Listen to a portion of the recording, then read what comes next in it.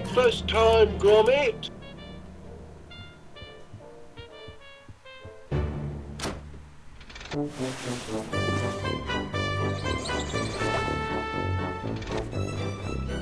Another perfect landing. Your turn to make breakfast, Gromit. Eggs, I think. And toast with honey today. Step to it, lad. I'm famished.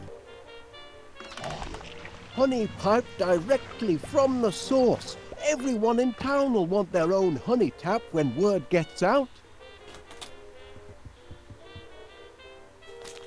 Well, what did the postman bring us then? Any orders? Hand it over, lad. Did you bring the mail, Gromit?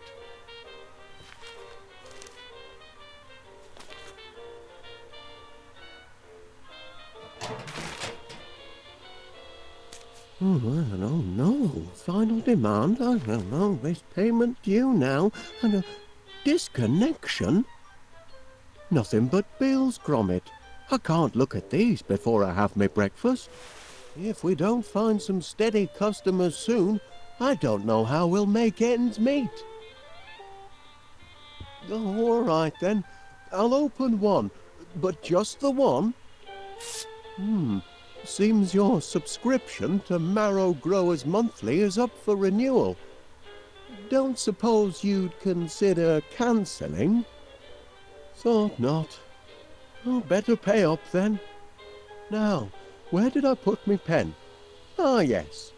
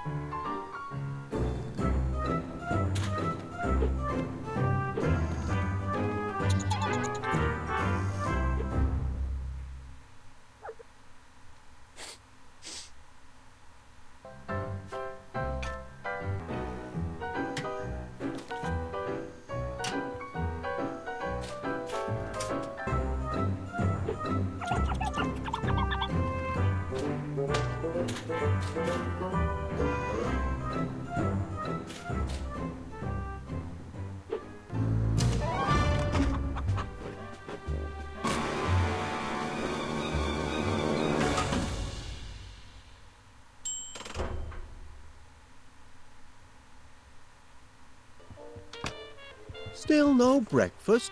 I'm beginning to suspect foul play.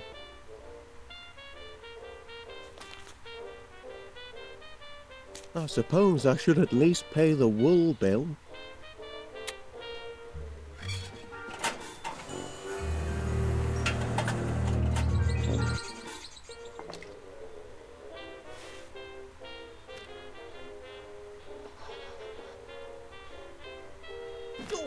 Hey! That dog is getting a little too independent, if you ask me.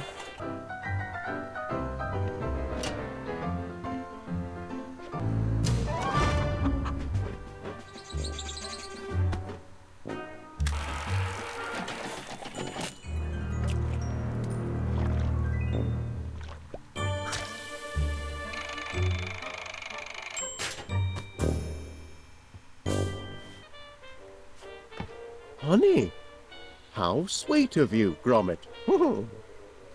But where are the eggs and toast? Cracking eggs, Chuck, but I don't see the toast yet. Done to a turn.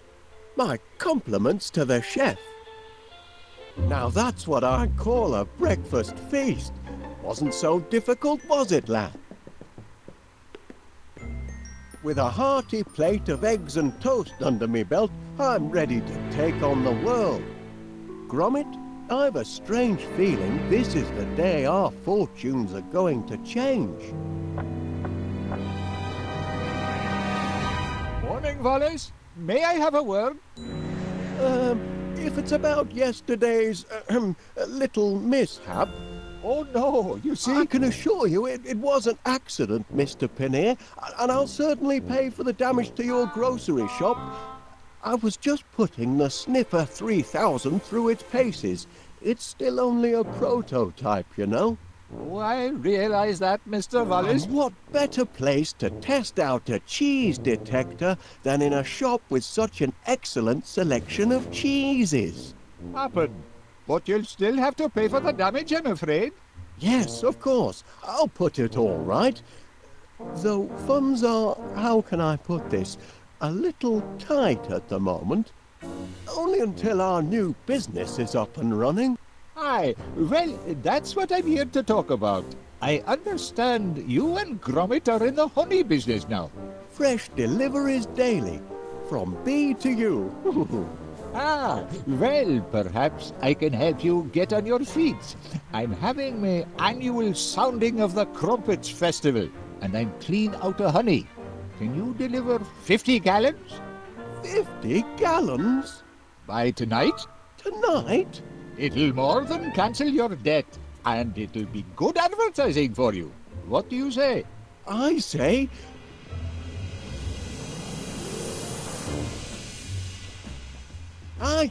yes! We're in business, lad!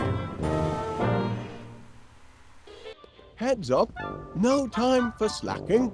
From B to U has landed its first major order. 50 gallons of honey by tomorrow. I want this place to be a hive of activity. It's your chance to show the world what sort of workers you are. They're certainly buzzing with excitement. Or maybe they're hungry. Did you remember to feed them this morning, Gromit? Never mind, lad. I'll do it. The remote control for my Sniffer 3000. Too bad about the teething problems. Still, this might come in handy. I don't want any accidents on my shop floor.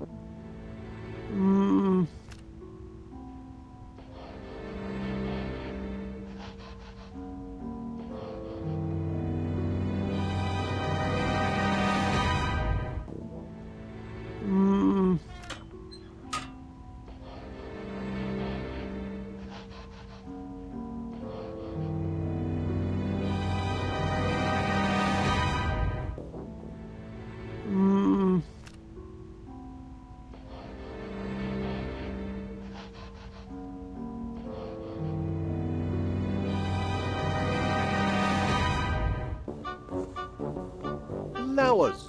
The perfect meal for a hungry hive. Bon appetit.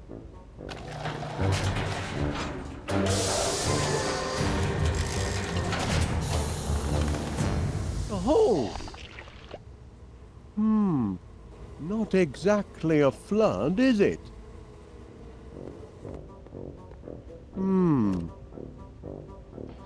Flowers, Gromit.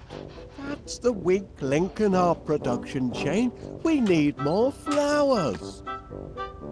Now, where can I find a whole lot of flowers in a hurry?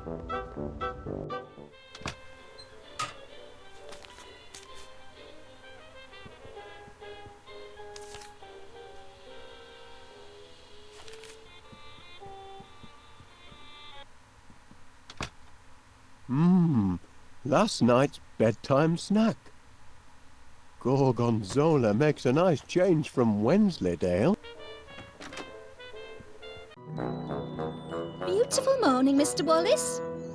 I'm pleased to see you've emerged from your subterranean lair. Been doing a spot of gardening, have you, Miss Flit? Working my green fingers to the bone. But the hard work appears to be paying off. Indeed it does. Blooms everywhere. I call it my purple paradise. It certainly looks delicious. I mean, I imagine it would look delicious if you were an insect. You mean if I were a bee? Well, now you mention it.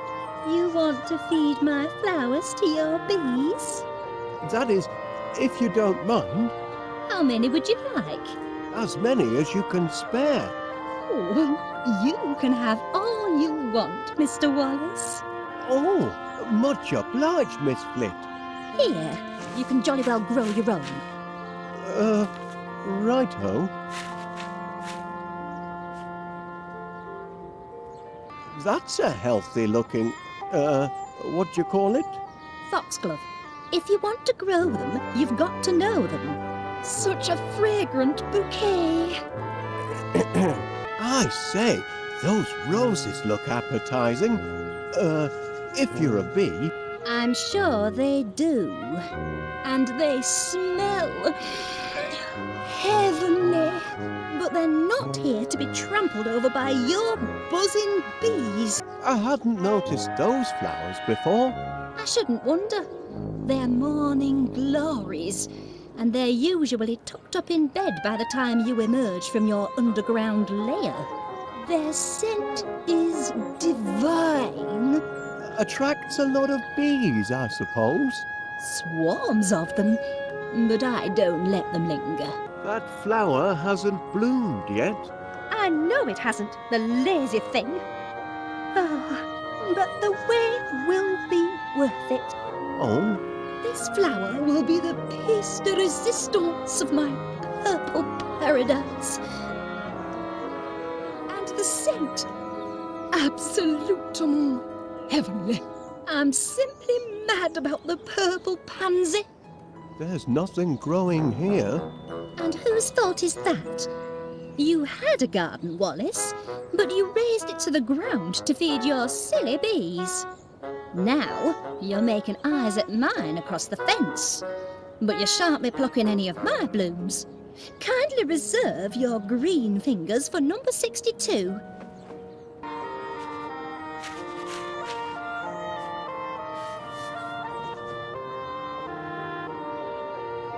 There now.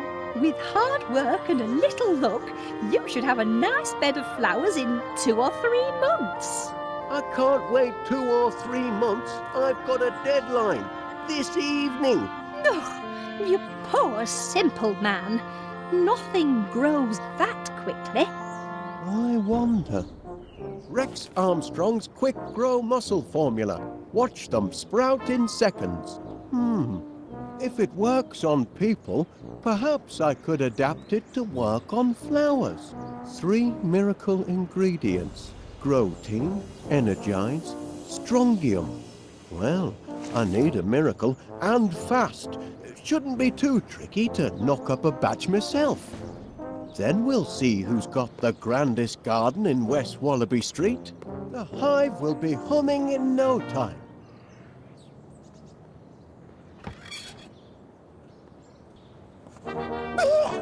Caught you! Can't take an old soldier by surprise. Morning, Major Crumb. It is, if you don't mind enemy invasions. I beg your pardon. Didn't you get my message? Received intelligence of a major air assault. Expect the sirens to sound any minute. Hope you know where your nearest air raid shelter is. I do recall something about that, but Major Crumb, are you sure you're not mistaken? I know. I've made predictions before, but I'm not crying wolf. This time, I've got proof. A jar? It's what's inside the jar that counts. Incontrovertible evidence that the enemy is on the move. Does it? I can only see a snail. Of course it's a snail. But what's she trying to tell us? That's the important thing. What is she trying to tell us? Look at her, man. She's retreated into her shell in the middle of the day. And that means only one thing. It means she knows trouble is about to strike from the heavens. Law of nature, Wallace.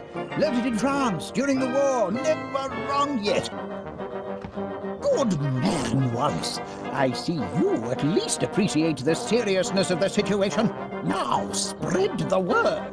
If people don't believe what an old soldier has to say, perhaps they'll listen to the snail. You're looking at my case, aren't you, Wallace? Well, I suppose I was, Major.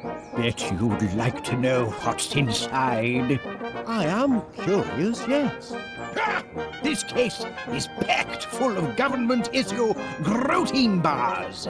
Protein. Rations, Wallace. Emergency rations for... emergencies, obviously. Been stockpiling them since the war. Enough nutrition in them to feed a man under fire for a whole day. And very tasty they look, too. Tasty?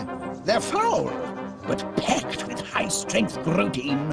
I'd love to try one. Out of the question, I'm afraid. You don't have clearance. And besides, protein bars are only issued in the event of civil emergencies. Orders are orders, Wallace. You've come buzzing back, Mr. Wallace. As a bee to a blossom, eh? I don't think she'd appreciate that very much.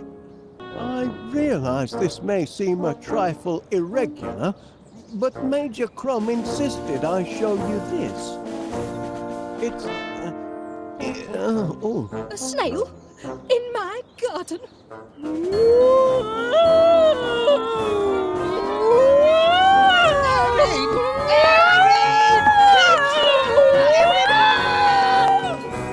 Have you lost your mind, Wallace?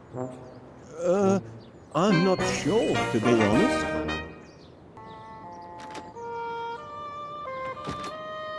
I wonder where Major Crum disappeared to. A nice cup of strontium tea ought to spark up the old grey matter. Hey, bring that back, you thieving rascal! Hold on a minute. Strontium. That's one of the ingredients in Rex Armstrong's Quick Grow Muscle formula. I need that tea bag. Wallace, thank heavens you made it to the shelter. I'd given you up for lost. Caught in the crossfire, were you? You've got to get your mind off the carnage up there. Would you like to hear one of my old war stories? I'd help pass the time. Well, I hate to... Of course you would. I brought visual aids. Who's that fellow? That's me as a young recruit, off to basic training. How I cried when they cut off my golden curls.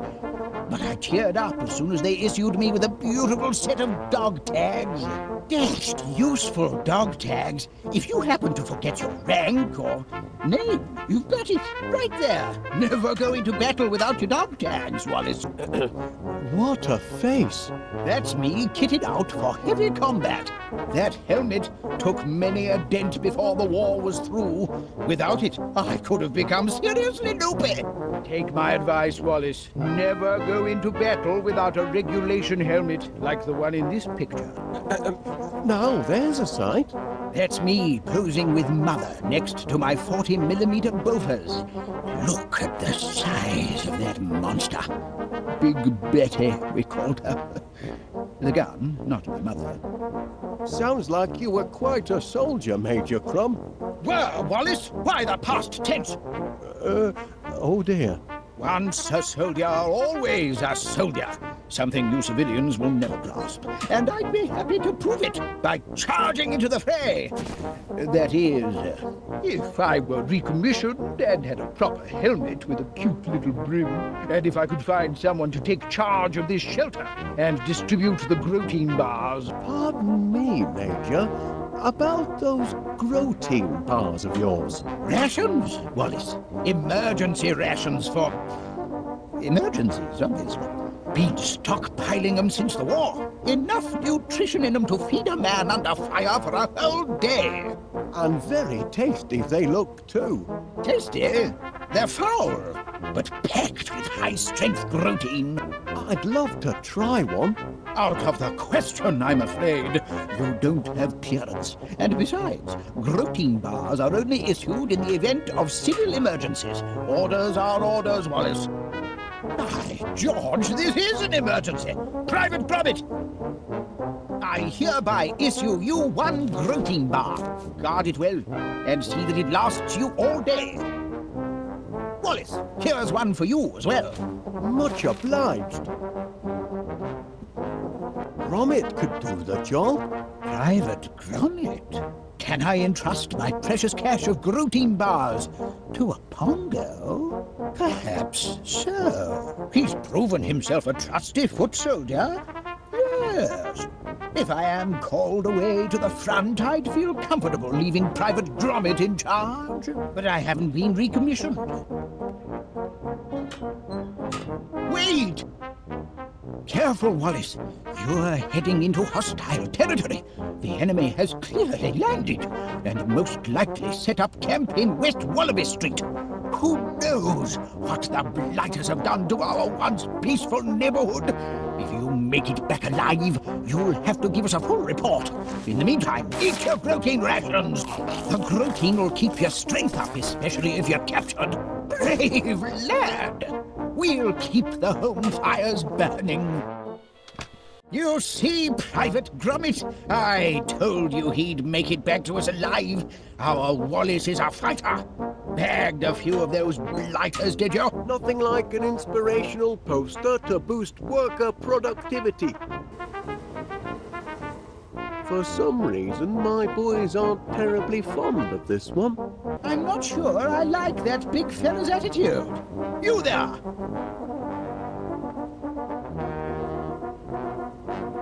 Salute when an officer addresses you. But Major Crumb, that's a... Thank you. Our Queen, God bless her. Sure, she looks thinner. Last time I stood to attention during the national anthem.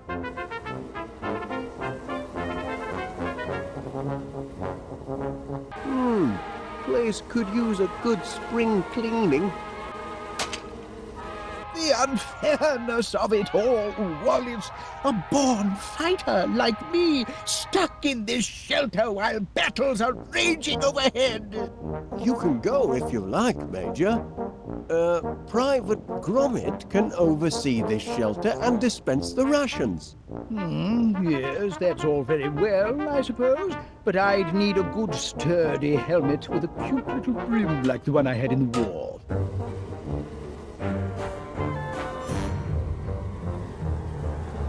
I thought you might find this useful, Major Crumb. A helmet? By George, Wallace, there's nothing like a good helmet. Makes a fellow want to put himself in the path of projectiles. If you know what I mean. But I haven't been recommissioned.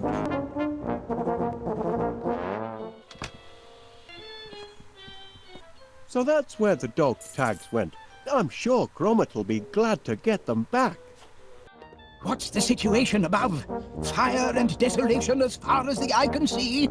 By Gad, I wish I could be up there. I found these in the hall, Major Crumb. Dog tags! I've been recommissioned. Bound to happen, of course. Can't leave good military material sitting on the shelf. My place is in the trenches. Good heavens! I shouldn't be skulking around in a cellar like a frightened rat. I'm a soldier, by thunder! Private Gromit, I hereby appoint you officer commanding this air raid shelter. Here, you pass out the rations. I've got a war to win. Charge!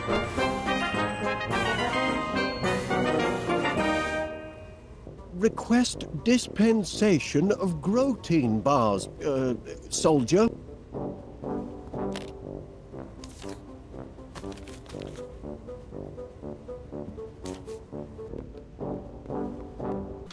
Cold toast. Shame to let it go to waste. Oi, come back here, you thieving rascal. That's my tea bag. I won't have you threatening that dear little creature.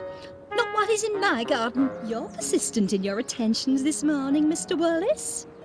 Here you are, little fella. Try some toast. Yes, do feed him. I'm sure the little mite's hungry.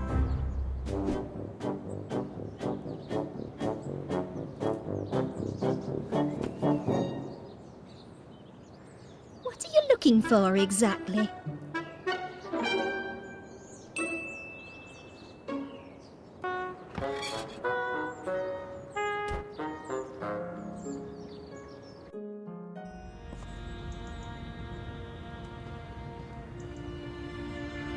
Mr. Wallace. Mr. Wallace, I've got something for you. Much obliged. That looks like... Can it really be cheese? Indeed it is, Wallace. Wensleydale, your favourite? And am I to take it that these are... Yes, free samples. Go on, duck in. Don't mind if I do, Mr. Paneer. One for now, and one for later. Don't forget, Mr. Wallace, 50 gallons by sunset. Well, if it isn't Wallace. I had a notion he'd be nosing round the police station this morning. Morning, Constable Dibbins. You're off to an early start today. Not planning any more visits to the shops, are you? Oh, no. Yesterday was a one-off. I'm in town on business. Is that so? I noticed you received my petition for early release of the Sniffer 3000, Constable Dibbins. Yes. And I notice it's attracted the signatures of just one man and his dog. We're only appealing for natural justice. But your blinking cheese detector thingamy, what do you call it, destroyed an entire grocery store. Teething problems. It's still only a prototype. A prototype? It's a villain, if you ask me. A diabolical device. You can see that in its face. My machine isn't evil, Constable Dibbins. It's just got a short fuse and a few loose nuts. We'll see. I'm going to formally interview this glorified tin can of yours, and if it can convince me that it's not a menace to society, then perhaps I'll release it into your custody.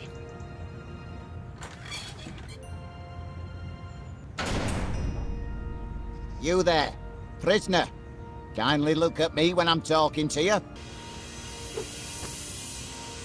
Fear not, my little cheese-sniffing friend. Soon have you out of there. The sniffer doesn't work that way, Constable Dibbins. You've got to... I'm conducting this interview, Wallace, if you don't mind. Cheeky blighter.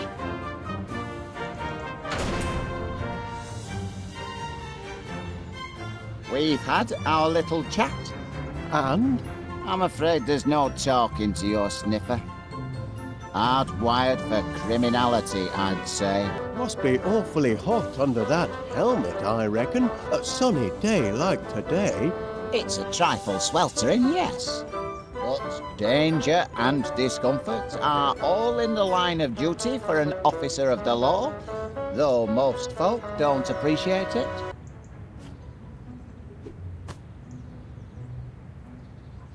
Can you see fit to grant my appeal, Constable Dibbins? Not on your Nelly. That heap of nuts and bolts is now but trouble. Couldn't give me a single straight answer when I tried to interrogate it. It only responds to certain commands. I know, I programmed it. Perhaps you could try a gentler approach? Well, I'll have another chat with it. More friendly-like. Oh, yes. Oh, much obliged, Constable Dibbins. I ain't promising nothing, mind.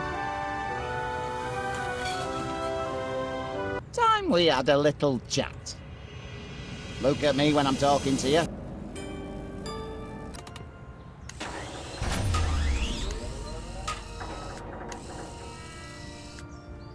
That's more like it. Now you've had time to think, what can you tell me about what happened yesterday? Feel bad about what you did, do you?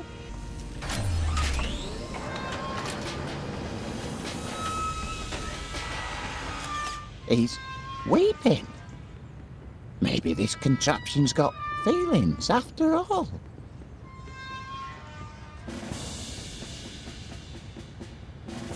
Now, I want a truthful answer. If I release you from custody, will you do it again?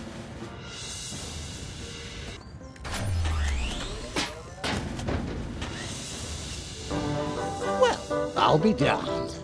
The prisoner has been interviewed. Yes? And and having exhibited signs of repentance, I am prepared to release him into your protective custody, provided, Wallace, you give me an assurance that you'll keep your blinking eye on him.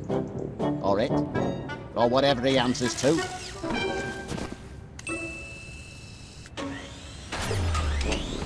Oh, I'll keep an eye on him, Constable Dibbins. You have my word on that. So, Wallace, in the honey business now, I hear. Oh, you've heard the buzz, have you? Oh, indeed I have. It's all over town. It'll never get off the ground. Stupid idea, if you ask me. And nobody did. Couldn't get honey out of a honey jar, that one. Excuse my husband. He's a right misery gut sometimes. Could those be? I couldn't help but notice the flowers on your window ledge, Mrs. Gabberly. Aye, lovely, aren't they? Bring a touch of summer to the town square. Especially the purple pansies. Always been partial to pansies, me. You should see the flat. It's full of them. They're blinking weeds, if you ask me. Can't abide them. Oh, go and suck a lemon, you moaning ninny. Oh, now look what you've done, you clumsy oaf. And open up that window when I'm yelling at you. All right. But only to prove your insults don't get to me anymore. I can deflect them all. Is that so?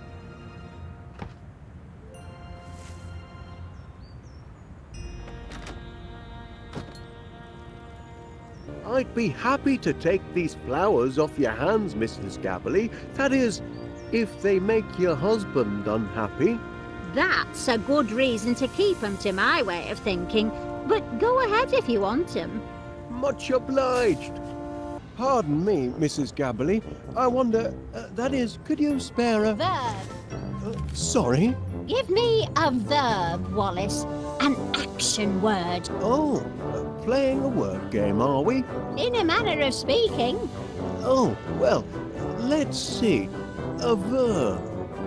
Oh, there's melt. Ooh, I like that. That's a good one. Now I need a thing. A thing?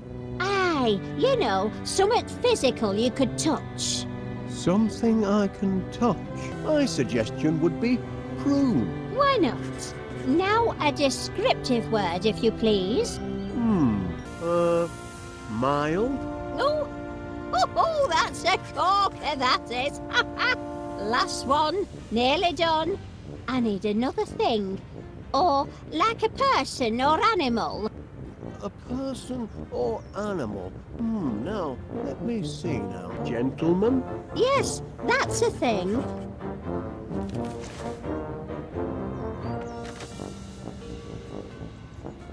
Hey! What is it now? Go, Mount! A prune, you mild gentleman! Hey! You do know how to wound a bloke, Winnie.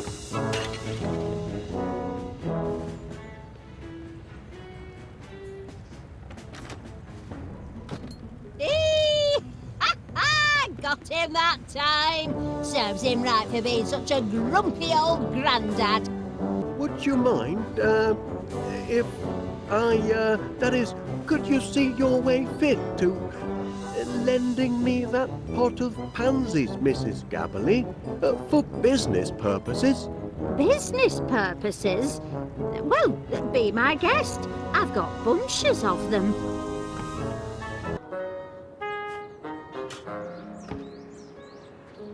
Miss Flint, if you'll just take a look at the pansies, I think you'll... I told you, Mr. Wallace. I refuse to let those yellow hooligans have the satisfaction of...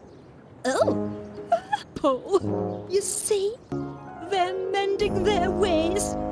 They just needed a firm talking to, that's all. Mother forgives you, you naughty little pansies. Sweet satisfaction, Mr. Wallace. Yes, indeed. Very sweet. 1 unit of energite fluid for a creamy finish. 1 dose of strongium into the mix. one generous chunk of protein to give it texture. Now to mix up my very own quick grow muscle formula.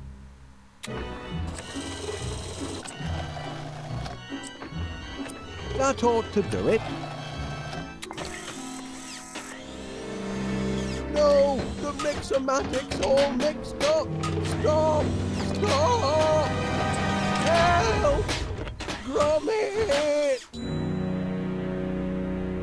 Oh, thanks, lad. Checking to see if anything's sprouted yet, Mr. Wallace? Well, as a matter of fact, Miss Flit,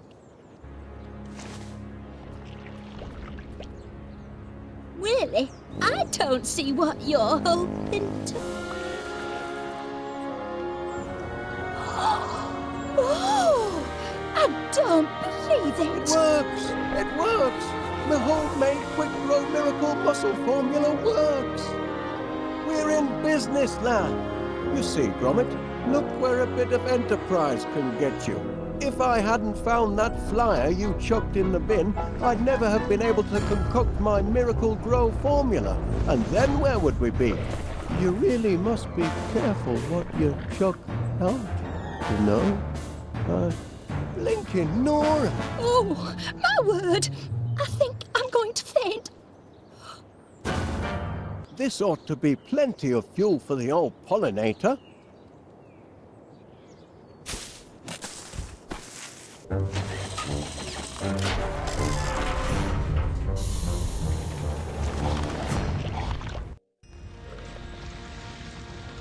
That's champion, that is. 50 gallons of honey and just in time for my annual tea and crumpet festival. Pleasure doing business with you, Wallace. Always aim to please our bees. That's the last of our bills, Gromit, and we've got just about enough left over for that little holiday we've been planning. This year, I fancy, Blackpool. Oh, yes, lad. I think our money troubles are over at last. Air raid! Air raid! Battle stations everywhere! Not this again. Excellent vantage point. Prepare for a crash landing, you devils! Sorry, Wallace, but I'm going to have to commandeer your dining room. Now, just a minute, Major Crumb. No time to argue, old man. The whole town's under bombardment. But here they come!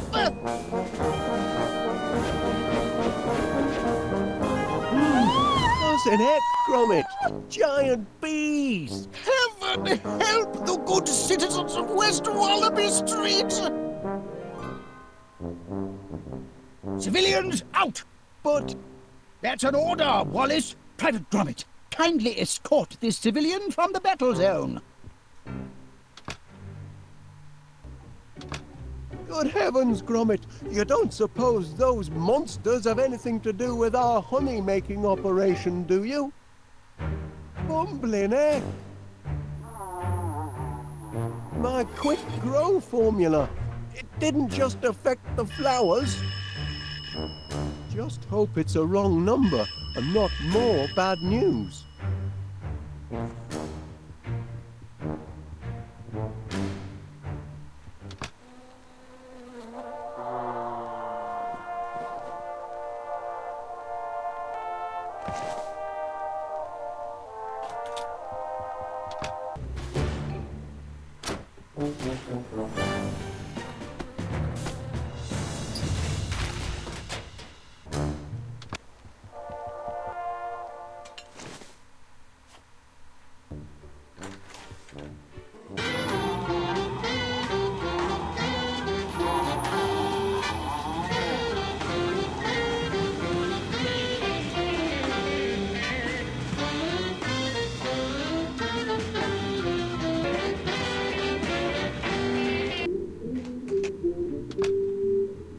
Yes, Mr. Paneer.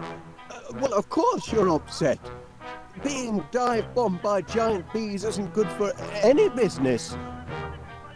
We're doing all we can to get the situation under control.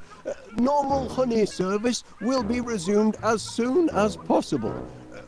With normal-sized bees. That's a promise. There's a giant fly in the soup, lad, and it's shaped like a bee. They're taking over the town. Time to read the riot act. I am their employer, after all.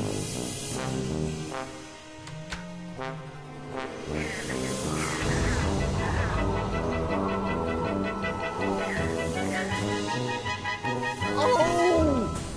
They won't listen. They're completely out of control. This funny business has a sting in the tail and no mistake. Oh! Do something, Gromit! Hello, from me to... Oh, Constable Dibbins. Ah, Mr. Gabble here. I ain't much good at eating humble pie, but I spoke out of turn yesterday. You're not a daft apers after all. What I said to you, I take it all back. You're a credit to the town. Just a minute. What's this? Ah! Giant piggy bees! Oh my giddy heart! There's only one nincompoop round here what could have caused this!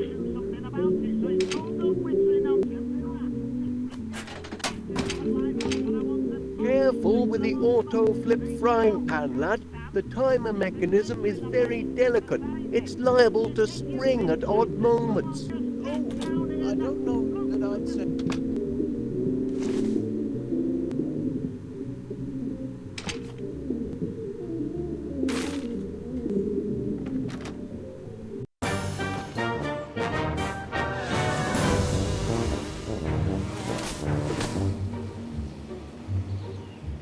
Now, listen to me, nice doggy wuggy. I'm trapped in this tree by giant bees. Do you understand? You must take a message to your master. I need him to get me down from here. Can you tell him that?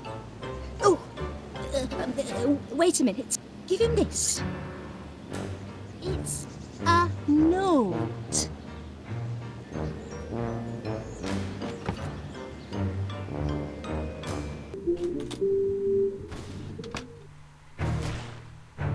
Private Gromit, it's looking grim out there.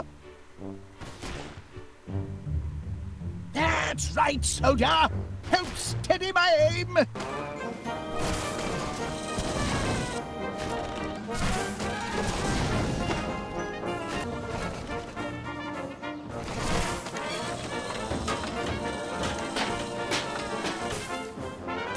Ha! Bag the bounder.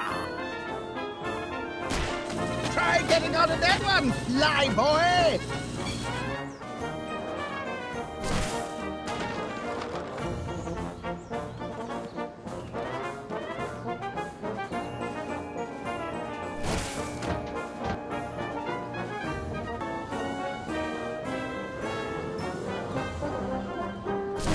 Into the dustbin of history for you, my friend!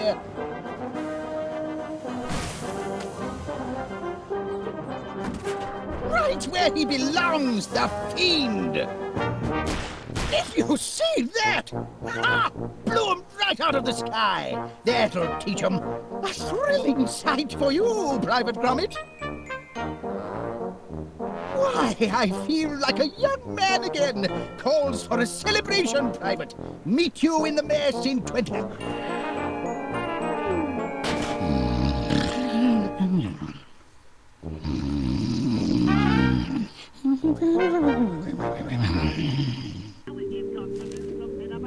That's nice, Gromit. In case you haven't noticed, we're in the middle of a bee situation. I'm on the phone with Constable Dibbins. You can show me your artwork afterwards. Dibbins. Yes, Mr. Pinney has said.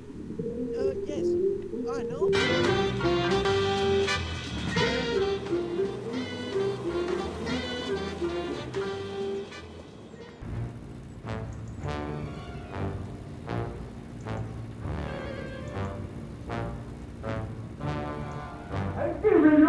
Somebody call the police! Get the army! Do something about these bees! I'm stuck in my super cannot get out!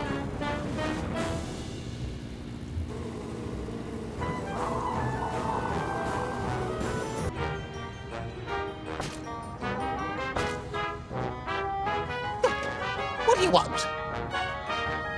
Look, it's you. Don't tell me you want me to do something about the giant bees.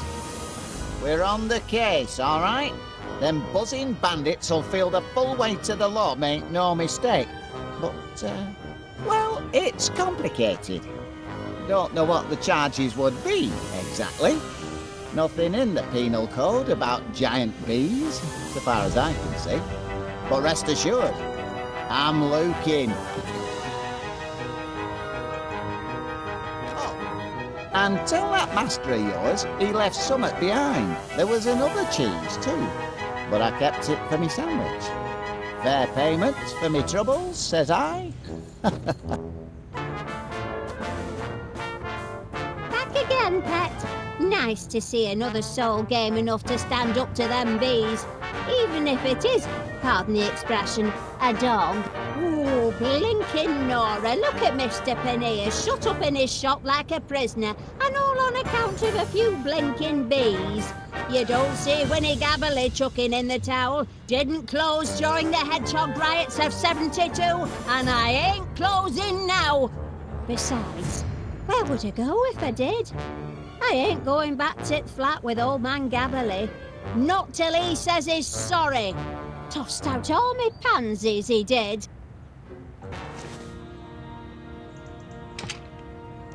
Ah, Mr. Gabble here. I ain't much good at eating humble pie, but I spoke out of turn yesterday. You're not a daft apers after all. What I said to you, I'll take it all back. You're a credit to the town. Well, fighting dogs come limping home. There now. Weren't so hard, were it? Is that you, Winnie? Breaking code of silence, are you? No need for silence now you've shown a bit of humility. Humility? Me? Never! Oh, you don't fool me. You're just a big old softy, and I know it. Hey, I need me head examined, keeping shop open when town's crawling with giant bees. What's got into you, Winnie? Stay back, I say! Oh, Winnie Gabberly!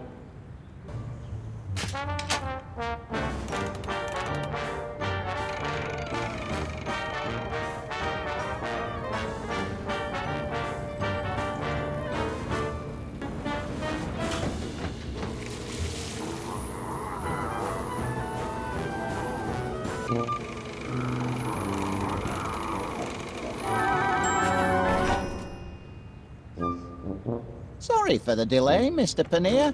I think you'll find the streets are now bee-free. Thank heavens for the boys in blue.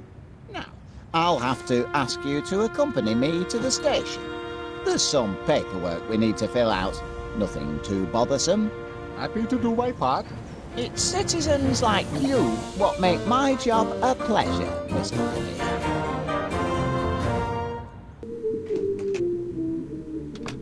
I know Constable Dibbins. Well, yes, like I said, he's very well trained.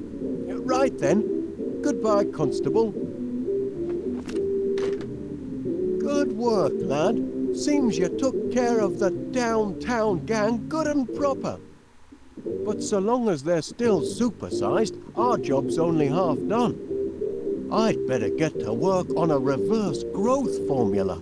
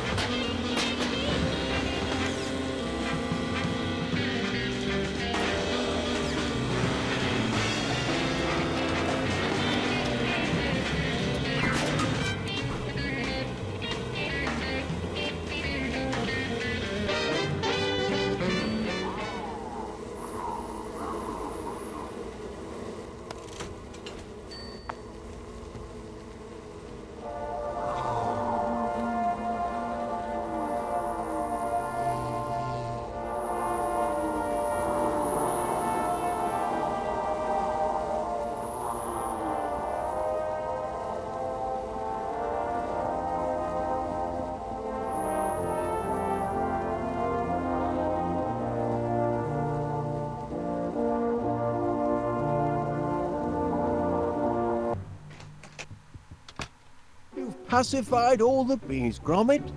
Good lad. I knew I could count on you. Help! Wallace! Someone! That sounds like Miss Flit. Help! Get me down from here! Don't panic. I'm coming, Miss Flit. Oh, it seems I'm underdressed. Gracious!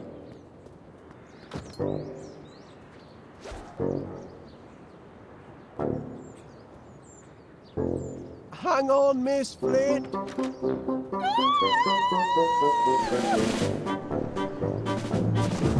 My saviour. So that's the story, Miss Flit. I'm afraid my miracle growth formula led to some supersized problems. I hope you're going to get rid of the infernal stuff. Oh, I am. And rest assured, all the bees have been dealt with safely and humanely. Well, that's a relief. But weren't you scared facing down an angry swarm of giant bees all by yourself? Frightened? Oh, well,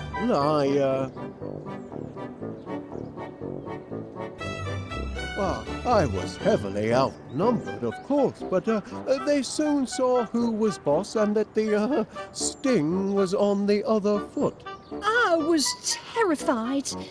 That's only natural, Miss Flit. Well, I had a twinge or two myself at times, you know, but keep a cool head. That's my motto. Look your adversary square in the eye and never let yourself get carried away.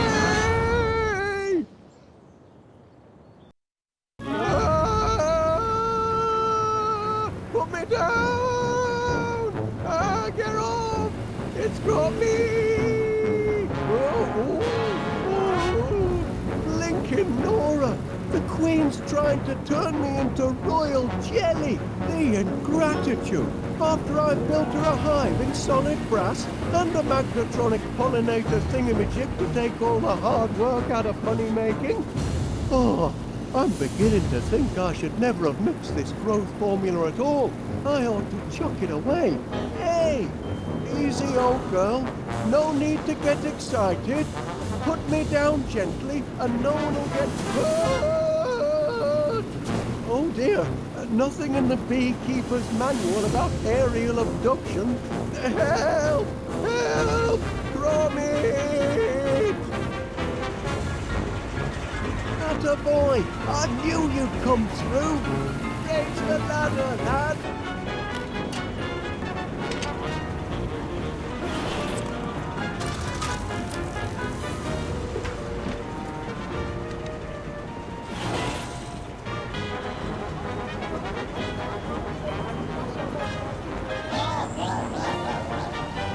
What are you waiting for, Gromit? Raise the ladder! That's right, lad. Now raise the ladder.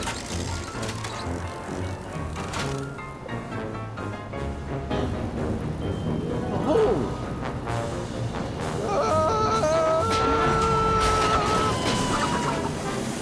That's torn it. The ladder's broken, and I left the spare at home.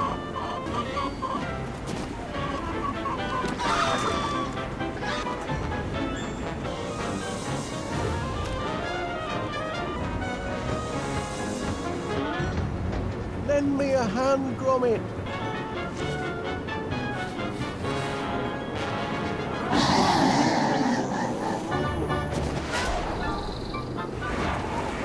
Phew! Back on terra firma. Well done, Gromit. Gromit? Gromit! You all right, lad? Oh, good show. We've made it through this little episode in one piece. More than I can say for the autopilot, I'm afraid. Oh, the autopilot! Oh dear, looks like our troubles aren't quite over. Look out behind you, Gromit! Keep her at bay. I'll try and lose her in here.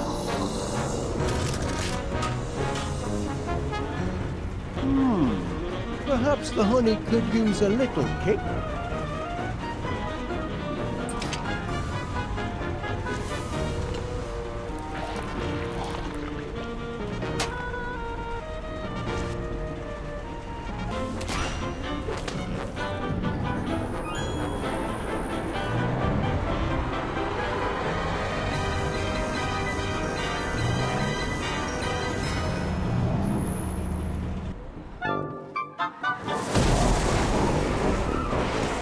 Bagged her, Gromit!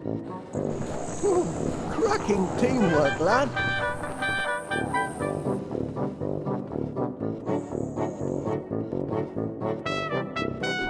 Ooh, cracking teamwork, lad! I've done it, Gromit! I found the antidote to that pesky growth formula!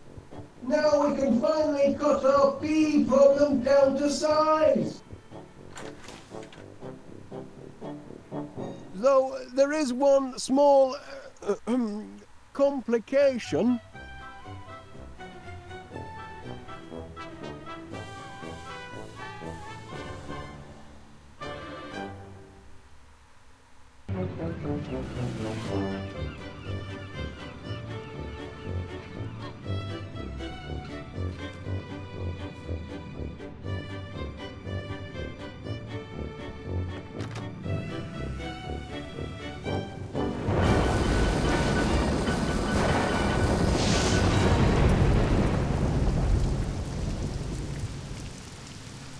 Help! Gromit! Do something! Call the Coast Guard!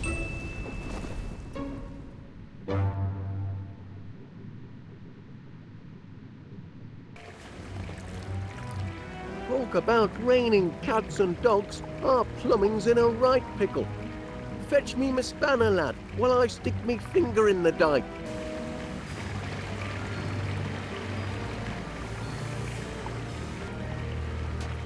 Just the job. Bring it here now, will you, lad? Well done. Our troubles are over. Whoops.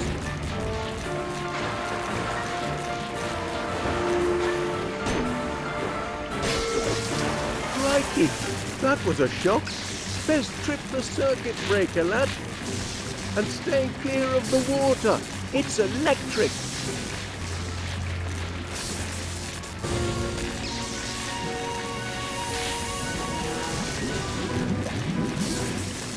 Look out, lad. The tide's coming in. Best find another way to the circuit breaker. Gromit, have you gone crackers? You'll get yourself electrocuted. Careful, lad. That's extremely volatile compressed rocket gas. Ex-NASA. Don't do it, lad.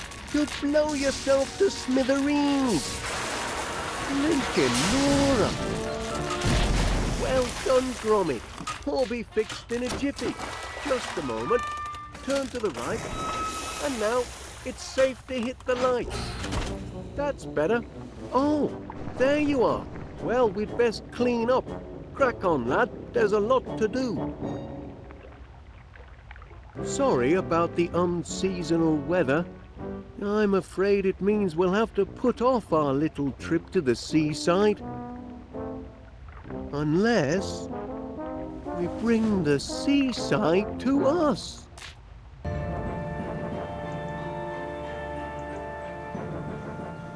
Look here, we've already got a cellar full of water.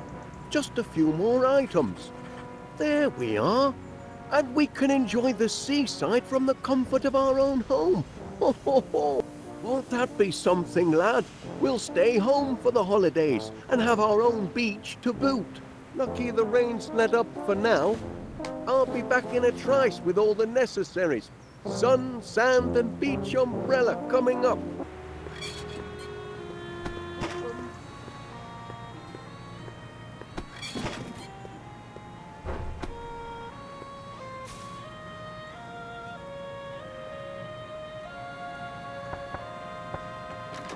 Duncan, what are you doing here? Picking you up, lassie, with a date. Surely you're not still thinking of the beach. It's freezing cold and might rain any moment. Ach, a little wet never dampened the spirits of McBiscuit. Grab your wellies and we'll be off. Duncan, I really don't think so. Don't be ridiculous. Oh, hello there, Wallace. Come and meet Duncan McBiscuit. He's an old friend. And of course you know my two precious darlings, Poogie Woo and Tinky Wee. Say hello to Mr. Wallace, angels. Yes. Look, Gromit. It's your friends from next door. Cute little fellows. Oh, yes. They're show dogs, you know. Prize winners. They're my pride and joy. Well, I won't keep you. No. Duncan was just leaving. Leaving with you, lassie, for a day on the beach. But what if there's a cloudburst? I don't consider thunder and lightning very pleasant beach companions. But there's nae thunder and nae lightning. Can you hear any thundering? Any cracking or booming? Well, can you? Maybe I can. Just hush your tongue a moment, will you? I say, that's a handsome beach, Bronny. Perhaps you'd like to borrow it. You're most welcome. We won't be needing it as we're not going anywhere. Oh, yes, we are, lassie. Oh, no, we aren't, Duncan. You can borrow the brolly once Duncan and I have finished our little discussion. We must act now, before the flood. Gather the townsfolk. We'll stack the sandbags to the north, south, and east. Still time if we hurry. Look lively now, soldier. No, you can't dump these sandbags here. Just wait a moment, Major, please. Stop dithering, you dunderhead. The town's being swept under. It's not being swept under, Major. And you're beginning to be a public nuisance. Afternoon, Wallace. That's quite a light, Mr. Panea. It's a searchlight. I say, no shortage of candle power there. Bright as the sun, don't you think? Wonderful for bringing in the big spenders. When the weather's fair, that is. I wonder, Mr. Panea, where might a person acquire such a light? I'd be happy to lend you this one, but if the weather warms up tonight, I'll need it to advertise my super soaraway sizzling summer sale. Oh, Blinking weather, eh, Wallace? it is rather gloomy. Like my business. Not a single customer all day. My sizzling summer sale has lost its sizzle. Oh, heck, it's a stack of Stilton.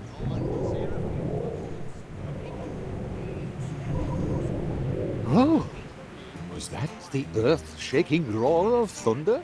Well, actually, It doesn't matter when it comes to the complex question of climate. A person should never really rely on his own senses.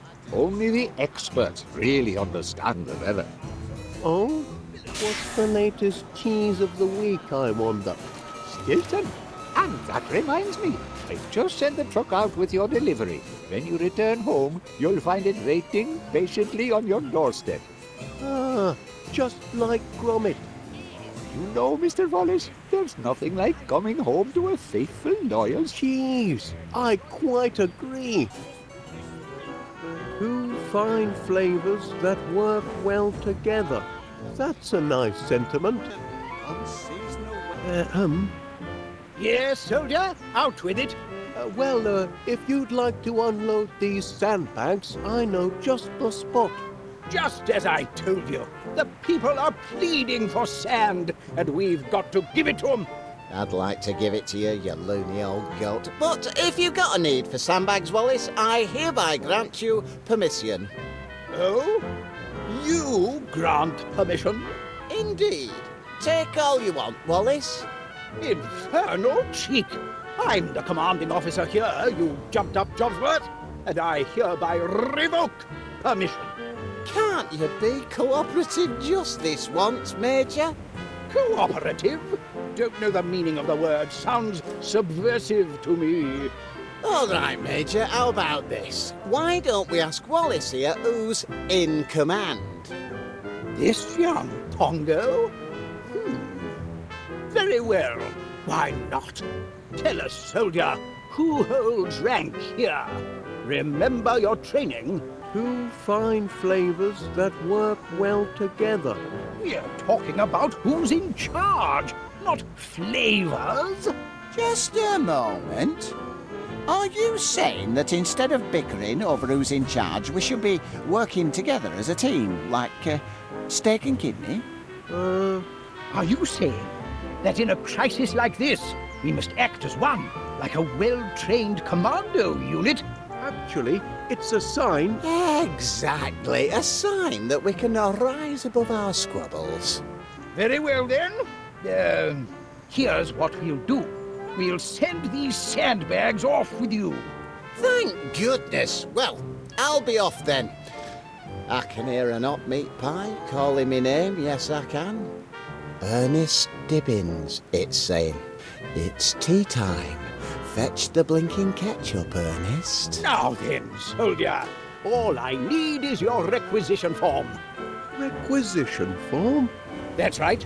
Got to play by the book. Can't let the spies sabotage operations, can we? Spies? Surely you've heard about the spies from abroad. They're everywhere.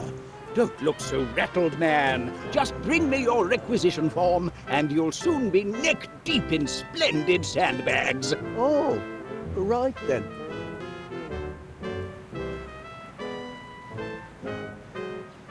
Hello, love. Afternoon, Mrs. Gabberley. Hello, Wallace. Lovely weather, isn't it? Well, I'm joking, Pat. I know it's rotten. Had to cancel me holiday. That's a shame. Certainly is being stuck with old misery guts here. I heard that! He don't miss a word I say, except when I ask him to do summit. Ah! Sitting behind a till all day ain't exactly hard labour. What would you know about hard labour? I could run this place a sight better than you, if I had a mind to. If you had a mind. What will it be, love? Looking for something to read? Take your pick. I'll put it on your slate. More rotten weather on the way tonight, they say. All set. Hey, make sure he don't nick any sweets. Mind your own business! That old misery guts thinks he could run this shop. He couldn't run a bath. Stormy weather ahead, I'm afraid. Oh? Oh, no. After all that, my sizzling summer sale is ruined. I go on holiday, but the weather's a washout. Will the sun never shine on yours truly? I say, I wonder where a person might acquire such a light. You're welcome to borrow this one, Mr. Wallace. There won't be any sizzling summer sale tonight. Not in this blinking weather. That's very kind of you. Always happy to help. Oh, this light'll make a smashing sun.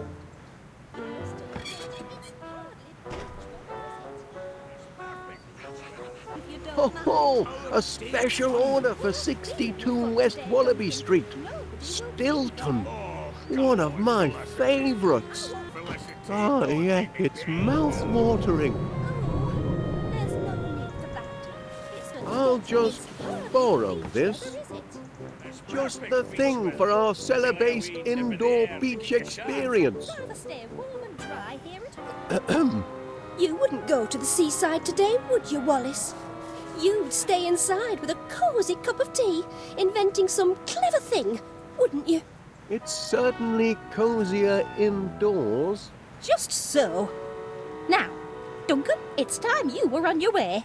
On my way? Felicity. I refuse to go out in a thunderstorm. Och, there's no thunderstorm. You can't hear no thundering, can you? Maybe I can hear thundering.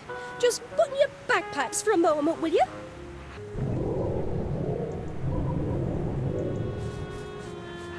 Oh, my gracious! That's thunder, all right. And it's nearly upon us. Och, but sure it may be thundering, but did you see lightning? There's no lightning to bother about us, sir. Oh, no, you don't. I'm not going to stay out here with you waiting to be struck by lightning. I'm going to seek shelter And if you've any sense at all, Duncan McBiscuit, you'll do the same. Good day. What? Oh, What are you looking at, Jimmy?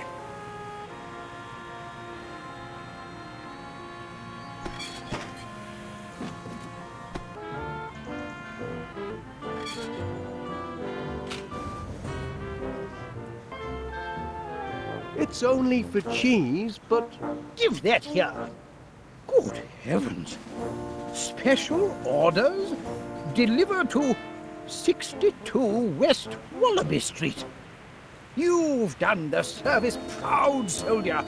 Now stand clear. No time for chitter-chatter. I'm needed in West Wallaby Street. yes, sir.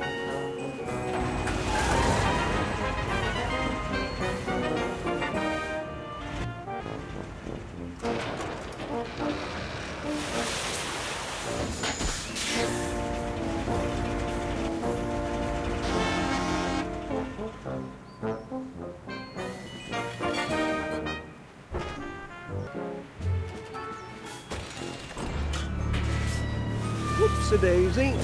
There we go. Top hole! All the sand we need! The Riviera, here we come! Great news, Gromit! All the goods have been gathered. Now it's time for some elbow grease, eh? To the cellar!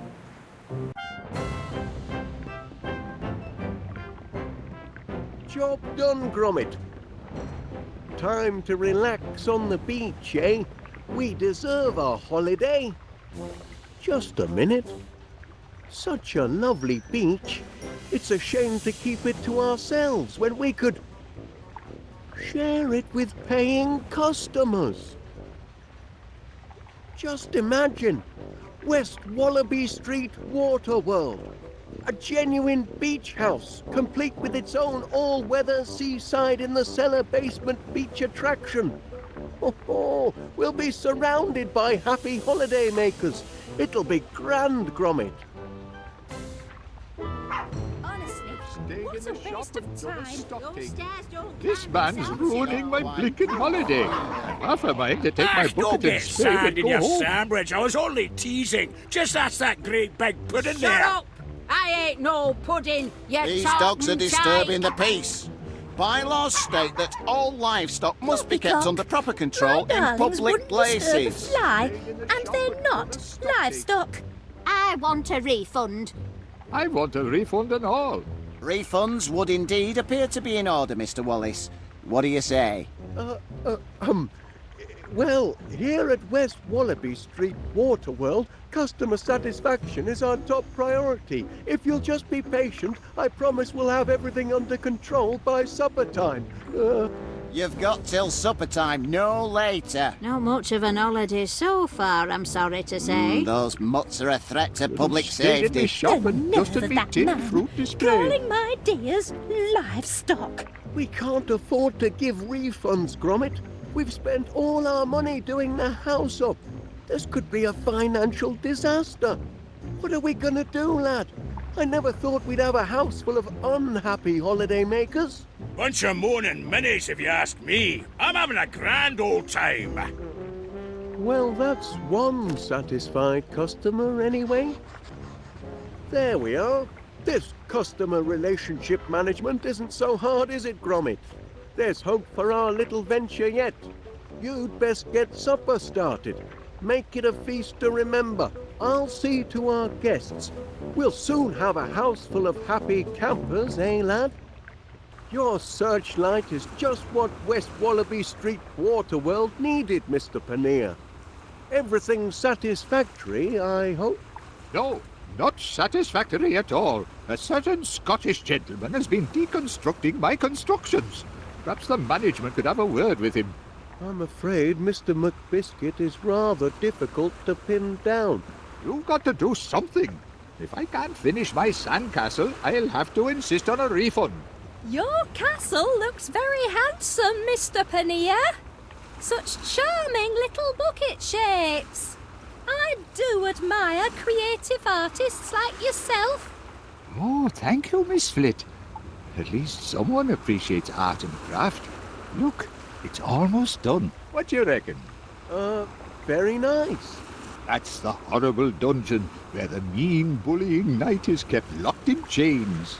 That's the enchanted tower where the beautiful princess sleeps, dreaming of a successful marriage to a financially secure prince. That's the royal court where the king holds sumptuous banquets for all his royal chums. That's the tower of groceries where the heroic young shopkeeper sells top-quality produce. Impressive architecture, don't you think?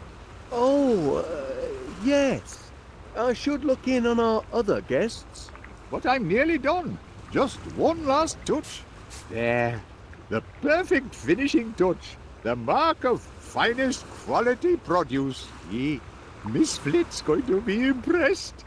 Oh, aye, she'll be ever so impressed, I'm sure. Oh, no. Whoops, my foot slipped, silly me. My castle. Stomped on by a tartan heel. See what I have to put up with? A holiday's not a blinking holiday if I can't finish my sandcastle. Now I have to start all over. Hello, Wallace. I trust everything at West Wallaby Street Waterworld is to your satisfaction, Miss Flit. We strive to satisfy. It's sweet of you to ask, Mr. Wallace. I'm having a wonderful time. All this drama swirling around me. But I remain an oasis of calm in the hurly-burly of holiday madness. Oh, glad to hear it. I think I'm getting the hang of this. Oh, you like this, Wallace? I've been longing for a new look, and I quite fancy this one. Very incognito, don't you think? My own babies wouldn't recognise me in this get-up. I'm afraid fashion isn't really my forte, Miss Flit. Nonsense. What man is immune to the allure of a well-dressed woman? Enjoying your holiday, I hope, Major? Oh, yes, absolutely. Dashed comfortable billet you have here. Oh, thank you. We strive to achieve complete customer satisfaction. That wasn't so hard. Put that thing down and pay attention. Oh. I am about to reenact one of the greatest desert battles of history, the Siege of Aqaba. Not many know the tale. It was late 1914, or was it 1916? It was an even year, of that I'm sure. On the one side was a single British soldier, T.E. Lawrence, better known to you civvies as Sir Lawrence of Olivier. On the other, the invading army of the Ottoman Empire, thousands strong. You know the story. Lawrence single-handedly defended a desert fortress from a massive attack. He had only one rifle and no ammunition. He was all alone, just like this. Lawrence watched the enemy from a secret vantage point sheltered by enormous red boulders. Anyway, as the enemy massed, vultures began to circle overhead, crying out in their desperate thirst for blood. Anyway, now at this point your average Joe would have thrown in the towel and anything else he had to hand. But what do you think our Lawrence did? He took tea. Anyway, Lawrence was about to dunk his digestive when suddenly... Oh, blast and bother. This isn't right. Not quite historically accurate, I'm afraid. I'll have to start again. Just a moment.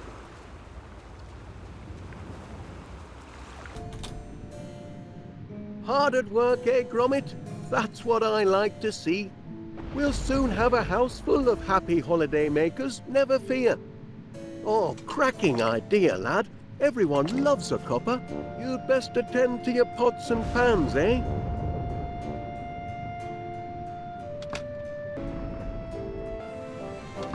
Gangway! Cannonball coming through!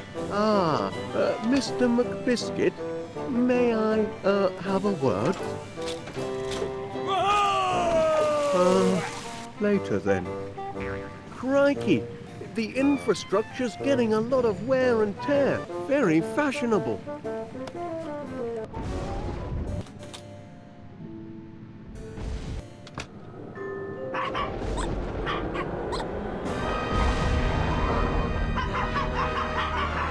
Wallace.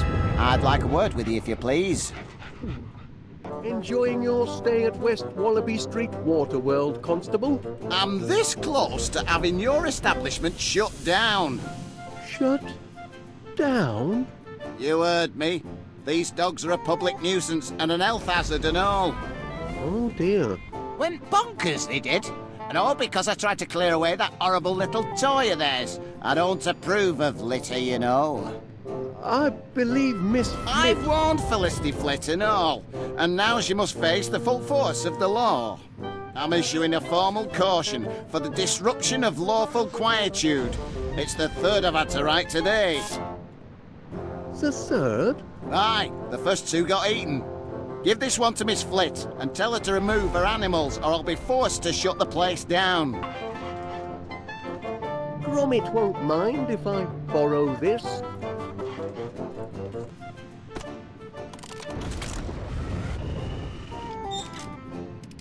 Cheese!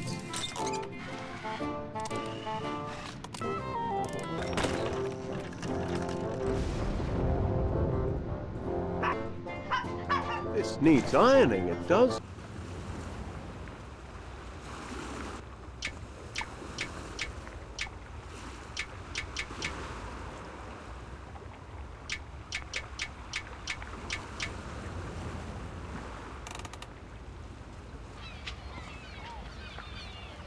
Any interest in this? Perfect! Just like the great boulders of the Aqaba Desert. May I offer you a spot of tea, Major? Of course. Sharpens the wits.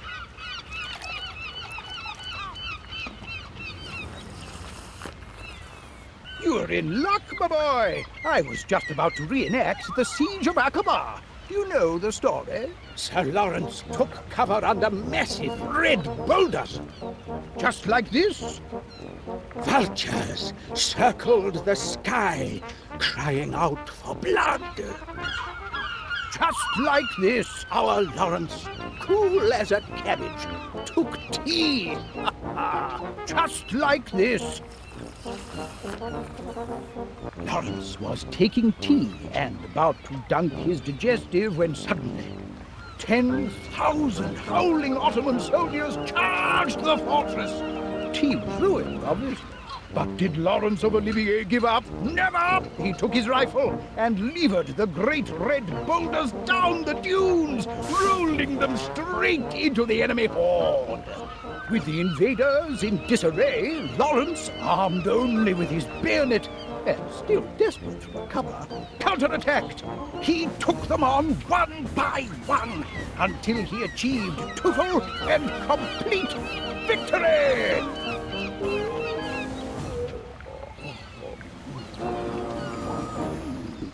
I'll just tidy this up.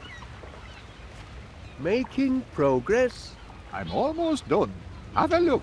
As you can see, I've rearranged everything. It's even better than before. I see. Hey, this little fella might enhance your sandcastle. A knight to defend the castle, eh? Why not? It couldn't hurt. Just one last touch. There. The mark of finest quality produce. I hope Miss Flit likes it. Oh, she'll love it, I'm sure. Oh, no. Oh, my foot! My poor tender foot! It was a blasted sand trap! Ow! Ow! Ow!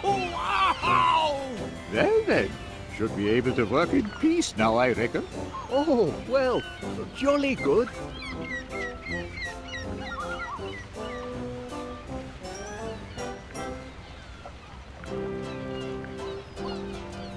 Now for the finishing touch. The defender of the kingdom. However do you manage such lovely creations, Mr. Paneer? It's a knack, Miss Flit.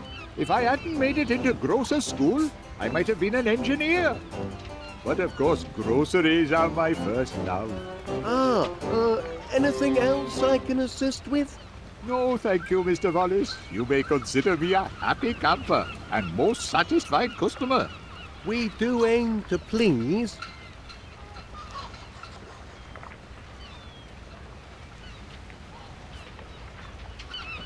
Would you like these sunglasses? Oh, wonderful, Mr. Wallace. Very stylish. I'll use these for my new look. It's going to be such fun. I have the glasses. I just need the scarf. Any interest in this? Oh, thank you, Mr. Wallace. What a lovely scarf. Actually, it's, Such vibrant colour and such a pretty pattern. It's perfect for my new look. My new look is complete. Just a moment. You're in for a surprise. Ta-da! What do you think, Wallace? Am I not mysterious? Quite mysterious, yes. Oh, where's Felicity? Where did Miss Flint go? Here I am! We do have fun, Wallace, don't we? Constable Dibbins has requested... Constable Dibbins is mistaken. Poochie Woo and Tinky Wee would never misbehave. They did seem a touch rambunctious. Oh, very well. Let's get this over with. Threatening behaviour towards an officer of the law, that's a serious offence, that is. Don't think I won't lock you up, 'cause I will. This is your final warning.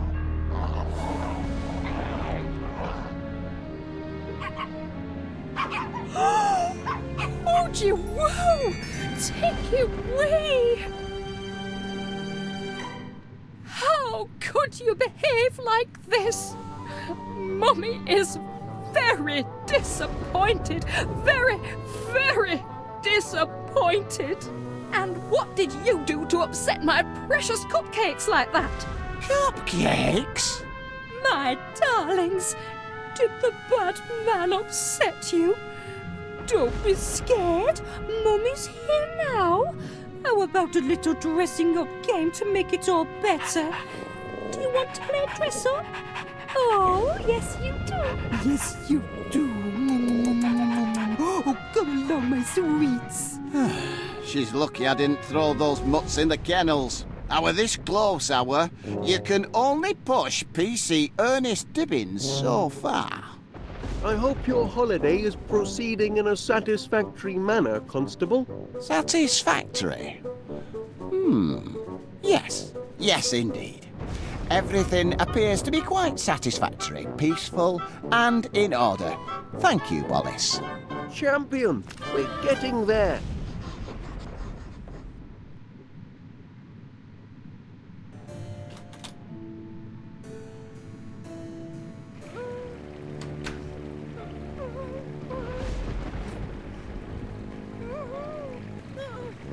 Anything I can do for you, Mrs. Gabberly?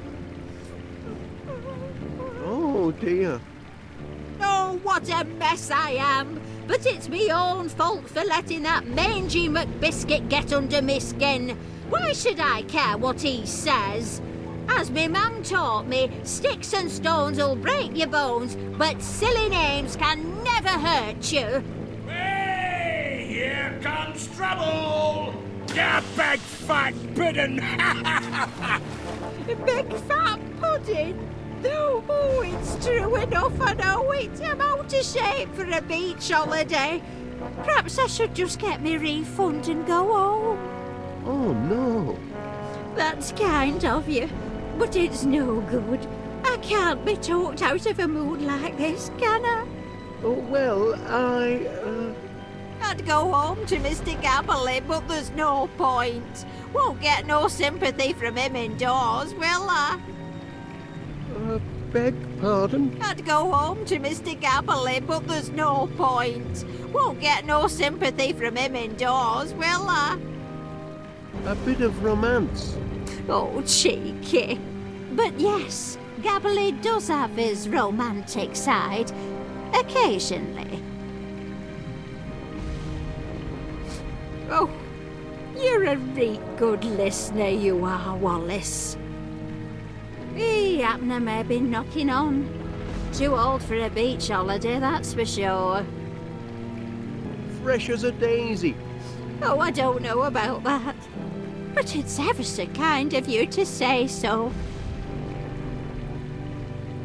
Glad you're here, Wallace. Oh, it's a sorry old world, isn't it? Thanks to the bullies. It's a sign. A sign of no good, that's for sure. Oh, what do I know? I'm going soft in the head, aren't I? That's a stinky cheese. I can't say as I understand you, Wallace. Hey, you're in a right mess, you are, Winnie Gabbly, and no mistake. What to do? What to do? That's a stinky cheese. Ah, he's a reet stinky cheese, he is. Glad you agree. I'm feeling a bit better now. No, am I making sense? Do you catch my drift? Clear as glass. Well, that's good anyway. At least I'm not just talking to myself. You're an exemplary host, Wallace. I should count me blessings. At least me new outfits. That's something, isn't it? It's a sign. You think so? A sign of things to come? New things that fit? You know what? Winnie Gabbly's had enough of feeling sorry for herself. So what if I'm a bit like a pudding? I've tangled with giant bees, I have. I can take care of a bullying McBiscuit any day. Thank you, Wallace. You've a right kindly way with words, you have. Glad to be of service. I'll be fine now, Pat. Reckon I'll finish my story. Hey! Hey there, you big fat... Shut your trap, you tartan tearaway, or I'll box your ears! I do like a good book. No need for a refund, then? Oh, no. I'm as happy as Larry me. Oh, another happy camper.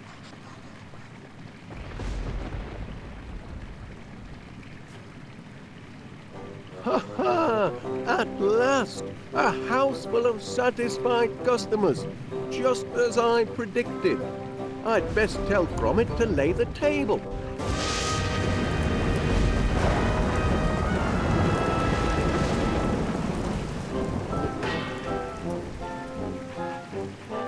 I must compliment our host. I've had a cracking holiday. Ooh, thank goodness for that. It was a near thing, though, wasn't it? Ooh, smell those fish and chips. We can look forward to superior chow here in the office as mayor's, what? The tableware doesn't seem to be in breach of any health and safety regulations. Enforcement's the key, of course. You smell like heaven, lassie. Did you buy a new perfume for our date? Oh, really, Duncan? That's just the flower in my hair. And I'm not sure I'd call it a date. Before we tuck in, on behalf of the management, that is, Gromit and me, I'd like to welcome you all to our new venture. West Wallaby Street Water World, the only holiday destination with its own all-weather seaside in the cellar I basement have a beach few words attraction. to say myself. Raise your glasses. Raise them, I said. To a great day with a great lass. The sweetest sights I ever smelled. That's right, I'm talking about... Hey! Who turned out the... Ah! What's all this? Who's there? Leave off! Blinking Dora, Did this you is a see rough that? do. That them like Duncan they was all right like there. it. Big as life. Spies Then he up and vanished. I'm afraid. Saw it with me all night. Everyone Bring me my calm spider. down a sec. I must insist on calm. This is not what it's done. Quiet! Whatever's happening to me?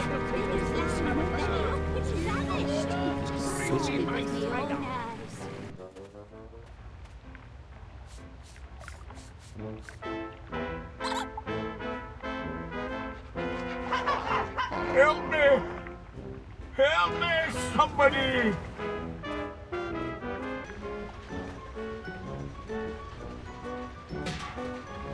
Is someone here?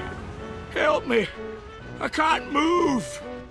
Thank you, whoever you are. I was this close to taking my last breath. You found me just in time. I've located the victim. Mr. McBiscuit has sustained a nasty knock to the noggin and don't remember naught about it. Happily, he will recover. However, aggravated thumping is a serious offence, and I've no choice but to treat every one of you as suspects. Outrageous! But I never touched it. Suspects? Until our thumper is caught, nobody leaves this house. Nobody comes in, and nobody goes out. Not till I know the person who done it. I know who did it. Spies from abroad. Saboteurs from the South Seas. Thank you, Major. That's enough of your doolally chatter for now. Only cold, hard facts can solve this mystery. Solve this mystery? That's right. By the book. You know, burden of innocence and proof of purchase and all that. That's how real investigations. Now, what's that contraption? My latest prototype, Constable. The Deductomatic Mystery Solver. Deductomatic? Is that what's been taking money out of my savings account? Oh no, Mrs. Gabberly. The Deductomatic harnesses unused brain power to solve mysteries. If you're pointing the finger, Wallace, any accusation must be backed up by hard fact and proven according to the law. Well, that is, it should be working.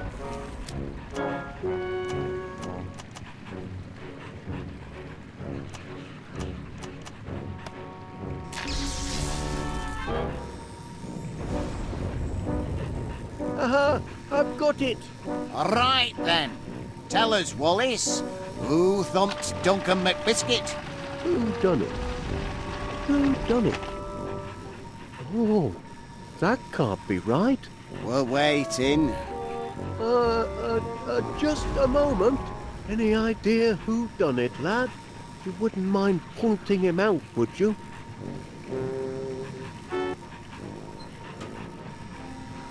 It was Poogie Woo and Tinky Wee.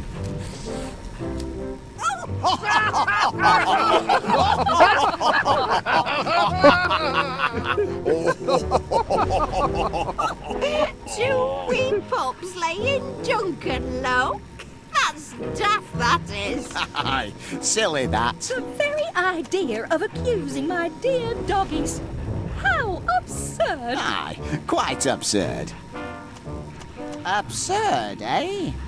Nothing is absurd before the law. Here we go. It is the absurd claims the law takes most seriously. For if the absurd cannot expect justice and a fair hearing, then who among us can? He's got a point. We must treat this accusation according to the law. The law requires proof. Proof requires hold on. Proof requires three things. First, the motive. Why did the suspects thump Duncan McBiscuit? Second, the weapon. What was he thumped with? Third, a witness. Who can collaborate, corroborate, back up your accusation? Do you have a motive, a weapon, and a witness, Mr. Wallace? I'll just recalibrate the inference-ometers. There we are. What'll it be? Motive, weapon, or witness? Where to begin? Right, that's the one. What's the one? Motive. I've solved the motive. Excellent! Tell us why Wadgy Podge and Tinky Pink thumped Duncan McBiscuit. Well, out with it, man. Just a moment. Can you spare a motive, lad? If you've got one, give it here.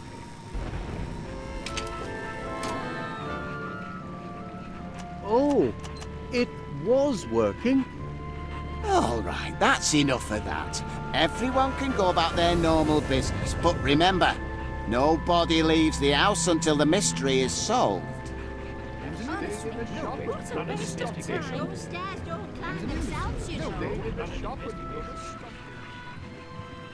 Once I have the deductomatic properly calibrated, this case will be elementary, dear Gromit, elementary.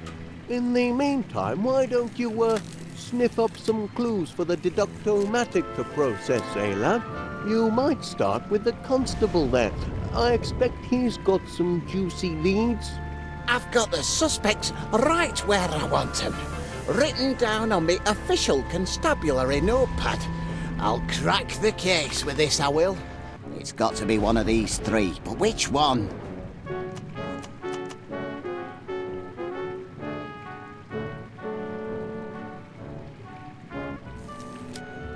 Do you sense something, boy? Yes, I'll have a little chat with the Major. Perhaps he knows something he doesn't know he knows.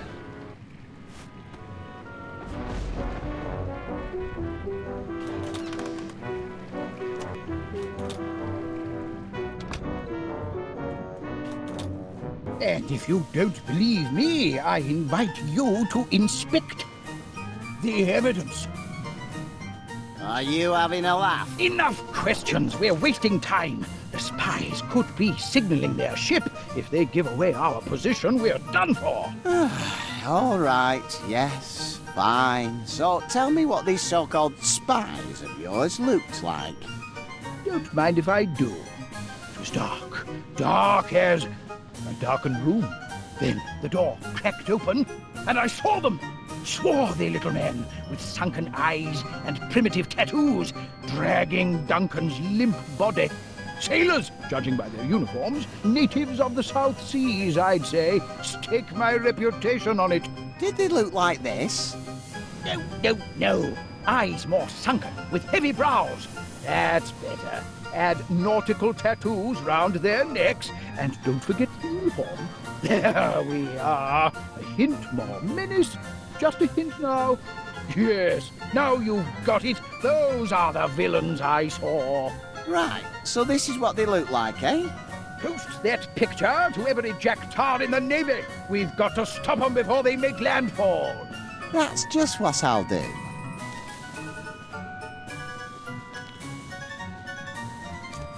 The man means well, but he's a couple of bricks short of the full hod.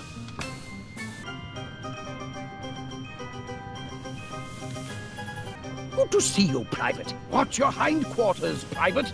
There are spies about. Saw 'em myself, dragging off that Duncan chap. Not a pretty picture.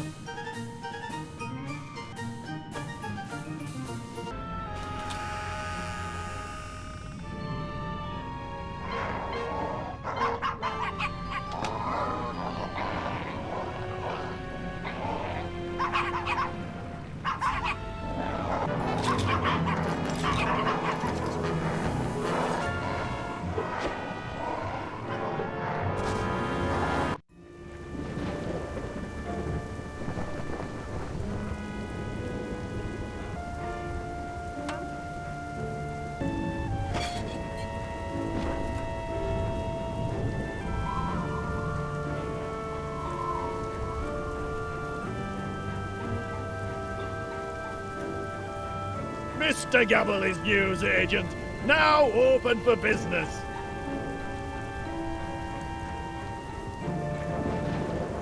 Is that a customer I hear? Oi, you want to shop here? You gotta follow my rules.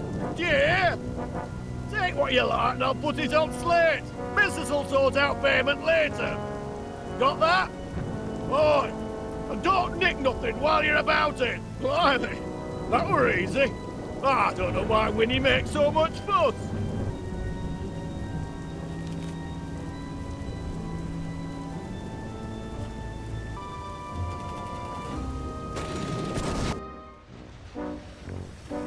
He took quite a thumping, didn't he? Can't say he didn't deserve it. Still, can't leave him to rot all on his lonesome. Someone's got to tend to the great lug. Oh. He's coming round. Oh, my head. Somebody stop the spinning. There's a whirlpool I'm in. Don't fret, Pat, you've had a nasty knock. Did you see who thumped you? No, but I can almost remember what hit me. The terrible weapon that laid me low, it's... You saw the weapon, what hit you? I think so. It was... Oh, I can't remember a thing. My brain's been boggled. Ooh, you've got amnesia, you have. Amnesia? Oh, not that, as well as a bang to the head. Is it fatal? Just take things step by step, Chuck. What's the last thing you can remember? Well, I was upstairs, getting set for a jump down yon slide, but something wasn't right. Them little dogs of Felicity's were underfoot, and they wouldn't shut their yaps.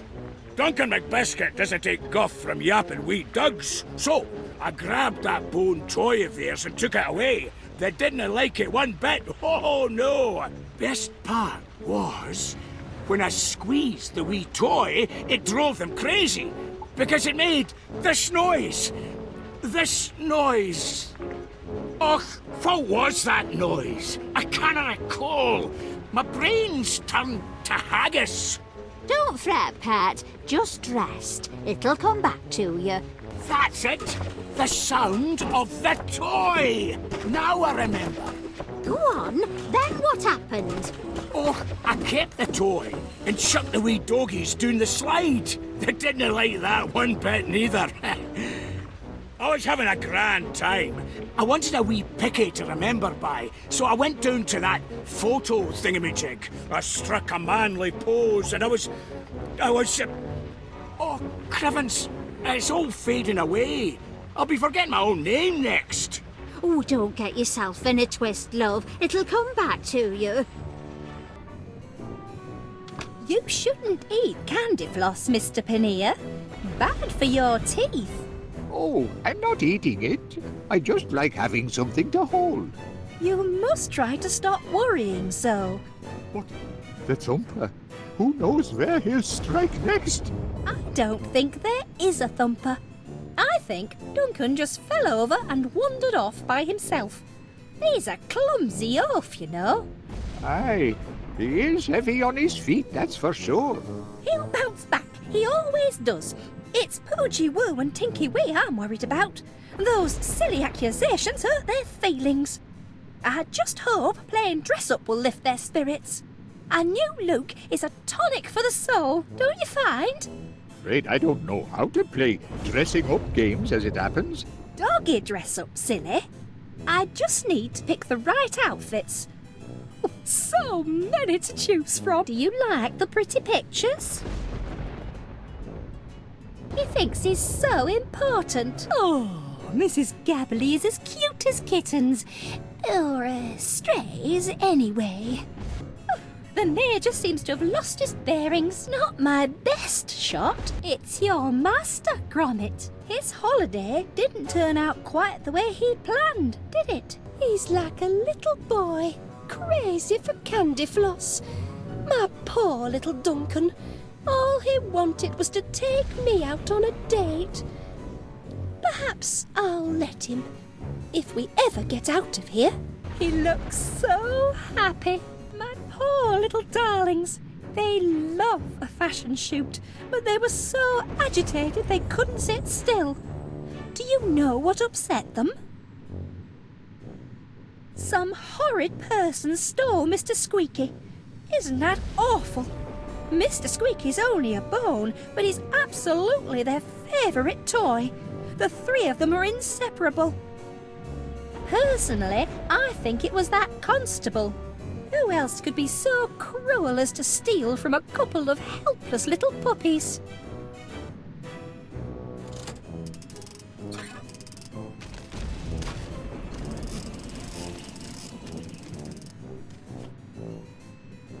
Hello there, Gromit. Would you like to play doggy dress-up? You'd look lovely in lederhosen and a little alpine cap. Oh, what What a nice present. That's a stylish look. I do admire those sunglasses. I suppose they're back in fashion. Seems I'm something of a trendsetter. Oh, you found it. Good boy. Now Poochie Woo and Tinky Wee can play sailor again. Ah, Gromit, you must know what the debonair dog likes. Why don't you help me pick an outfit for my precious darlings? Use your doggy fashion sense and choose your favourite hat, glasses and collar.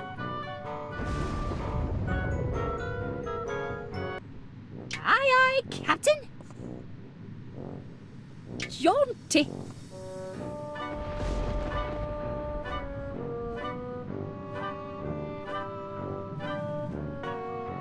The very latest. Poochie Woo and Tinky Wee will love this. Poochie Woo, Tinky Wee. Time for dress up, my dears. Oh, look at this. Hello. You found Mr. Squeaky. You clever things. I was afraid he'd never turn up. Now we're really ready for some fun, aren't we? Let's get dressed up. The poor things are shy. Would you mind leaving us alone for just a little while?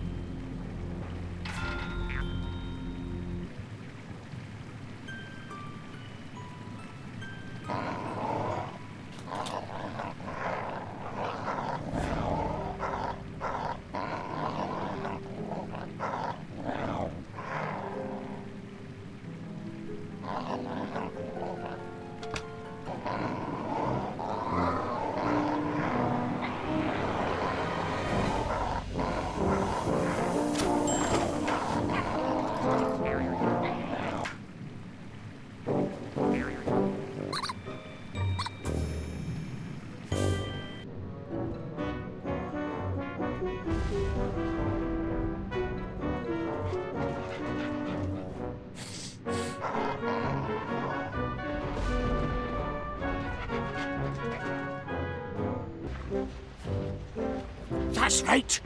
I remember. Go on. I was taking a picky, holding a stick of candy floss. Oh, I love that stuff, me. I got my hunger up. Just then, like an answer to my prayers, the gong sounded for supper. I came to table, and there I found Heaven, my lovely lass, Felicity. I remember the fine, sweet smell of her, like... She smelled like... Oh, blast it all. My nose is a blank. I cannot recall. Give it time, love. You'll remember. That's it. The sweet scent of Felicity. How could I forget? I remember everything now. I'm cured. You've cured my ham knees. You cured me, and I were a right numpty with you, weren't I? Still are, I reckon. But don't go weepy on me now. Tell me what happened after you sat down at supper. I was making a toast when the lights went out. My eyes were adjusting to the dark when... Thump! Who thumped you? Och, I never saw who, but I saw what. The supper gong mallet! That's what hit me! The supper gong mallet? You sure, Chuck? Sure? Oh, aye! Look what it did to me! Ooh! That's a crime, that is. No wonder your mind's been a blank. What kind of person would do that? They should be locked up. You go back to sleep now, love. Get some rest.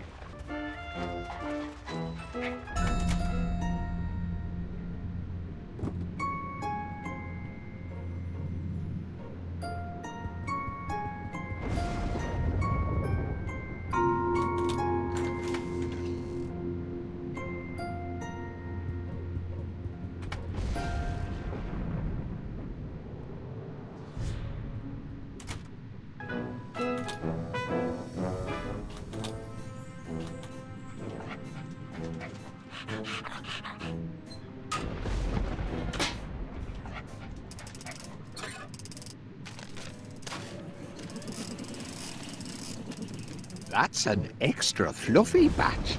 Can't do any harm to trade up. Just this once. Oh, crikey, it's heavy. Must be family-sized floss. Ah, oh, it's only you, Gromit. For a moment I thought... well, never mind. I'm sorry, lad, but if you want some candy floss, you'll have to get your own. I'm rather... attached to mine. One of these suspects knows summit, but who to question first? If I keep staring long enough, I'm sure I'll detect summit eventually. Caught a scent, have you? His motive is clear enough, but could this apparently gentle purveyor of fine groceries be a Jekyll and Hyde character, perhaps? A vicious thumper in disguise? I must interrogate him.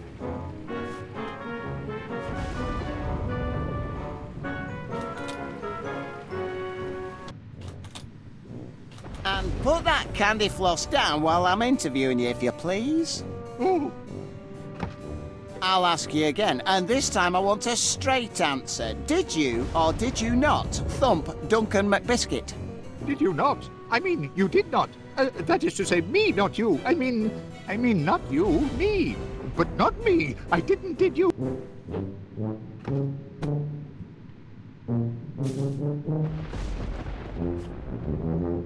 All right, that's enough. Just you watch yourself, Mr. Paneer, or I'll be watching you. Got it? Not another word. Phew. What happened to my little friend and protector? I'll have to spin up another.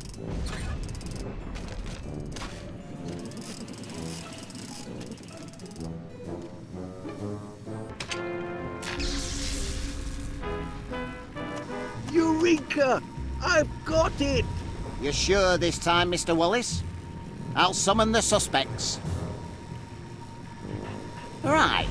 You have accused Felicity's diminutive dogs of thumping Duncan McBiscuit. To prove it, you need a motive, a weapon, and a witness. Where do you want to start?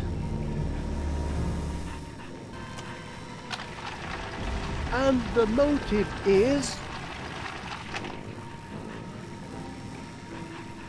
Can you rustle up a motive, lad? The motive is... this chew toy. Really? The pups are very attached to that toy. I know from bitter experience. Of course they are.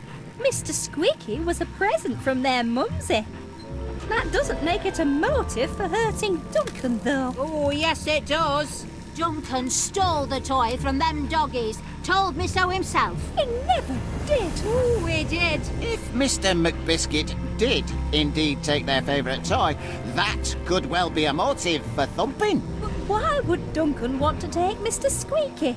The very idea is ridiculous. Ridiculous? Possibly. But on the balance of probabilities, spot on. I believe this motive meets the test of the law. You're on the way to proving your case, Wallace. We know the motive. What's next? Of course. Now we'll get the facts. Get what facts? The weapon. I've determined the weapon. Well done. Tell us what, Wodgy Podge and Winky T used to thump Duncan.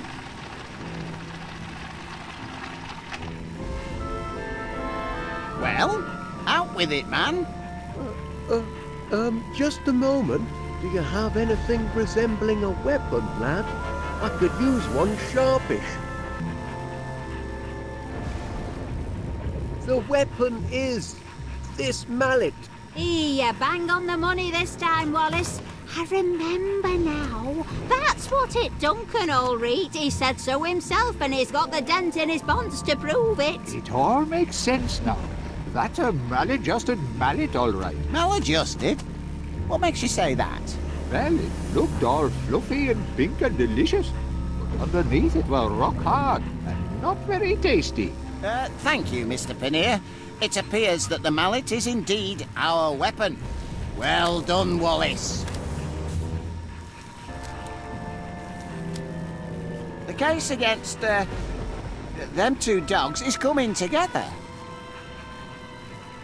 The only piece of the puzzle left is the witness.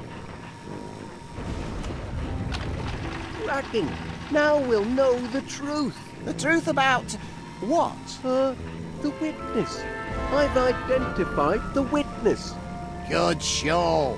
Tell us who witnessed, Tinky Woo and Podgy Wee assaulting Mr. McBiscuit. Well, out with it, man. Just a moment. Who would you pick for a witness, lad?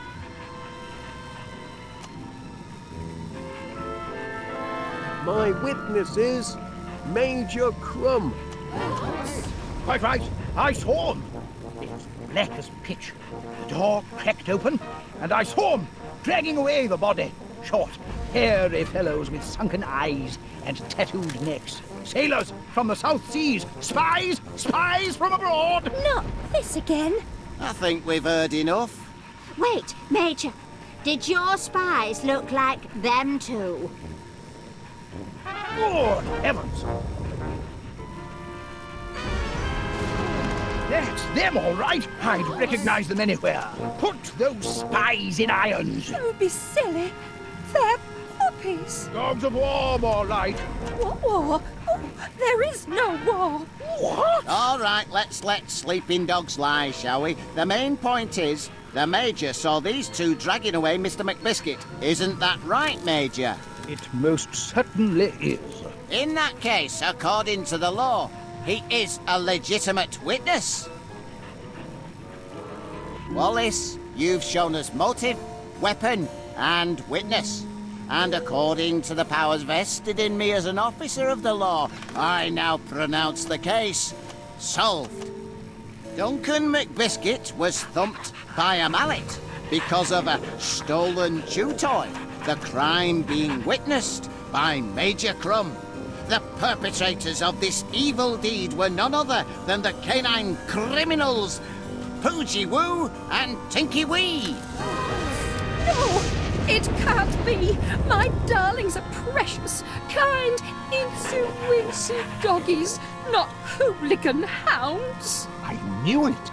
Wallace knew it. Put them in chains. Throw away the key. Batten down the hatches. Cabin doors to manual. All in a day's detective work.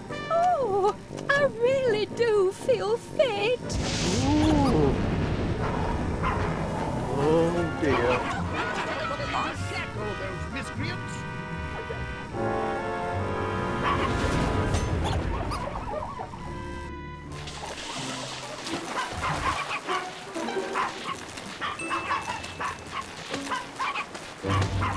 Oh, look, lad. The drain must have come unplugged. That's handy. Oh, seems to have created a bit of a current. Help, Gromit! I've got that sinking feeling. We're all going down the drain!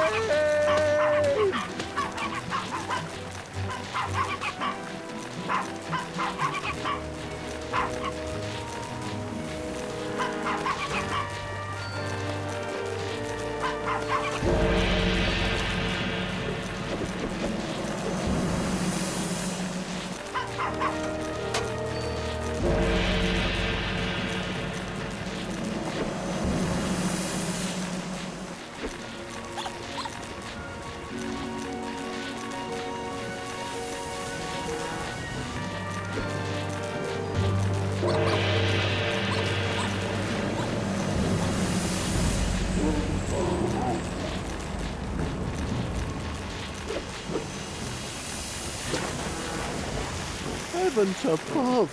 They followed their toy down the drain. Well, I'll give them one thing. They're dogged to the end. Welcome aboard, lad. Just a short jump to dry land, eh? Oh no, Gromit! I'm about to be flushed. Do something!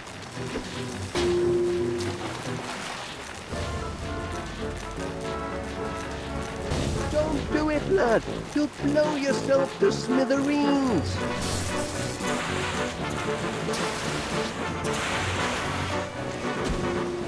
Gotcha! Thank heavens, we've made it, Gromit. We're back on dry land. That's one you owe me, pal. I do hope everyone's had an unforgettable holiday, and that you'll consider visiting West Wallaby Street Waterworld again next year.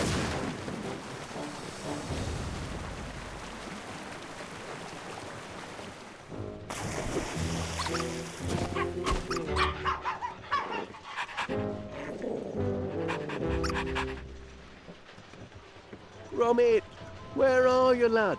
We've got quite a clean-up job in front of us. No time for dawdling. Gromit! Gromit!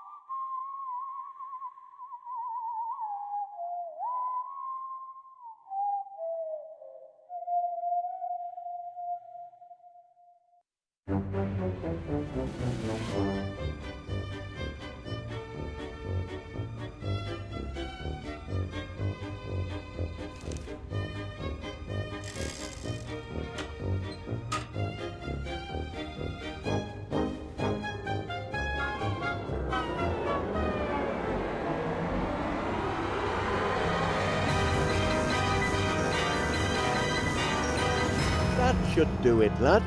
Our brand new Infini-flavour ice cream maker's ready for business.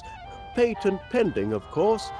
Its infrared taste analyzer can sample any flavour and turn it into a delicious ice cream. What do you say, Gromit? Fancy pushing the button on our inaugural batch? Wensleydale cream, anyone?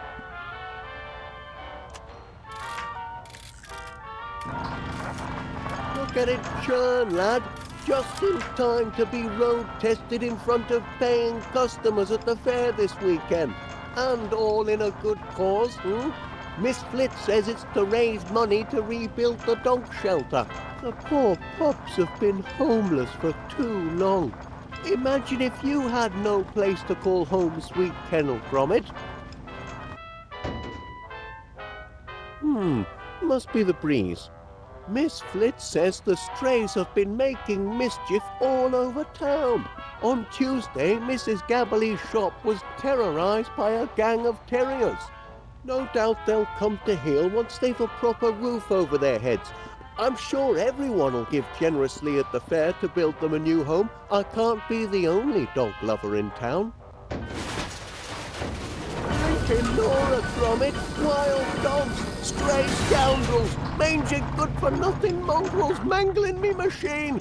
They must be some of the escapees. Oh no, me crank,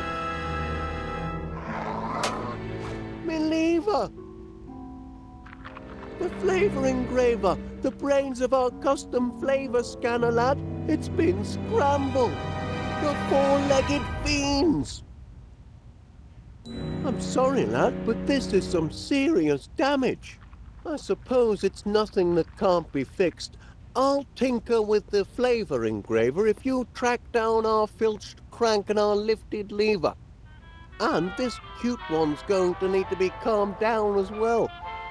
Mind you, it'll take a month of ice cream sundaes to put things right if I can't patch things up. You've got to get them in order if we're going to have the Infini flavour ready for the fair this weekend. Come on, lad, you're a dog. You can reason with them. All that hard work fouled up by a few rogue whippets.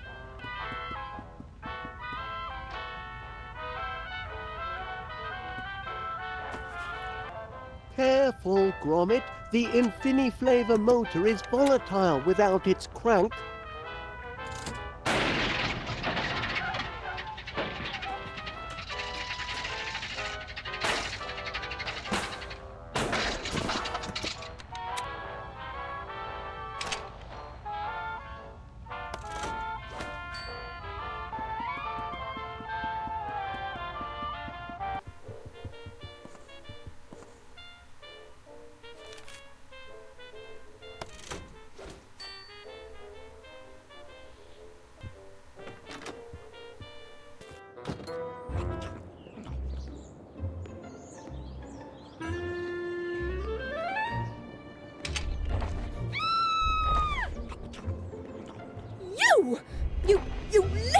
camera! Oh, oh!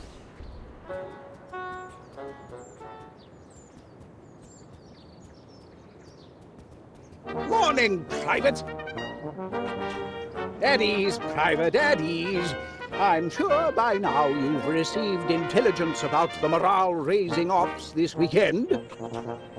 Should be a jolly old time, like when Ensa used to come and rouse the troops, reminded the squaddies what they were fighting for. I remember being stationed in Algeria, and the association organized a whole day of fanfare. Unbelievable! There was Fatima the snake charmer, the ever-popular monkey toss competition, even a couscous eating contest. Which reminds me, I expect you to be at the fair when I display my digestive prowess. The pie eating contest, Private. You must have seen the sign-up sheet in town. Nobody'll challenge the great Major, though. I shall be uncontested. They don't call me Cool Hand Crumb for nothing, you know. Those are my biscuits, Private, and very delicious they are, too. Can't share them with you, though. For optimal nutritional efficiency, today's soldiers must stick to their rations. So, no bicky wickies for you, I'm afraid. Oh, tremendous flavor. Hello, Gromit lad. How's Mr. Wallace? Have you heard about the fundraiser? I've never been to a proper town fair before. Oh, this should be grand. Hope to be seeing you and Mr. Wallace.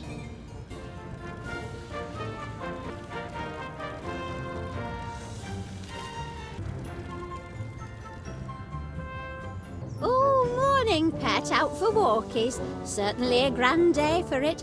Anything I can do for you? Town's abuzz with the fundraiser this weekend, isn't it? About time somebody did something to build a new dog shelter. Ooh, I've had run-ins with all sorts of strays of late. Terriers, spaniels, mutts, even an Irish wolfhound. Should have seen the size of him when he went for me pork scratchings on top shelf. Sent me tumbling backwards and brought me awning crashing down. Ooh, I gave him what for, and no mistake. You mean you opened your gob and poor Brut took fright? Ooh, mind your business and quit interrupting. This is why you haven't got any friends and spend all day talking to the birds. I'm just in need of some intelligent company. Anyway, it's high time town got together to put the shelter back up. Wouldn't you say, Chuck? I'm glad summit is finally being done to get these dogs off the streets. A proper fundraiser. Ooh, I love the fair. Fried treats, all sorts of sweets. I can't get enough. That's for certain. Ooh, you. What you got there, Chuck? A pie eating contest. Well, isn't that festive? Me? Oh, I don't know about that. I do love the odd meat pie, but a scoffing contest, that wouldn't be ladylike, would it? You've trouble enough appearing ladylike without a me buying your gob. Oh, do I? Tell that to Postman. He seemed quite taken with me this morning. It's only 'cause he's got an eye defect. Oh, shut up, you curmudgeonly codger. You know what, Chuck? I will sign up for the contest. I think it's a splendid idea, and I plan on winning. In a most ladylike fashion, naturally. Let's see. Oh, just me and the Major, is it? He's no match for Winnie Gabberley. There you go, Gromit. I expect you to attend my victory party. Ah, yes, the pie-eating contest. Nobody's signed up yet to take on the mighty Major Crumb. Pity. I'd love to meet another man. Toe to toe on the field of battle, mano a mano, feasting to the death until the best man wins. Edwina? She thinks she can out-eat the likes of me? Ho, ho, ho! That's a good one, Private. I'd love to see her staring down the barrel of a ketchup bottle. There's just no way she can win. Impossible. She could never. These blinking biscuits, I've been munching on them all day. They're going to fill me up. Private, attention! Get rid of these vile things. I've got to prepare for battle. My guts must be ready for all the pie I can throw at them if I'm going to crush that woman. She's challenged the wrong man. Battle stations!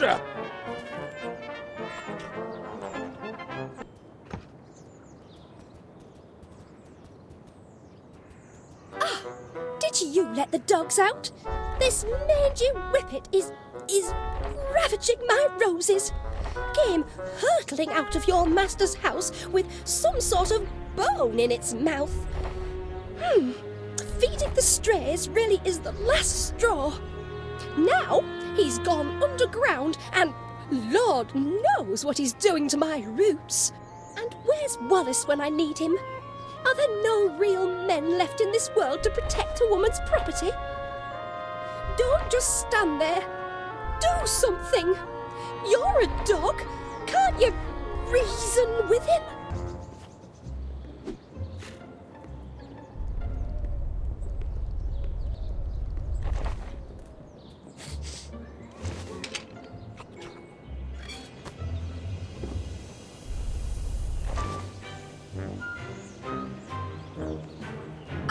You did it! Thank goodness! You've rid my garden of the nasty little rascal and with little damage.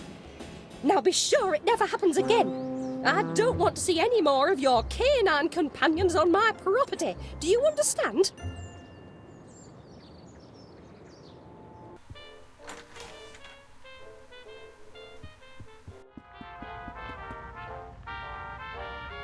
It's really an ingenious idea, a custom flavor technology that makes sure there's an ice cream for everyone. You just take a sample of anything you fancy, insert it into the flavor scanner and press the churn button. Not quite done painting the sign yet, Gromit. That's a nice shade of blue though, wouldn't you say?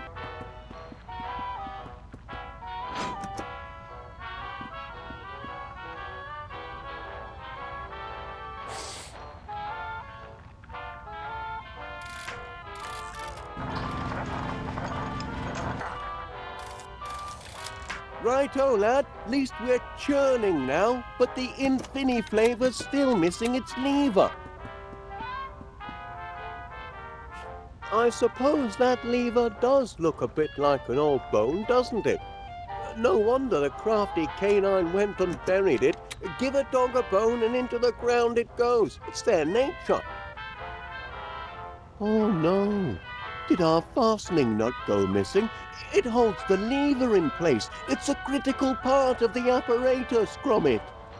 This is no good, lad. That was my last number 12. What rotten luck.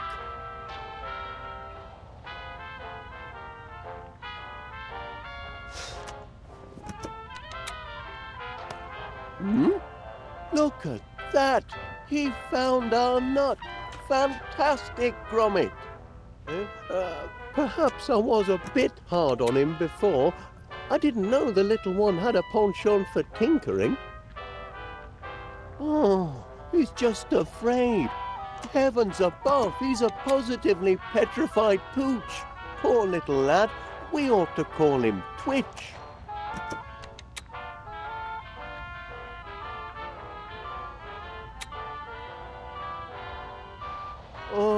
We ought to find something to temper his twitching, eh, Gromit?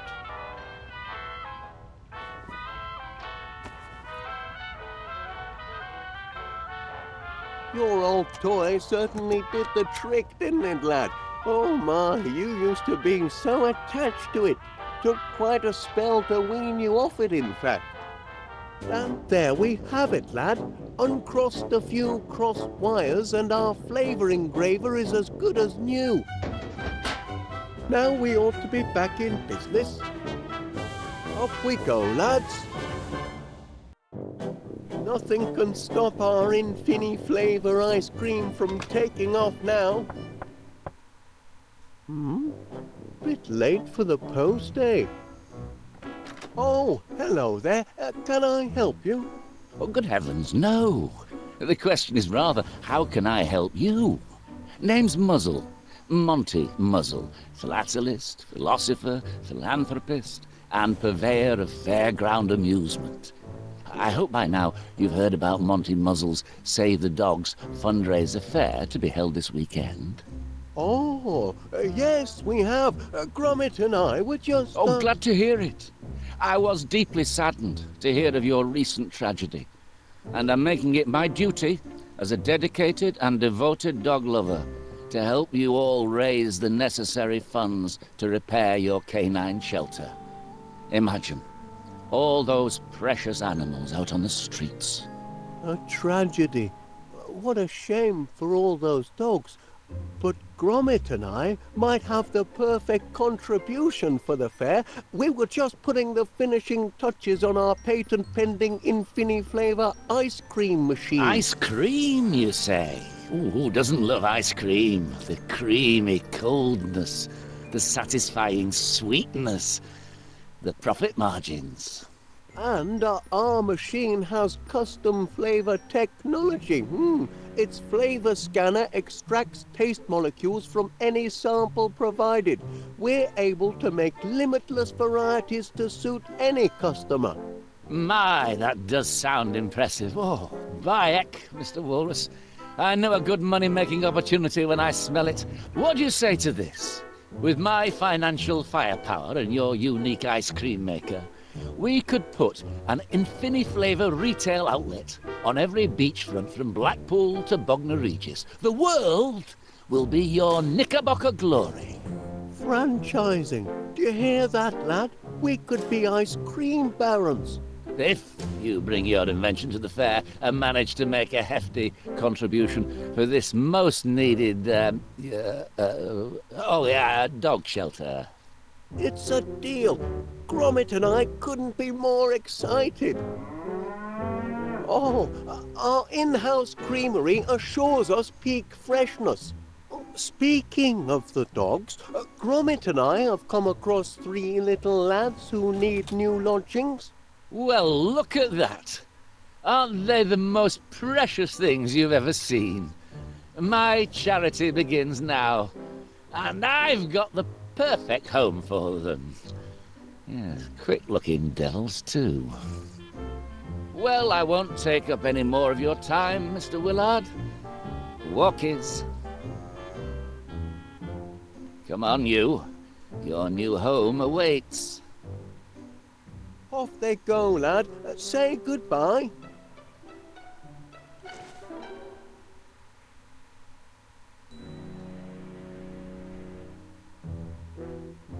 Be seeing you and your contraption at the fair, Mr. Wallace, and be sure to bring your wallet. Roll up, ladies and gentlemen. Welcome to Monty Muzzle's fundraise affair. It fair warms my heart to see so many charitable souls here today. So let me warm yours by selling you a handful of tickets, available for a nominal fee, the proceeds of which will put a smile on the face of a homeless and abandoned puppy. And remember, ladies and gentlemen, them tickets is good for every attraction. You can fry your favourite food, take on a chicken in a game of wits, or ride the mighty muzzler. Every penny goes to charity, every ticket, in short, will wag a tail. I say, Gromit, isn't this a thrill? And such a noble cause, rebuilding a shelter for your canine companions. Oh, your new chum must have dropped his toy in excitement. I bet the little fella's having a grand day out. Probably never been to a fair before.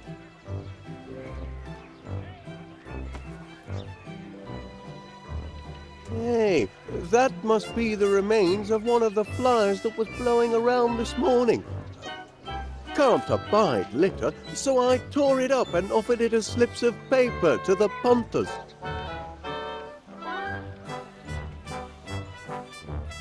Here are some tickets, lad. Go and find your friends and have some fun. Ho, ho, ho. Have a pie to enter, do you? Give it here, and I'll get to it in due time. Quite the turnout of entries I've got. Bound to find a master of ceremonies in here somewhere.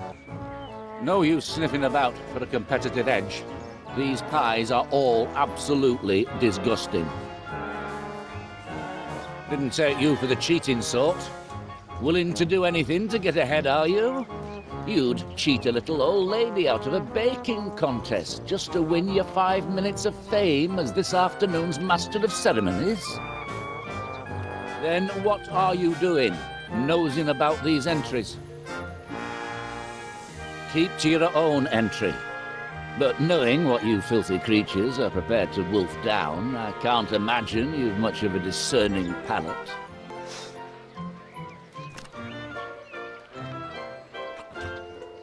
Strawberry rhubarb with cream. Not a terrible texture, but a horrendous pie. Oh, look, strawberry rhubarb reminds me of me Auntie Mildred. What an horrible old shrew she was, always force-feeding me with her horrid confectionery disasters. Oh, good heavens, what rotten memories. Now, where was I with this filth?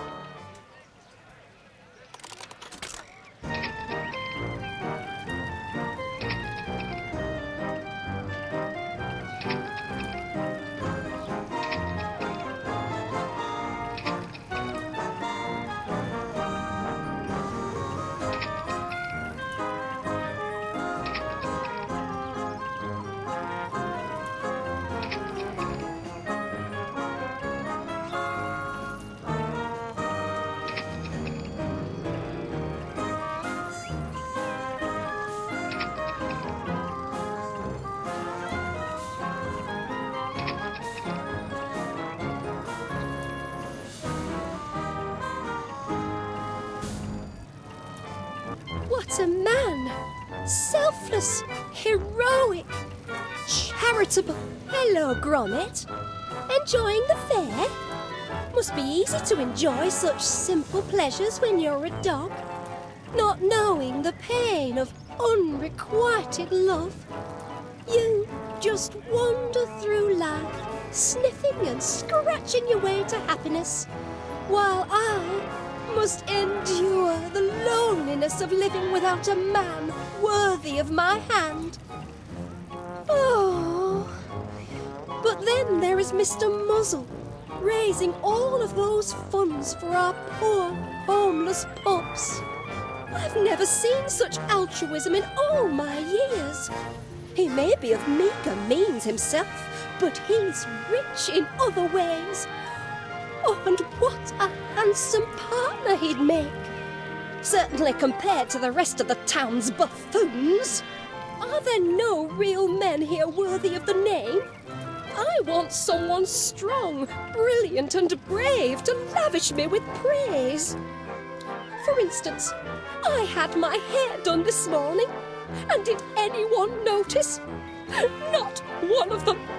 I'm sure Mr. Muzzle would have, had he not been so busy. But what does a woman have to do to attract attention?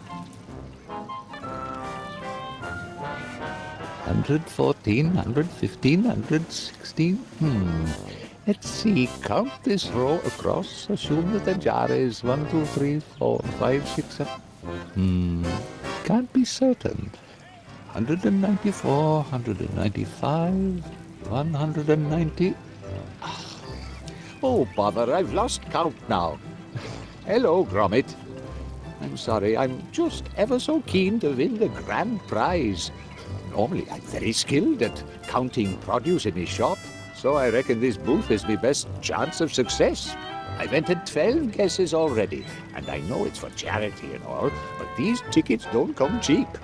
I'm back to counting, if you don't mind. Wahey! Wisdom from the other side. Just can't I find the right bloomin' words?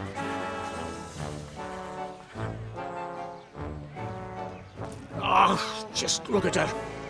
Loitering round that manky Muzzle's booth of accomplishments. She's smitten, she is. By him! Disgusting! Makes me so angry I could blow me top! Ooh, I'm Monty Muzzle. I'm the most charitable, sensitive gentleman there ever was. I'm a bloomin' hero. Fair. Big pile of wet lace, if you ask me. And what do you want, mutt? Can't you see I'm working here? She wants a sensitive man, does she? Well, that's what Miss Flit will be getting. I'm composing her a poem. Near finished, too, except for the last line. Got the whole thing memorised, even. I just cannot write the ending. Dearest Felicity, your eyes are as deep as the murkiest law. Your teeth are as straight as Blackpool rock. Your haunches are sturdy. Your bearing is bold. Ach, I've got nothing. Look at me, talking to a dog.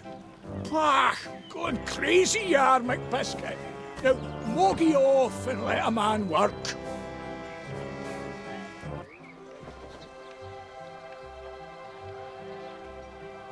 All right, yeah, crate of clairvoyant codfish. Let's see what you have to say.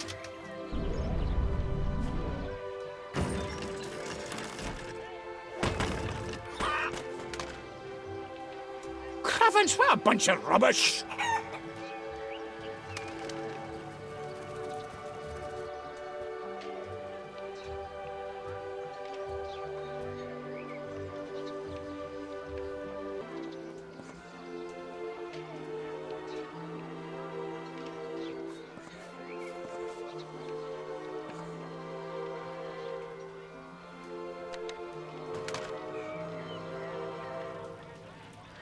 Let's see if this fortune's got anything useful for my poem.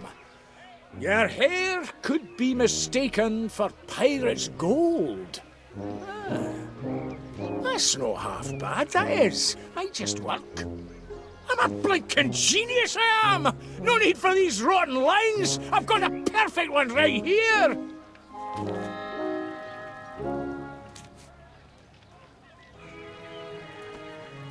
hello there, Felicity. Oh, hello, Duncan. You look ravishing today. Why, thank you, Duncan.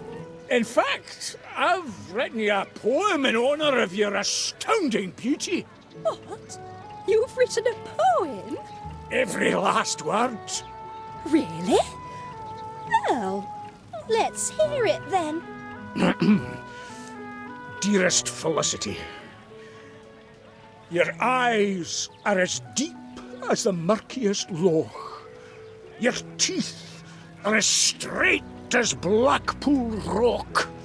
Your haunches are sturdy, your bearing is bold, and your hair could be mistaken for pirate's gold. I don't know what to say. Brilliant, eh? You noticed my hair! I did. Oh, Duncan!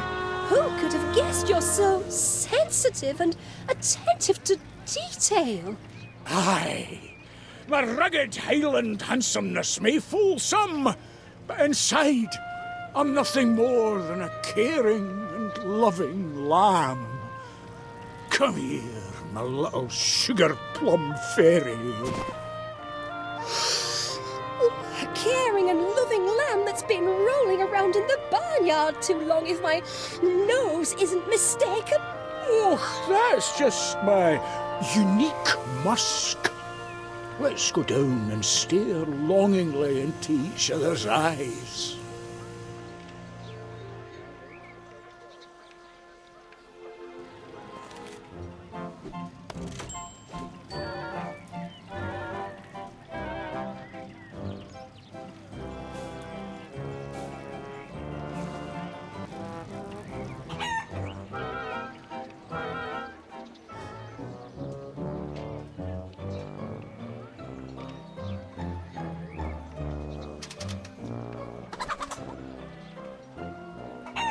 Feeding time for one of my golden geese. Oh, another loss, eh? Oh, I'm sure you'll win eventually.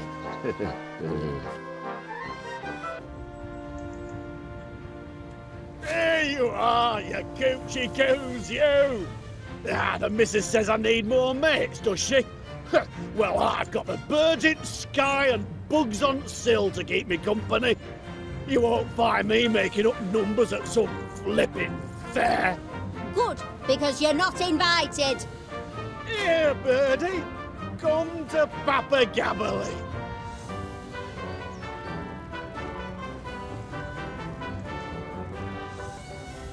Coo, coo.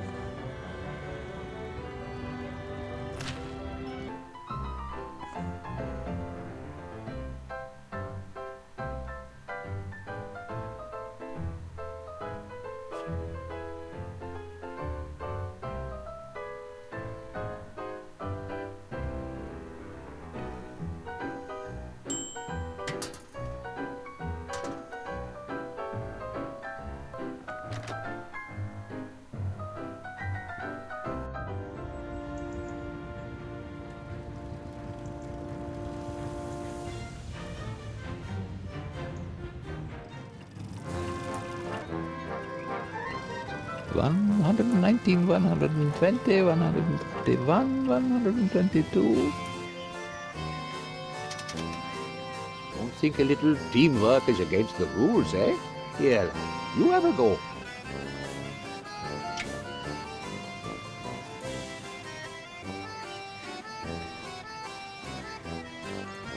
That seemed like it could almost be right, Gromit. Cross your toes, lad. These are the last of the tickets. Congratulations! You are the winner of a grand and fantabulous prize. By heck, we did it. Fantastic! We've won, Gromit. Congratulations, sir. Very well done. Thank you, Mr. Muzzle.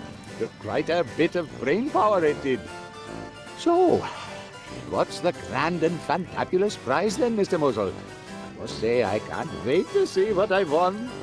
Yes, well, yeah, just as it's always better to give than receive, I say the satisfaction of your triumph, plus our undying gratitude for the charitable donation you've made towards our noble cause, are prizes in and of and by themselves, wouldn't you say, Mr. Paneer? Chuck. Well, they're all very well, but I thought... Prizes that last a lifetime. Up here and in here. But the sign says... Oh, quit bellyaching your big girl's blouse. It's hardly fitting for a gentleman such as yourself. Here, have a blinking bubblegum ball. But... Oh, all right. And one for the mutt as well.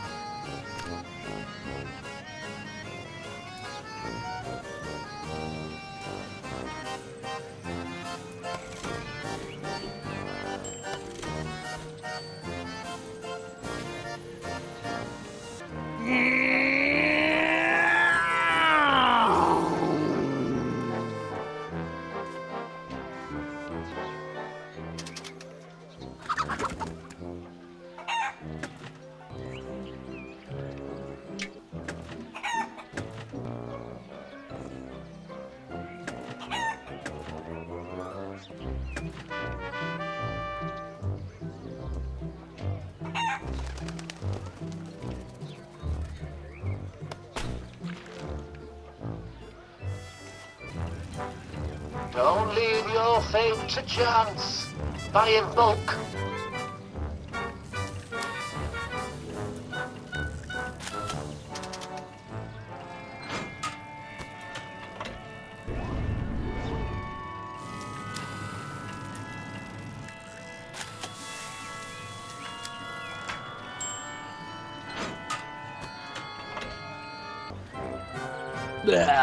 Disgusting.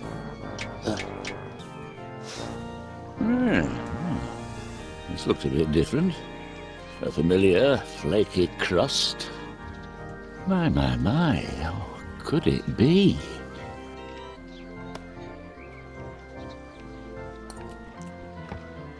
Oh, oh yes, this is more like it. What a belter this one is. Oh, a crisp outside with a warm potatoey inside. Oh, this takes me back to my days as a boy.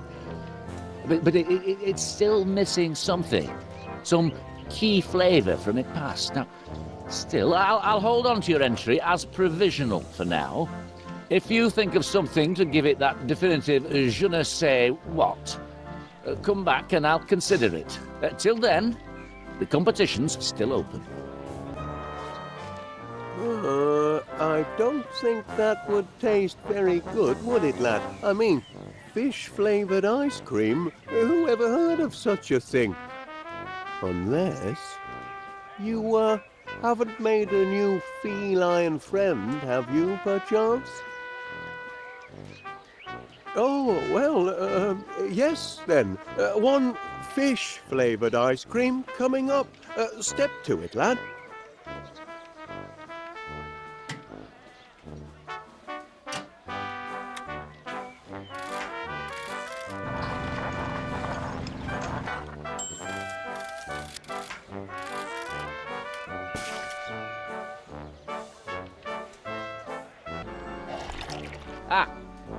A new addition to your shocking previous entry. I have no doubt that you almost certainly cheated, but without actual proof. I'll have to let that pass. Let's see how you did.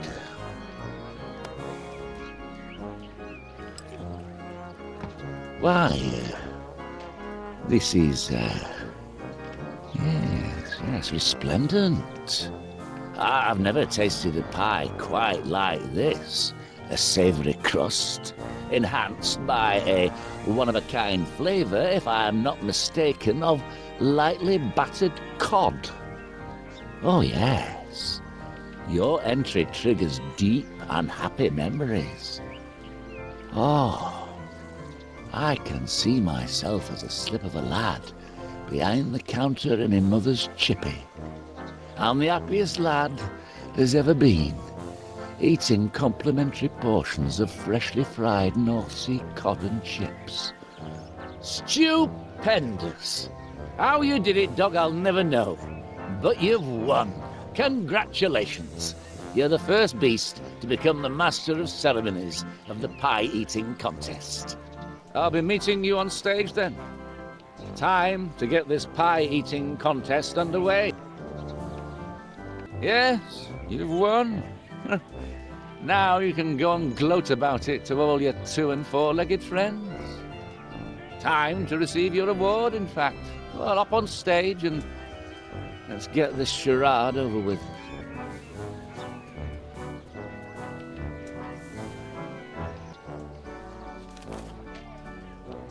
Gather round, ladies and gentlemen, gather round. Our first order of business is to celebrate this fine figure of a dog as winner of the pie baking contest. Atta boy, Chuck. I knew you could do it. Hey!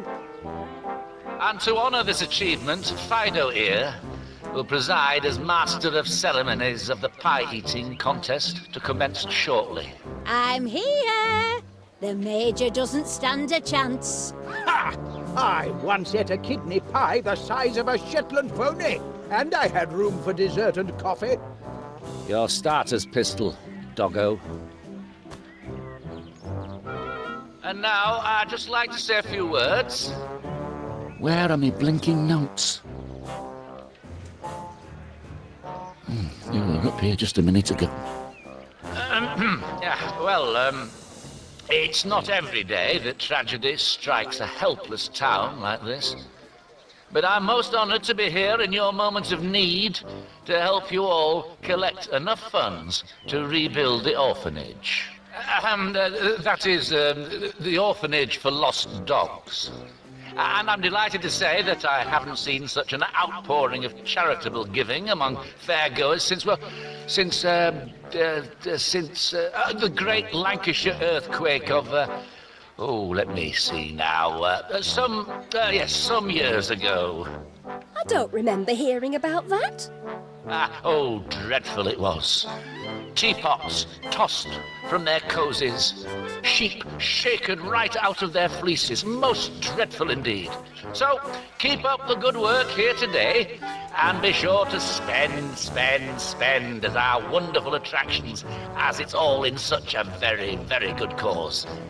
Now, without further ado, Colonel Crumbs and Mrs. Gobbledygook will go head-to-head in the pie-eating contest. Now, Mutt, pull the trigger.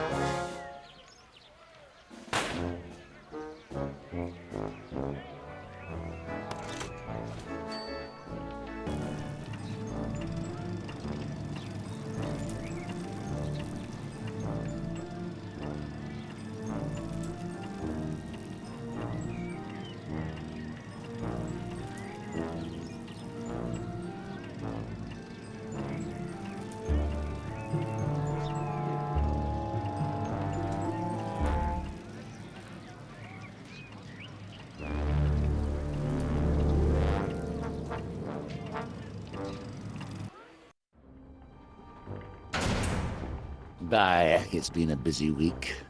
Just one good deed after another. First, I takes in 3 homeless hounds, then I helps a town, do-gooders, cough up the cash for a noble cause. Yeah. And now I've trapped me a tricksy little trespasser. Now listen here, mutt. I built this fair up from the sweat of me brow and a pile of scrap. And if you think I'm going to let a mollycoddled mongrel chuck a spanner in the works, you don't know Monty Muzzle. Aye, your time on wheel comes soon enough. And being man's best friend, you wouldn't want to stop the ride and disappoint your punters now, would you? But until it's your turn, you can blinking well stay put. Oh, and don't start whining and yelping for help. You'll have my security system to deal with if you don't keep the noise down.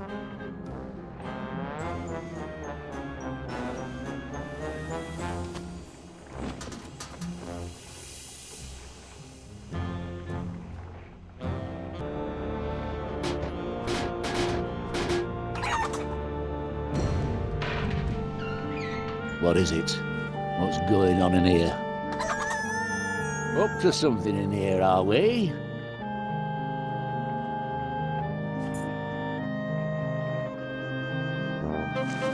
Down, mutt. It's not your dinner time yet. Seems to have been a false alarm. But I'll be back in here at the drop of a hat if there's any monkey business.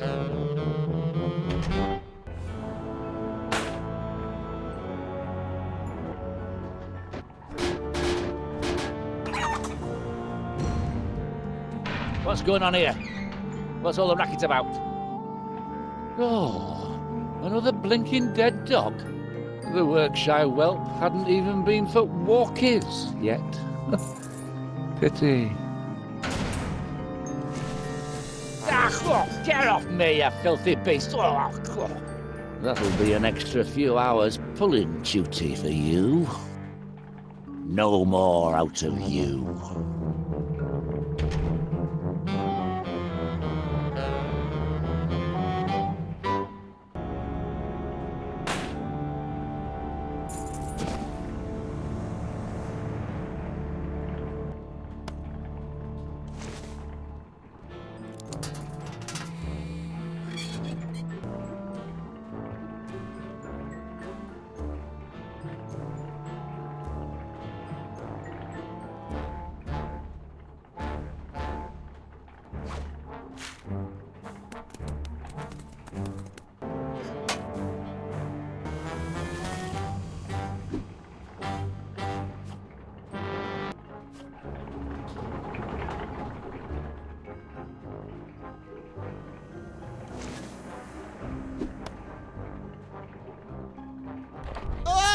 We're slowing down already. Muzzle! Your blinking ride's not fit for service.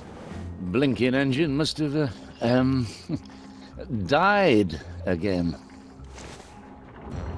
Ah, there we go. Woo!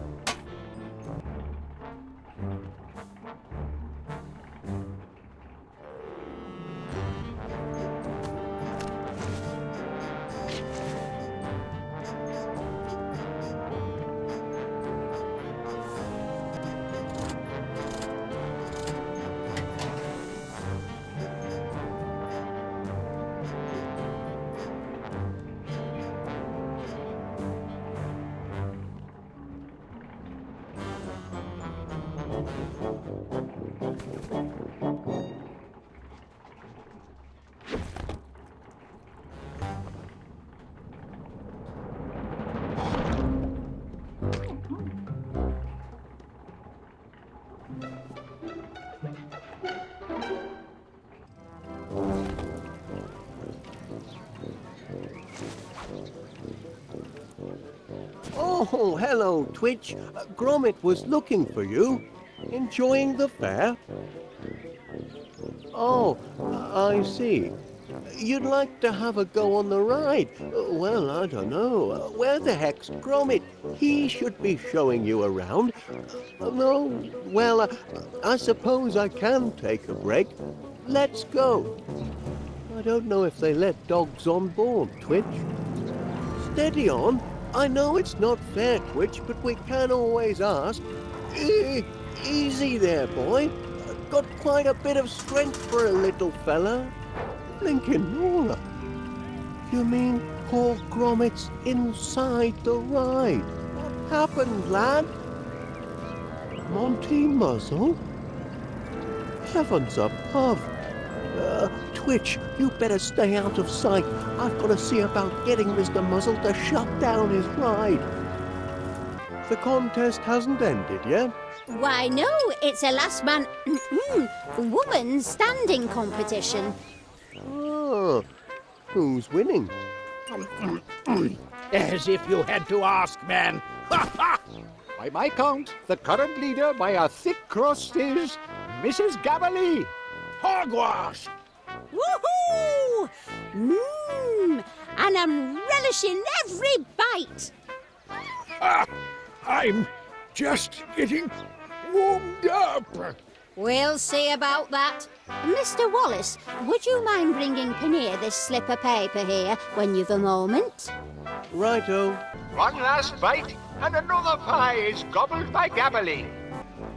The would-be chomping champion continues to shovel pie down his gullet, but the Major seems to have met his match in Vinny, the Wonder Nosher. Oh, heck, look at these. Where did those blighters come from? Who's been pilfering our pies? These aren't yours, Major. Oh, why, they could be, I suppose. Oh, the rest of me finished pies. The rest? Oh, my stomach told me I'd got through more than just these appetizers here. And Major Crumb has just learned that Mrs. Gabberly is in the lead by a most devastating pie margin. Oh, not feeling too tickety-boo right now. I think I might have been out-pied by the enemy. And it seems the Major might be giving up, though he's only 9 pies behind. 9? That's it. I capitulate. I surrender. Hoist the white napkin of chronic pie fatigue. Yippee! And down goes the Major, out for the count. Attaboy, Mrs. Gabberly, congratulations! Woohoo! Remember, ladies and gentlemen, if you like pies, Paneer's Purveyors of Peculiar Produce is open daily for all of your baking and pie-eating needs. I can't believe she beat me. I'll never be able to show my face in the officer's mess again. Never mind, Major Crumb. You guzzled gamely. Perhaps you just bit off a bit more than you could chew. Perhaps a man must know his limits. The only thing that can lift my spirits now is a spin on that RAF ride, if you'll excuse me. Oh, I must have put on 5 stone.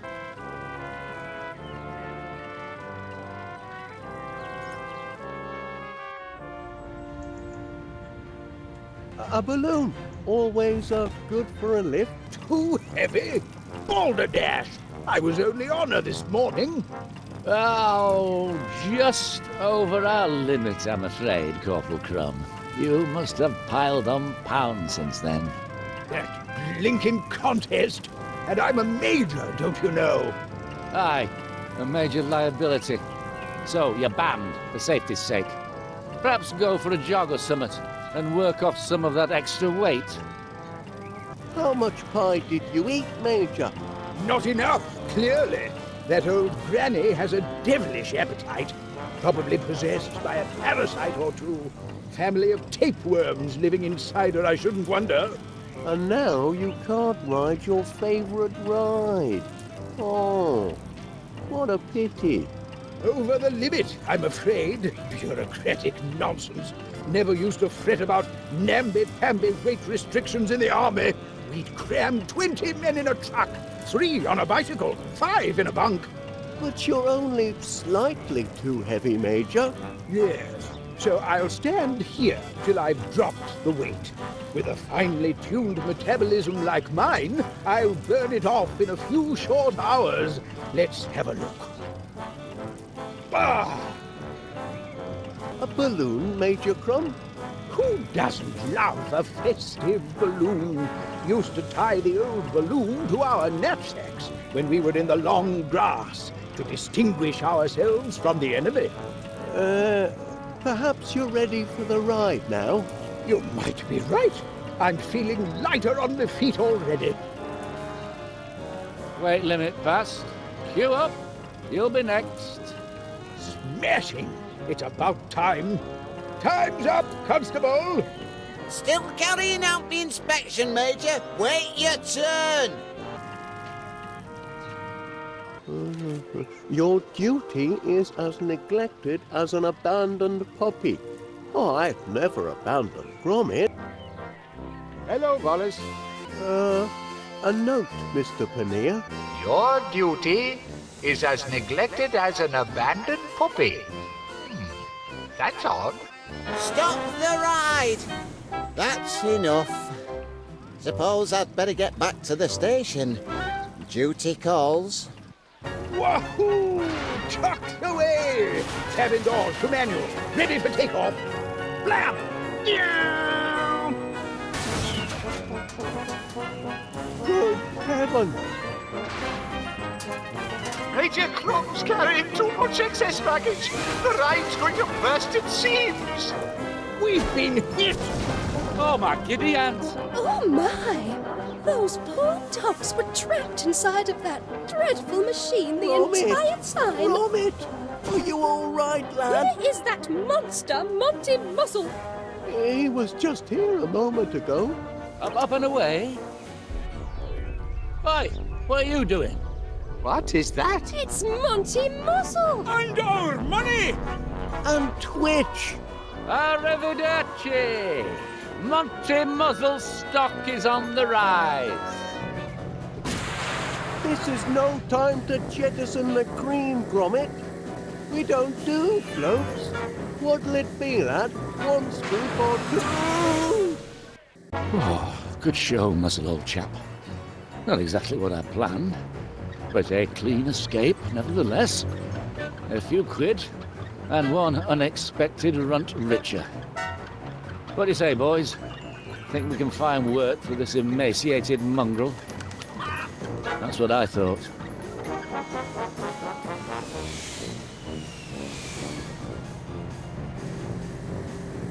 Oh, Knickerbocker glory! He's got a head start, lad. We've got to find a way to close the gap.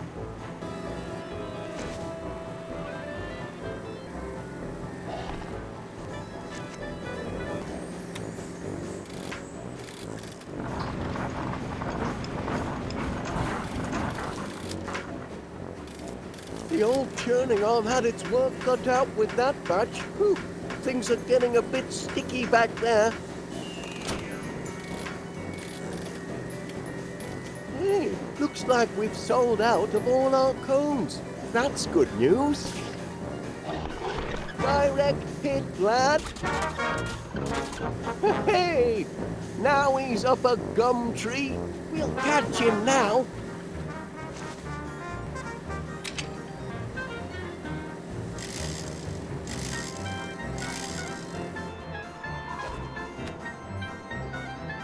Ooh, now we've shed some pounds. I wonder what could have been that heady. With puncture-free lead-lined tyres. Those didn't come cheap, you know. And how are we going to land without any undercarriage? Knock up my engine, will they? I can still outrun them with the wind at me back. Hey, they've run out of lift. Sorry, my little twitching bag of bones, but no one's coming to save you now.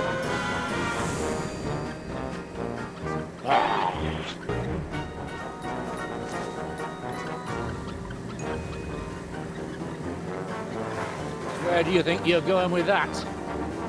Fine then. Let go. Escape with your flea-ridden friend.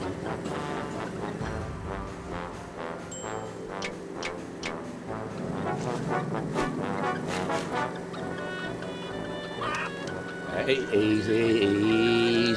You've already been fed today. Ow! Get away. Stay away.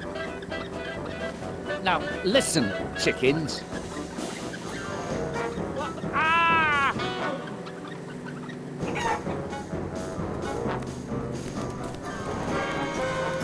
Let's go, Twitch. Please, so Someone call off the chickens!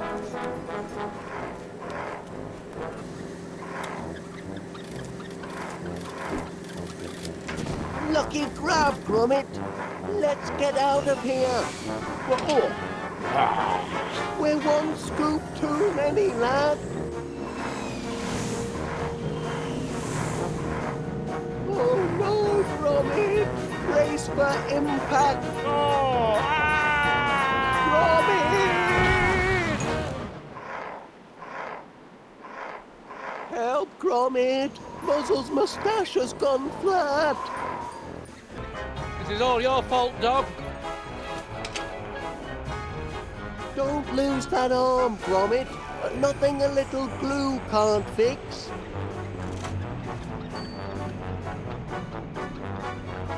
I've got to save what I can. Give that back right now.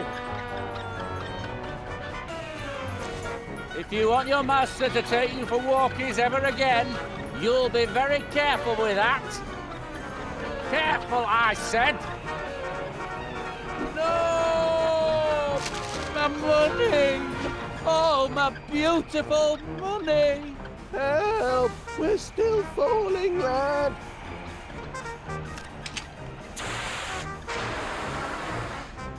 Quick! We could do with some more air. It should hold us for just long enough. They might have flown too high and suffocated in the atmosphere. Happened to many a bomber in the war. And all to save a poor defenseless puppy.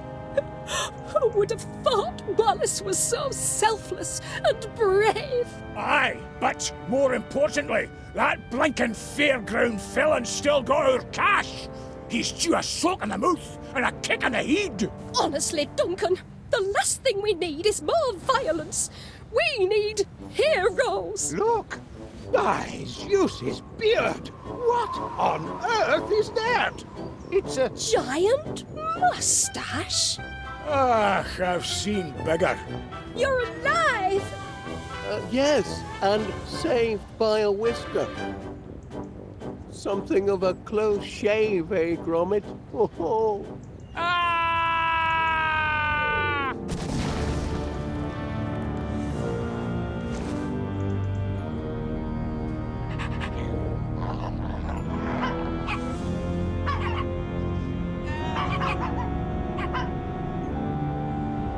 These poor pups won't go homeless after all, Gromit. Me and Mr. Gabley would be thrilled to take them in. No, we wouldn't. Pipe down, you misery guts. Great. Yet another mouth to feed. 3 mouths. Oh, no.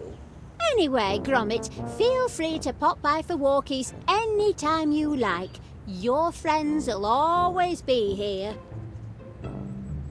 Ooh, that little one's quite the hero. Have to keep him out of trouble from now on.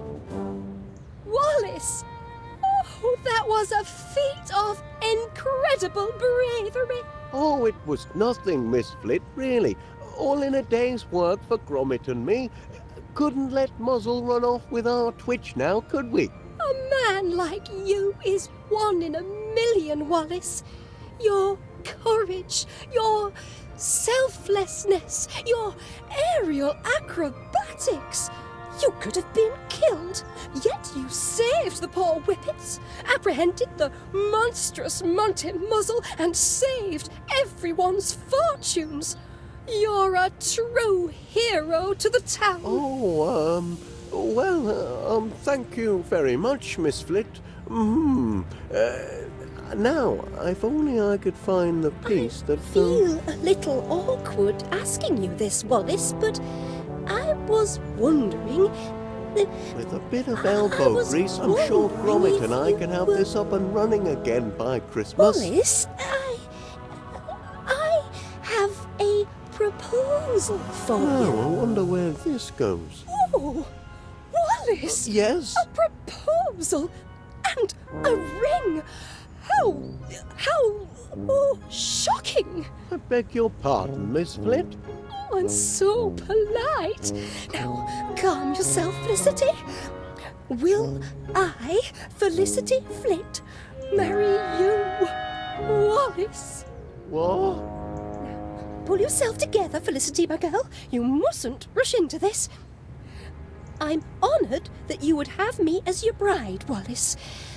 But I must think it over. I shall give you my answer within the week.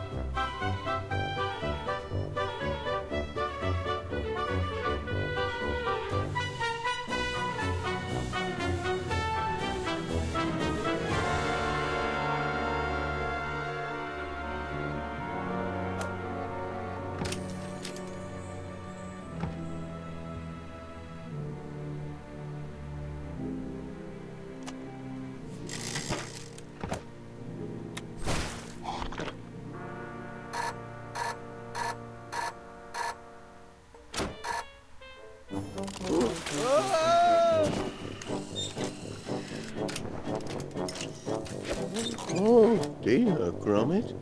Must stop eating cheese last thing. It's given me terrible dreams. Last night I dreamt I'd accidentally become engaged to our neighbour, Miss Flit. Can you imagine?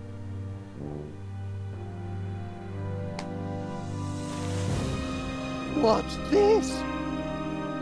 Oh no, lad. So it wasn't a bad dream after all. It's a real life-flipping nightmare.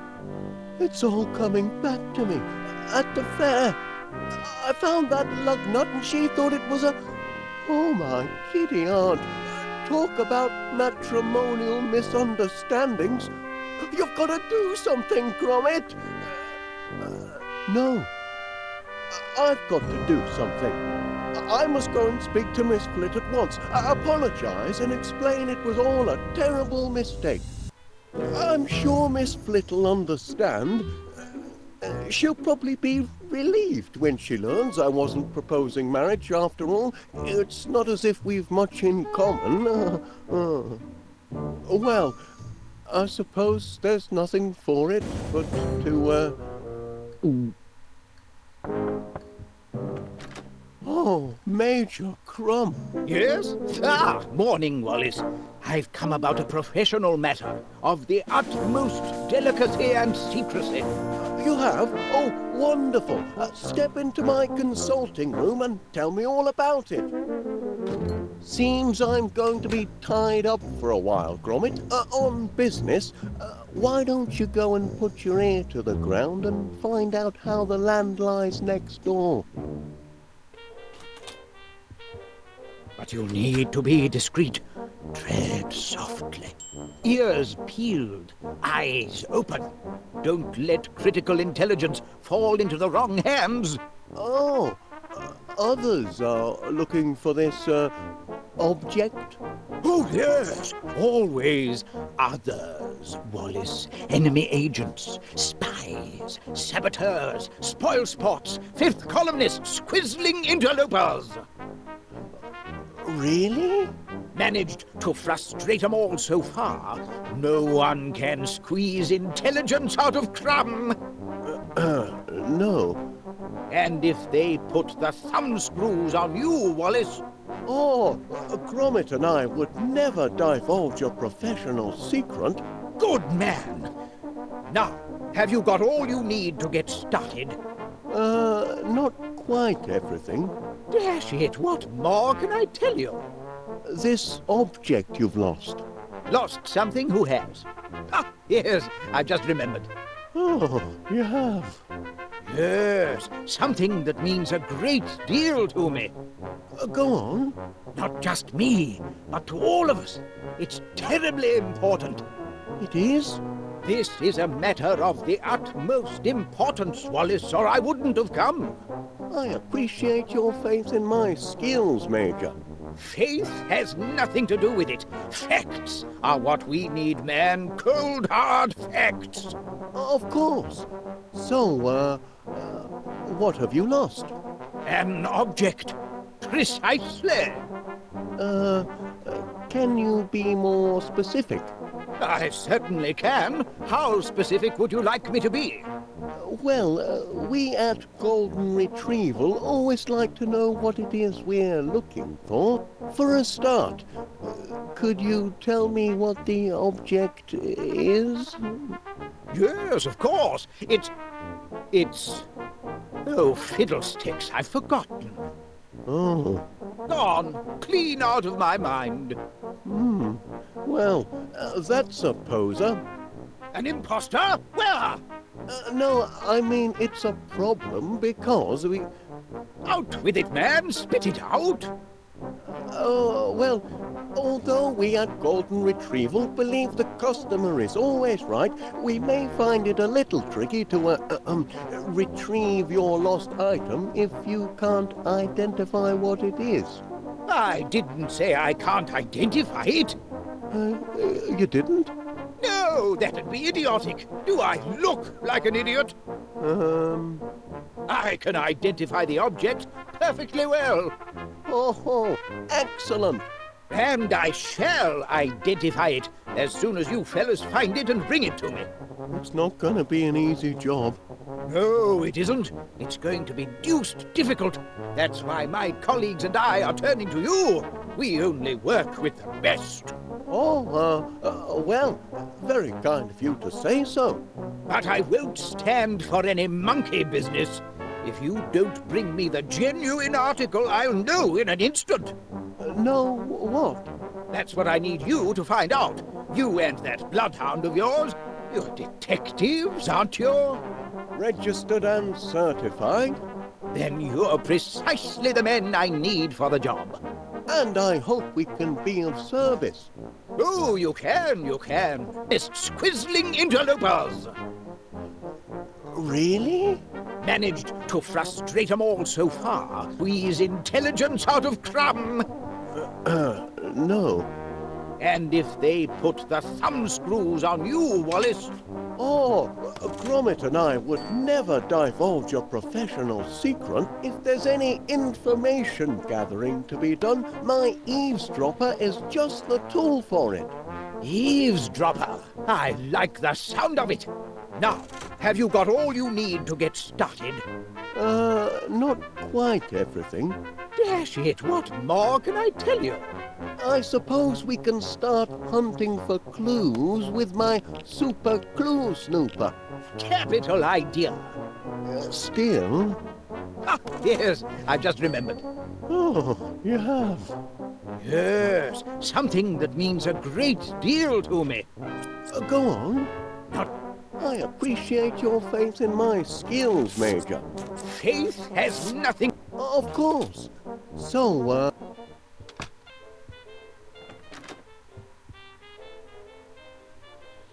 Great Aunt Prudence, you came so quickly. Of course, Felicity. An urgent summons from one's only living relative and heir to one's fortune can mean only one thing. Man trouble. Now, who is the blighter this time? I'll box his ears if he's been toying with your affections. Oh, no trouble as such, Aunt Prudence. But, well, there has been an important development on the matrimonial front, which... Pardon me, Aunt Prudence. I think I spy an ugly little intruder. I positively loathe fungi. Come, let's go inside for a cup of tea. Have you chamomile, child? Man trouble always makes me hackles rise and my petticoats fluster. In his spare time, he likes to tinker a little. Tinker? Yes, inventions and such like. A handyman? Well, you'll obviously have to put a stop to the inventing. Certainly not in the house. Can't be tolerated. Oh, no. Far too messy and intrusive. Well, I think you've told me all I need to hear. And so? So long as he doesn't leave his contraptions lying around all over the house, he sounds a very suitable suitor. So our engagement has your blessing? I don't see why not. Unless... Yes? Unless, of course... Well, he's not a member of that place, is he? That appalling country club whose name alone makes me shudder. You mean Prickly Thicket? Oh, yes. Oh, heavens, child, you know our family history. We Flits have never associated with those dreadful prickly thicketers. Oh, you needn't worry, Aunt Prudence. Wallace isn't the Prickly Thicket type.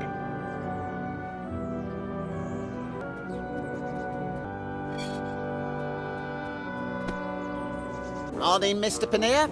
Constable Dibbins. Delivering the mail as well this morning? Aye, post is off sick. He's got the mumps and I've got the hump. Sorry to hear that. Her Majesty's mail must be delivered, and PC Ernest Dibbins has never shrunk from duty, even when such duties aren't even part of his blinking job description. Here's your post. Ah. Couldn't help but notice the coat of arms, Mr. Pannier. A prickly thicket, isn't it? Happen? So, you remember then? Oh, aye. Practically me second home. Is it now? That's a very interesting coincidence. I was just saying to myself the other day, Ernest Dibbins, it's time you joined a... Oh, my! Excuse me, Constable. What are you staring at? Get along now. Back off. Caught him trying to nick your letter. The important one from Prickly Thicket. Oh, that's only the envelope. I've got the letter here. Not bad news, I trust. Oh, no. Quite the reverse. It's my turn to propose a new member. Is it really? Well, I never. It's a heavy responsibility. Not everyone's cut out to be a prickly thicketer. The candidate must be a gentleman of impeccable character. Someone who's always there for a friend in need. A pillar of the community. And, of course, a sportsman. Going to be a long search? Not necessarily. I mean, the ideal candidate might be somebody who's very close to you. Oh? Aye, somebody who's right in front of your nose, in fact. Ah, yes, of course. You mean Mr. Wallace, my near neighbour and one of my best customers. Wallace? He's no blinking sportsman. He don't know one end of a golf club from t'other. Well, that's true. And he's hardly a pillar of the community, like... Like who? Mr. Pannier. My dear Mr. Pannier, who watches over this town centre like a shepherd watches his flock. Who sees to it that everybody stays on the straight and narrow. Oh, you mean you? But don't forget, you forgot to find me after that business with the bad bangers last month. Only on account of me soft heart. It's me only failing. But don't start getting ideas. I'll let you off with a warning once, but just once. Of course, Constable. Now, you better start getting these crates put away. They're blocking a public thoroughfare. Oh dear, not more crates. Good day, Mr. Pannier. I'll leave you to think things out. Out of me way, you. Don't suppose you can use a few crates of super sticky nut butter, can you? I ordered 5 tubs, but the daft ha'porth at warehouse put me down for 500. How am I supposed to shift 500 tubs of super sticky nut butter? Wait a minute. Take this home to your master. Free sample, courtesy of Pannier's Produce. If you don't like it, you can always use it to fill in cracks before decorating.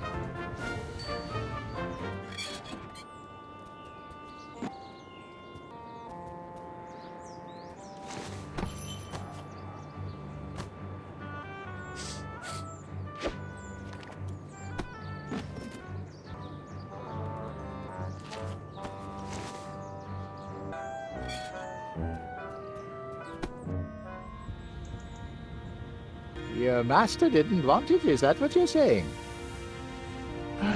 Put it there with the others. I'll move it inside when I've cleared some space. Can't really leave these crates in the street all day.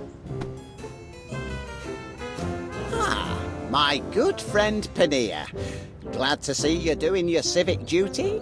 Oh, yes. Wouldn't want to presume on our friendship. That's why I've always respected you, Mr. Panea. Never one to take advantage of powerful friends. You know, when push comes to shove, the law must be obeyed. Honor, duty, and golf. That's the prickly thicket motto. And a fine motto it is. A motto I could easily live by if, say, someone were to invite me to join the club. Say no more, Constable. I've thought it over and... Thinking heck! Crikey! What kind of trick is this? Trick? No trick, just a little mix-up. Optical illusion. If you'll just turn the other way for a moment, I'll... Turn the other way? I am an officer of the law, Mr. Panea. But our friendship... I'm sorry, Mr. Panea, but vermin's vermin, and vermin trumps friendship every time. So, that's how it's going to be, is it? Hey up, Gromit! I couldn't help noticing that little item in the society section. The one about your master and Miss Flit. It's true, then? Been keeping it a secret, though, sly devils. Ooh, careful with that. It's my last one, and it's reserved for Mr. Panea.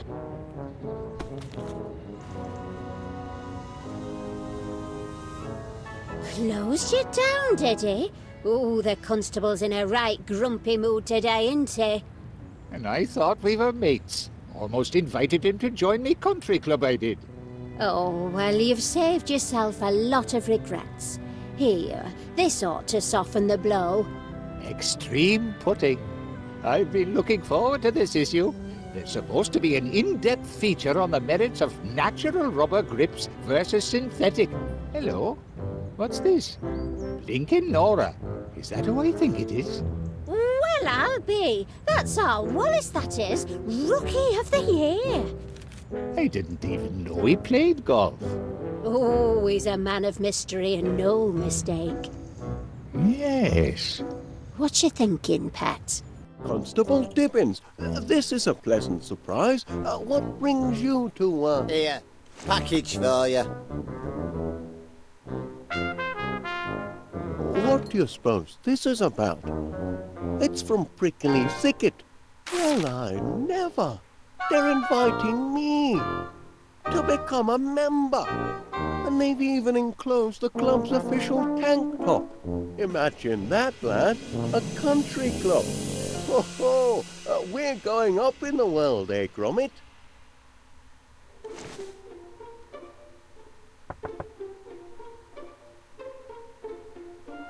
Miss Flit. Please, Wallace, you needn't be so formal. Not after yesterday. Call me Felicity. Yes. About yesterday. I did leave you hanging in suspense, rather, didn't I? Naughty me. But I do have an answer for you now. You do? I couldn't take a step of this magnitude without first consulting my great aunt Prudence.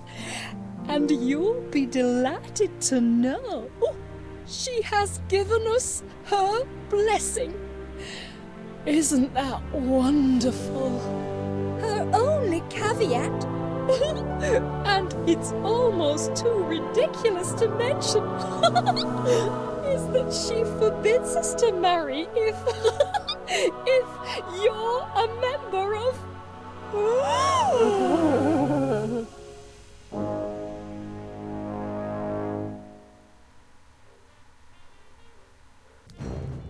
We reject the sticky wicket. bat and ball of cursed cricket. We tell other sports to stick it. Golf for us is just the ticket. Hurrah! Hurrah for prickly thicket! Brother Wallace is duly sworn in co-conformance with prickly protocol. Devil if I ken why it had to be Wallace, but what's done's done. Welcome to the club, Wallace. We await the opening whack. Swing that club, you tube!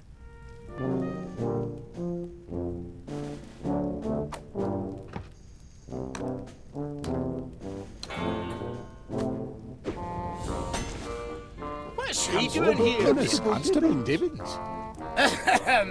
Stop in the name of the law! I hereby announce that in violation of Municipal Bylaw number 486, as relating to sports and social clubs use of, this club is to be closed forthwith. This is regular. Bylaws state, and I quote, every registered golf and country club must be in possession of no fewer than one fully functioning golf course. Oh, yes. That bylaw.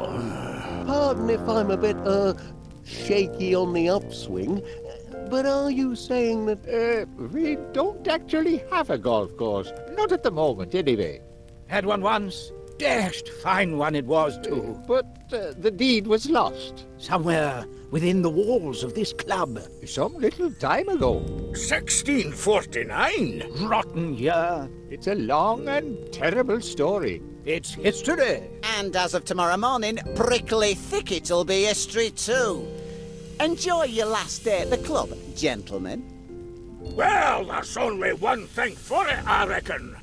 Like the Booby Bobby said, let's enjoy our last day at the club. Capital idea. Perhaps I can get a game of chess in before ticket. I still need to work on me cushion technique. Pardon me, but PC Dibbins is going to shut Prickly Thicket Golf Club because it hasn't got a golf course. That's what he says. Cheek. And it hasn't got a golf course because the deed proving its existence is lost. Yes. Deed? Aye, that's Well right. then, there's nothing for it but to find the deed. Easier said than done, laddie. Prickly Thicketers have been searching for centuries. Impossible quest, Wallace. Impossibilities are our speciality at Golden Retrieval. Of course. Now I remember. That's what I hired you fellows to find. The deed to Prickly Thicket Golf Course. Me clue finder ought to come in handy for finding clues. Eureka! A clue! The golden key shall only be obtained by him who earned it. The golfer who, without a clue, took up the game and learned it. To hook and slice is never nice unless ye have direction. A book depicts in stages 6 the order of perfection. Aha! I've got it now. You have? Rook to pawn 3. I'm still missing a clue or two. Could this be a clue? Only the man who has mastered the Ganges and made the impossible shot is worthy to pocket the porcelain key that will slide in the porcelain slot.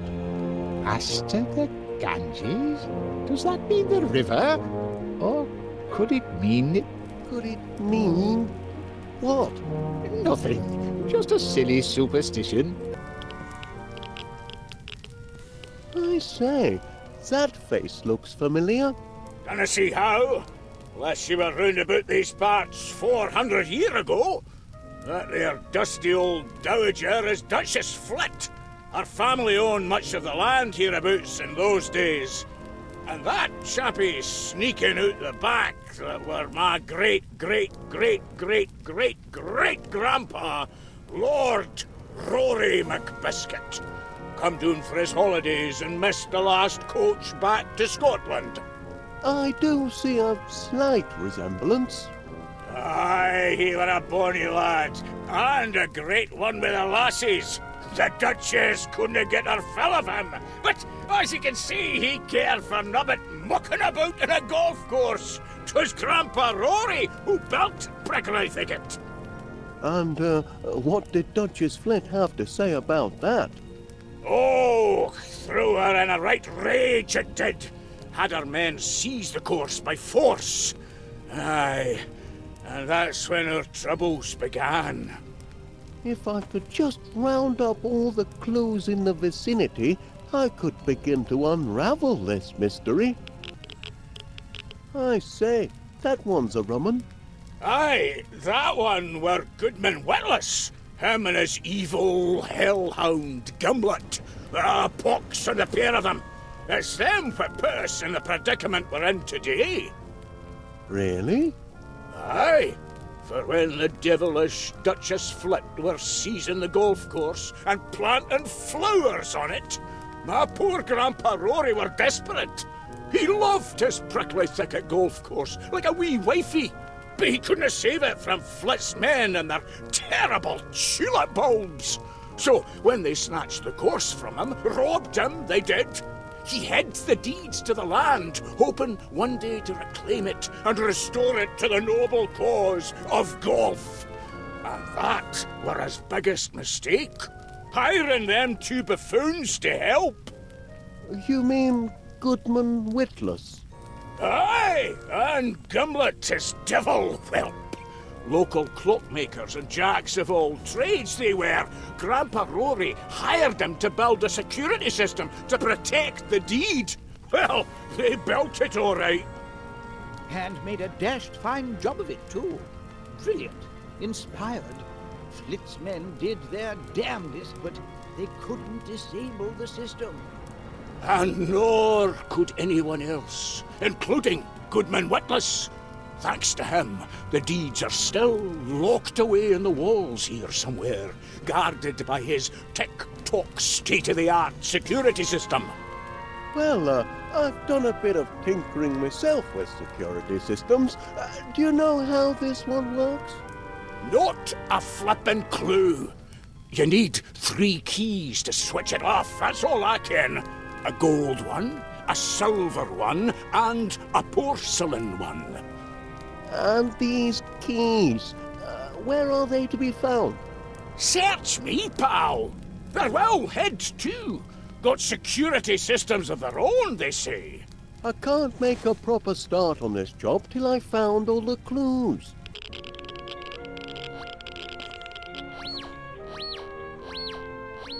What's this? Behold the foolish puppy dog, he keepeth very busy. He seeketh for the silver key, and spinneth till he's dizzy. The hours pass, he stoppeth not, in daytime nor in nighttime. Methinks he'll findeth not his prize, until you see the right time. Blinkin' Nora, this is a riddle and no mistake. Call that poetry, Wallace. I think it's a clue, Major Crumb.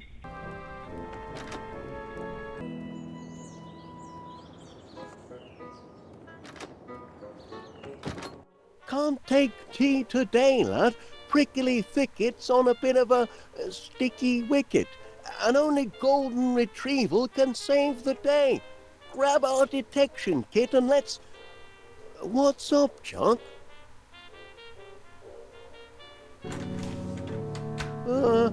Good afternoon, ladies. Is there anything I can do for you? Wallace! Oh, oh dear me. My grandniece is a tender-hearted girl, Mr. Wallace.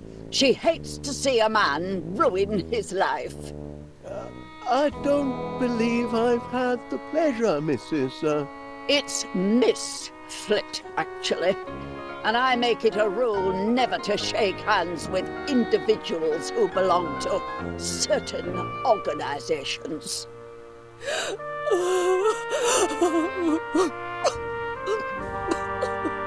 Golf is a barbaric practice, Mr. Wallace. Those caught in its snares inevitably descend into squalor, destitution, and madness. It's all there in this little booklet. Save yourself, Wallace. I've enjoyed our little chat, Miss Flit. And a great pleasure meeting you, Miss Flit. But, Moustache? Please, try to turn your life around, Wallace. Awfully pressed for time, Gromit. Would you mind attending to our guests? Could we have a clean handkerchief, please? How do, Wallace? How goes your first and last day at your new club? Couldn't you see fit to spare Prickly Thicket, Constable Dibbins? Quite devoted to the place, ain't you? Considering you only got sworn in this morning? It's only that, well, the club has such a long history and, Aye, an history of decline and fall, and blatant discrimination when it comes to new members. I beg your pardon? They don't know what they missed out on, passing over a crack golfer like me. I could have put Prickly Thicket back on map. I could have showed them that... Showed them what? It wouldn't mean anything to you, Wallace, but plenty of clubs are killed to have a member who knows the Ganges grip.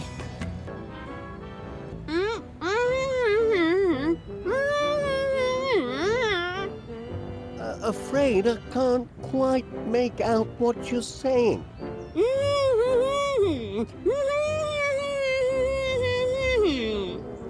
The missus had some of that Mr. Panier's fancy nut butter.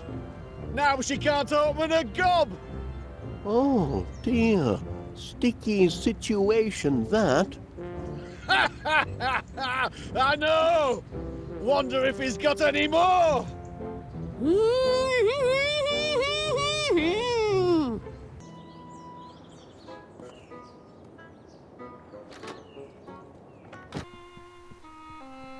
A glass of milk? Makes a change for the sort of tipple you imbibe at your club, I'll venture. Very good. Drink your milk. At least that's a wholesome activity. Oh, do you think it will restore his senses, Aunt Prudence? There's always hope.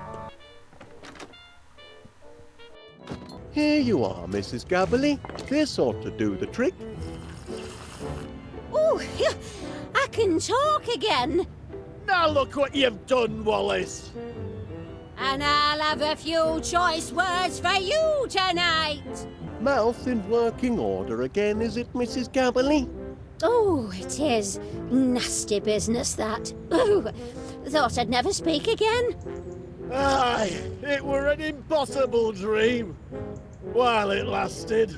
Wait till he gets his nut butter stew tonight. A master of the Ganges grip, eh? Oh, you've got hidden depths, Constable. That I have.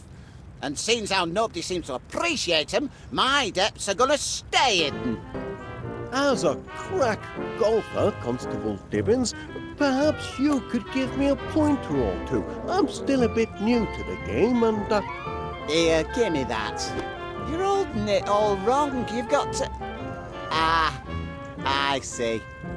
Very clever. Clever? Think you can trick an officer of the law into divulging the Ganges grip, do you? Well, since your club's about to close, I'll show you anyway. Now watch closely.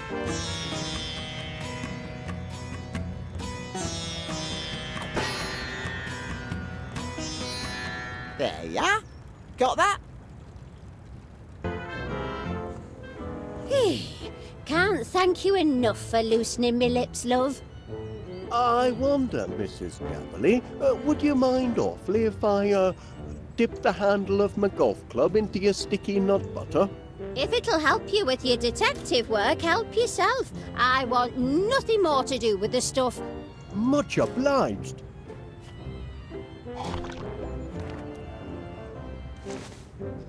Now then, about the Ganges grip. I was wondering... You're holding the blinking club upside down. Give me that. The trick is to... Hey, think you can steal me secrets, do you? All right, take a gander at this.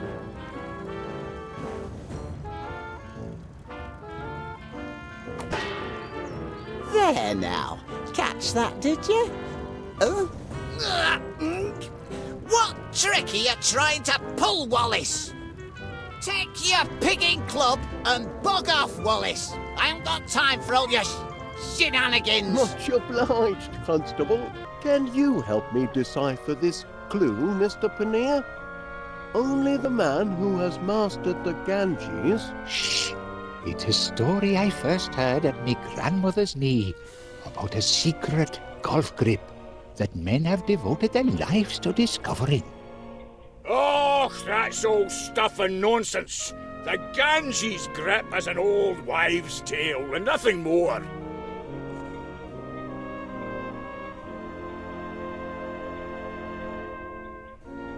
Crikey O'Reilly, this is most irregular.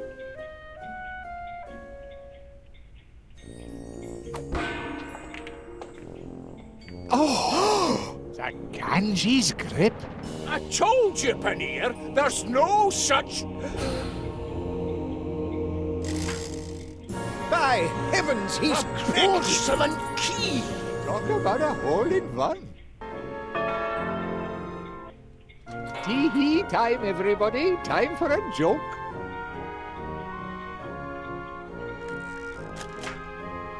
I say. I'm wearing my lucky golf socks today. Lucky golf socks? What the devil are lucky golf socks?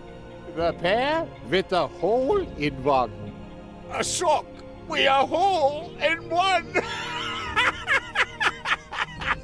Clock could do with a bit of minor maintenance. Either that clock's wrong or I am.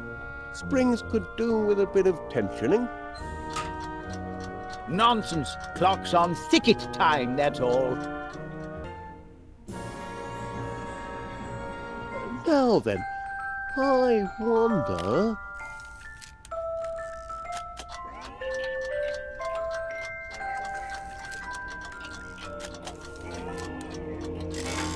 Crivens! He has found it! He's found it! It's the silver key!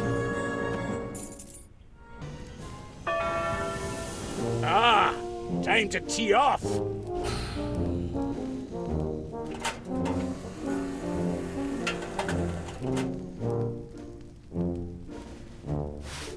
Now, who am I gonna humiliate today? Wallace now, is it? Is that the best we can do for a challenger? Now, watch how it's done, laddie.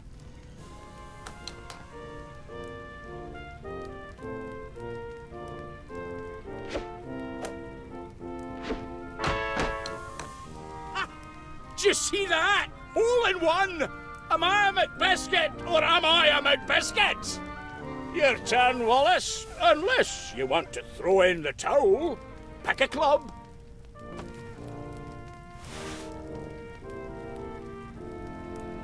It's your turn, so take a shot.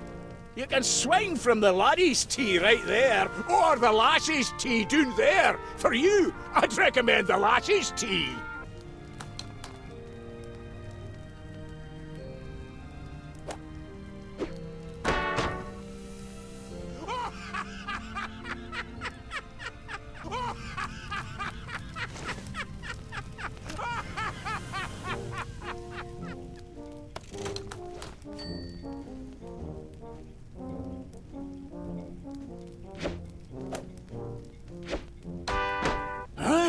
See that? By heck, the chairman's missed his shot. No, I never.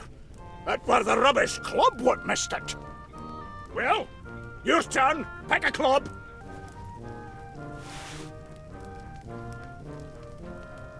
How many strokes you reckon it'll take him to get off the tee? Show us your best, Wallace.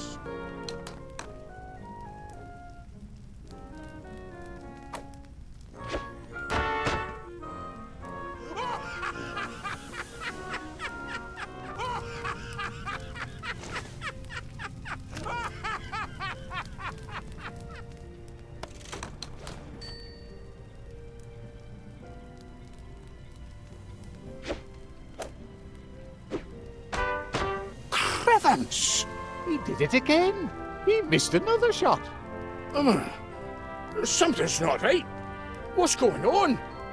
All right then. Which club are you going to use? Here comes the fiend of the fairway. Gonna swing from the big boys tee this time, are you, Wallace?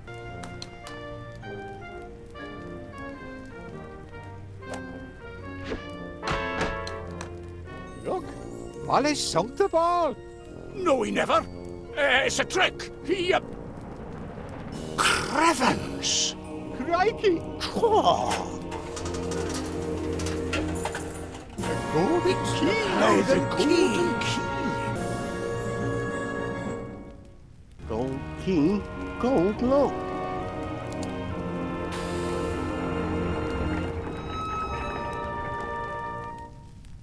Looks like a match.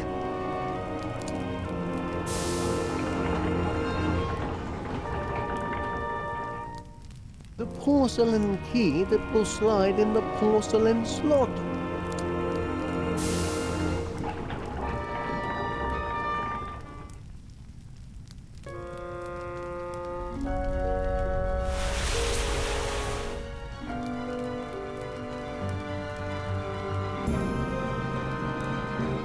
It's the deed. Well, it appears to be genuine. So you see, PC Plod, Prickly Thicket has a wee golf course after all. I see. And where is this land exactly? Well... If you can't even establish that, gentlemen, I don't see how... Gangway! Gangway! Used to be in reconnaissance, don't you know? Dab hand at topography. Let me see now. Bit of a rise to the north, river bisecting the 11th fairway, grove of oaks to the west. Interesting. What is it? Naturally, some of the landmarks have disappeared in the intervening years, but if my guess is correct, the 18th green is located precisely on the spot of ground now known as... 62 West Wallaby Street. Well, I'll be. And it's not just my house that's in danger. If Chairman McBiscuit gets his way, the golf course will end up covering most of the... But I'm still jiggered if I understand why you're playing golf through the middle of town. If I win the Chairman's tournament, I'll be named Chairman of Prickly Thicket, Mrs. Gabberley. It's only the club chairman who can call off the wrecking ball. Why's the Chairman's tournament got to be played here? Well, as the deeds show, Mrs. G, we're standing on the site of the original Prickly Thicket golf course. You see, it's all very logical if you stop to think about it. And Chairman McBiscuit sinks his putt, moving him to 20 under par. But let's face it, Pat. You haven't a prayer. Oh, I'm not chucking in the trilby just yet. I've still 2 holes to play, remember? And I've got one clear advantage. The greatest helper a golfer ever had. Me remote-activated auto caddy. Watch this.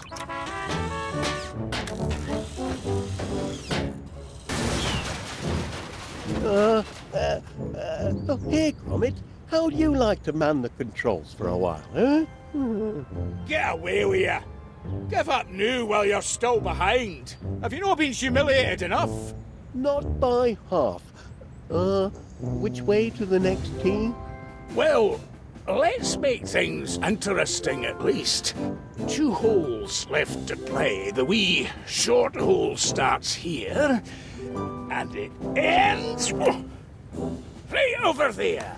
What a shot! All in one for Chairman McBiscuit. He's on fire today, ladies and gentlemen. Now he swaggers to the 18th tee. The long hole starts right here, and it ends... By heck, what a Bobby Dazzler! Clean out of sight. Why, Panea, where's it going to come down then? Let me see now. The 18th hole. Yes, that would be 62 West Wallaby Street. Oh, yeah. Now, you can play the two holes in either order. Play them both at the same time if you like. First man to finish the pair of them wins the tournament. What do you say?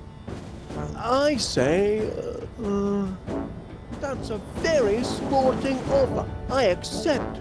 Right then, afraid I haven't got time to hang around here and watch you muff your shots. I've a victory party to get to. You'd best follow me back to the 18th green, Panea. You'll not want to miss commentating on my match-winning putt. Now then, which hole shall we tackle first? Let's give the short hole a try.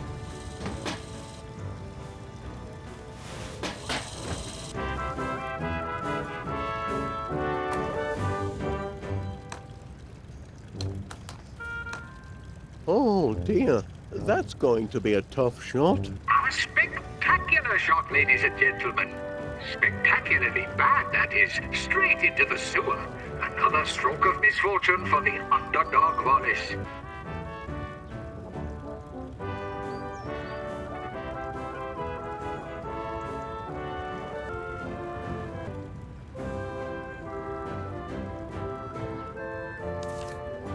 Nothing for it but to take the plunge, eh, lad?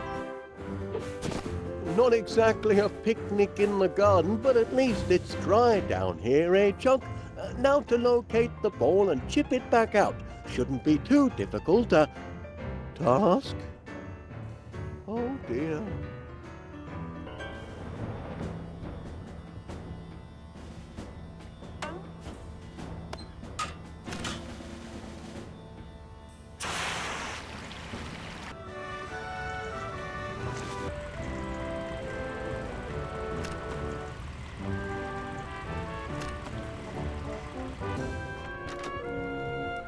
Oh, listeners, it isn't over yet.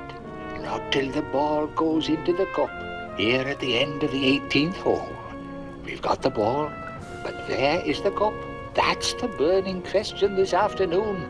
A question our own Duncan McBiscuit would give his best chipping.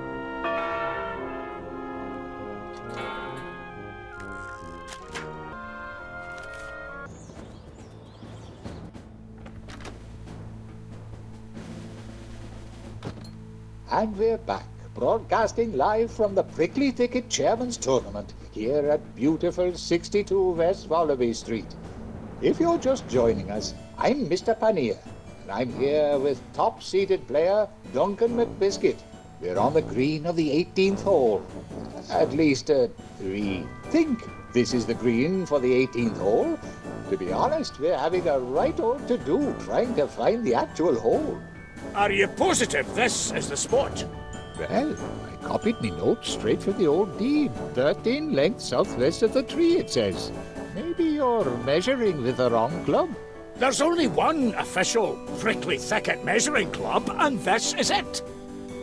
Yes, this is it, ladies and gentlemen. The thrilling finale to a thrilling contest. Stay tuned and you won't want to miss a moment of the drama.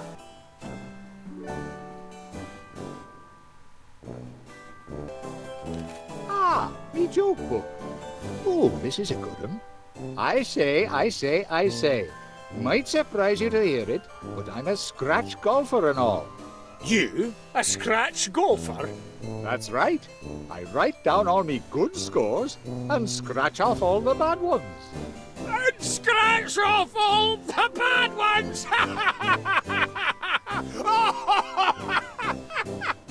Oh, scratch off...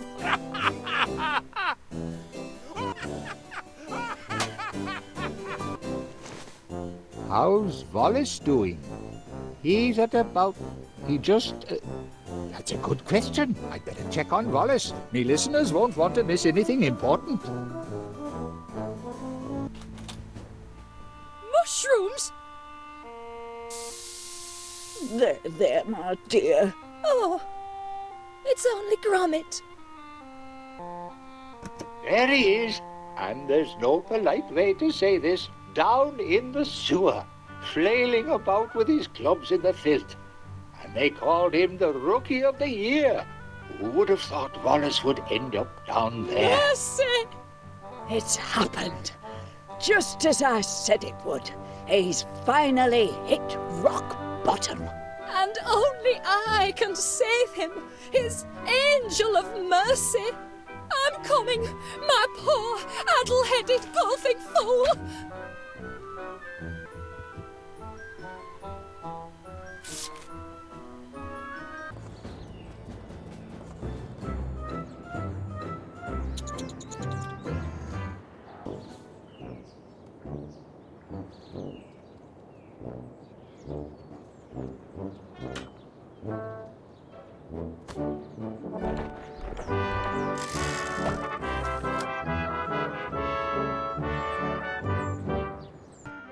Oh, there you are, Gromit. Well, no luck down here, I'm afraid. If only these pesky mushrooms hadn't... Wallace! It's Flint? So it's true! You finally hit rock bottom, as great Aunt Prudence said you would. It had to happen, I know, but oh, so quickly. No matter, your angel of mercy has come for you.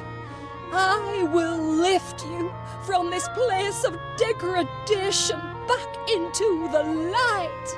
I'll wipe your burning brow and nurse you back to health. I'll surround you with flowers and music and mushrooms. Ah!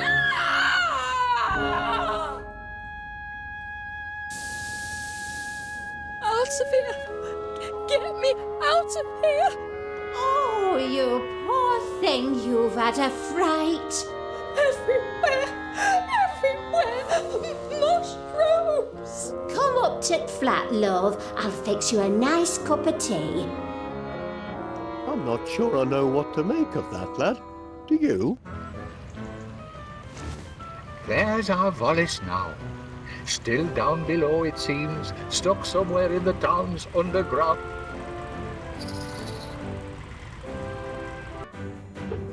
Now, which club to use?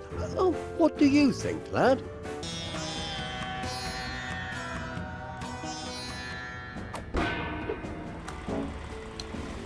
Well, it's about time.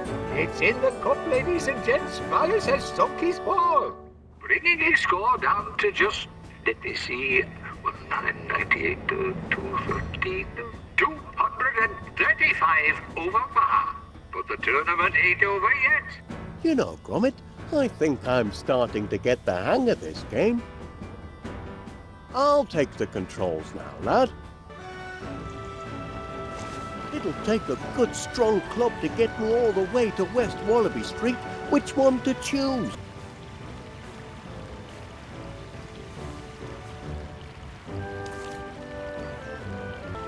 Ah, me blistering iron.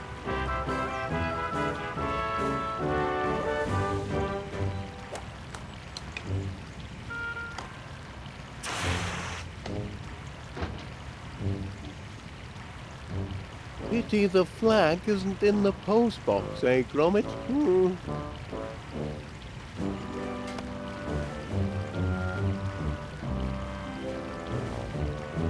Got to play the ball from where it lies, I reckon.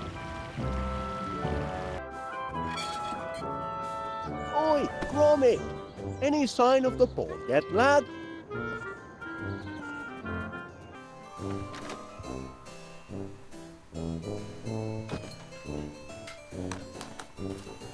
What the? Wallace's ball? Oh, no. This hallway ain't big enough for the both of us.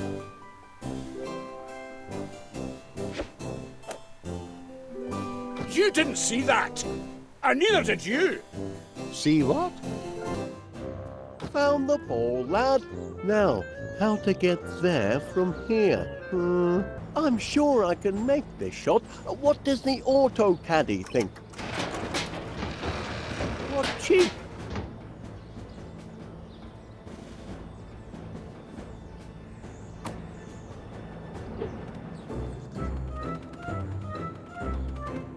Hey, drop that. Do something, Gromit.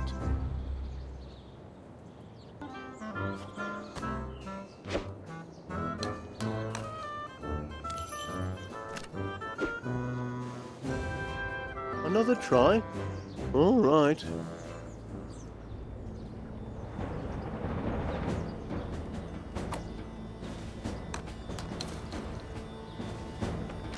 What's this?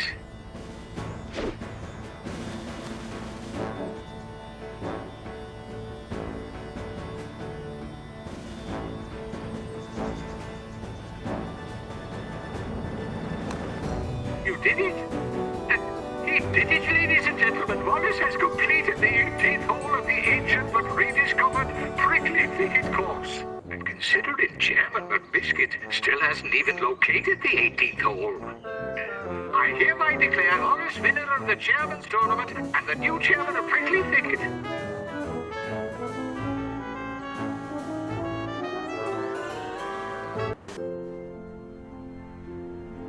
It's true, then. Indeed it is. The long reign of Duncan McBiscuit has come to an end. All hail Chairman Wallace! Wallace! Oh, no need to make a fuss on my account. Oh, but there is, Wallace. Heard the entire game on the wireless. This is a new beginning for Prickly Thicket. Aye, an era of peace and goodwill and justice for all. Right, Wallace? That is... yes, I certainly hope so. As Gromit will attest, I've always been very... Gromit! No dogs allowed in the club, lad. You'll have to wait outside.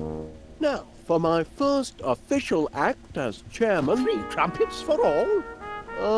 No, Major Crumb. My first official act will be to tear up old Roaring McBiscuit's deed and to save West Wallaby Street from the bulldozer. Ah, of course. Jolly good, jolly good. You carry on, Wallace. Where is he? Where is that wee bogan bumpwood?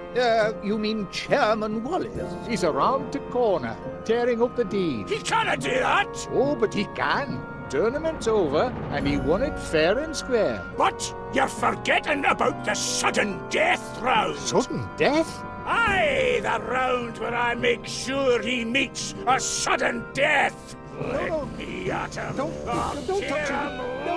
We're gentlemen here. Let's settle this. Stop in the name of the law! I hereby serve notice for immediate closure. Aye, again. For violation of local bylaw number 682, which prohibits the feeding of Polyporus pilus, commonly known as the ball-shaped mushroom Tusculus calinensis, or your common garden grey squirrel.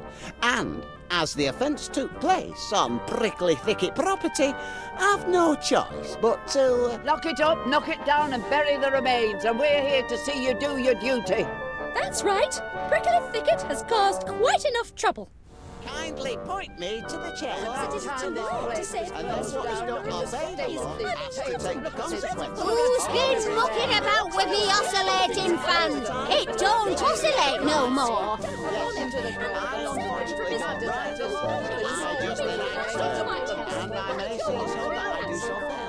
Suppose I'd better join them. Miss anything important, have I?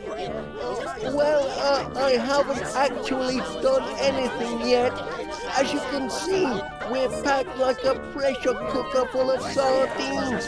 And I wanted to discuss our options before... Discuss? Poppycock, are you a waffler or a leader, Wallace? Well, that is Wafflers waffle, leaders next.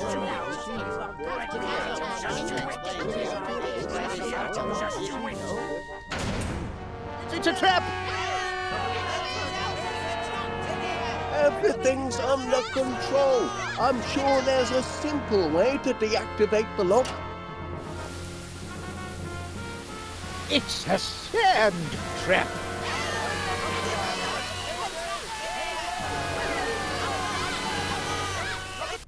No need to panic. I have an idea. But to put it into effect, I'll need to shift over to the window. Now, Miss Flit, if you could simply shift your weight, into the empty space. This is intolerable. Constable Tibbins? Perhaps I will, perhaps I won't. Mr. Pannier, if you wouldn't mind sliding over. Like this? Pardon me, Mr. McBiscuit. Could you perhaps shift your weight over a bit? I'd like to shaft my fist onto your hooter for getting us into this scrape. Dunk, please. All right, lassie, all right. Hello, Felicity. Duncan? Why'd you do it, Felicity? Why'd you want to throw me over for a numpty like Wallace?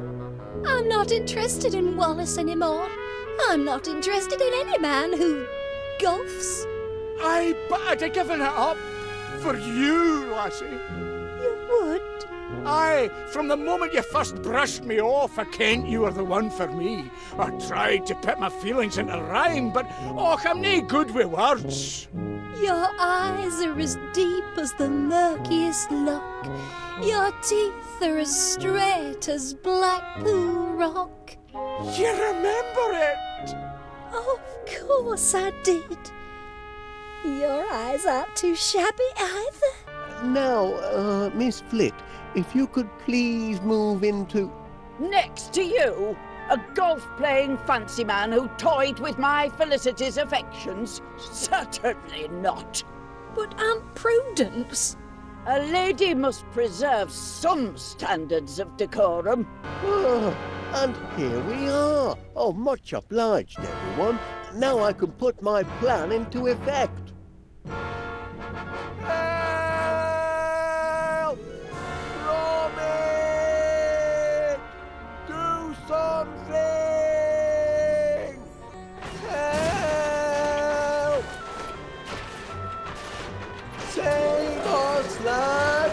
The sands of time are running out!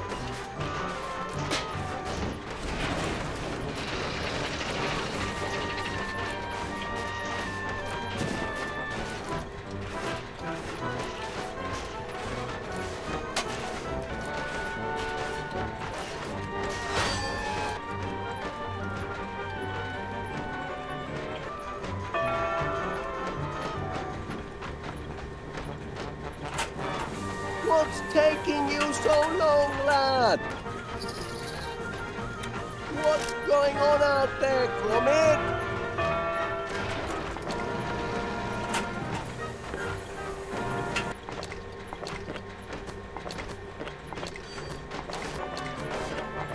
Help!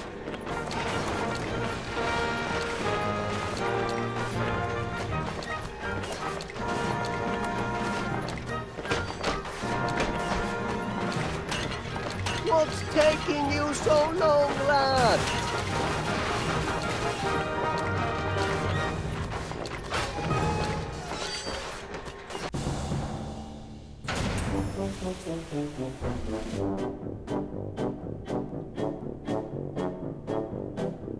Phew! Thanks, lad.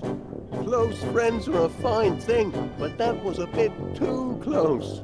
Well, why people are so keen on country clubs is a mystery to me.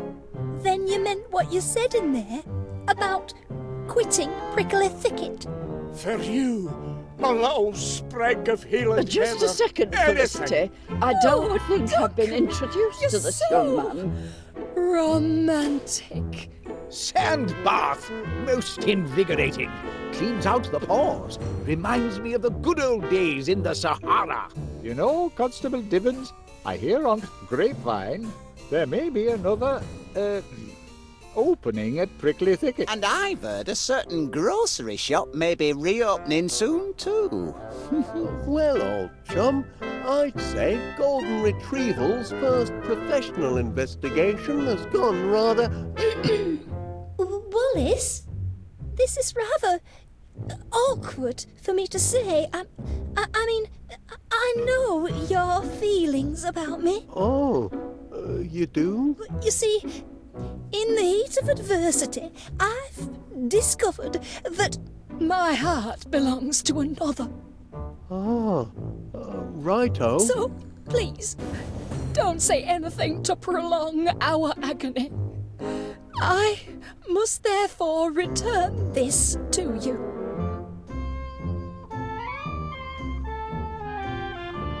By heck, lad, that's 2 close shaves in one afternoon. I don't know about you, but I could murder a copper. Oops, hang on, just a sec.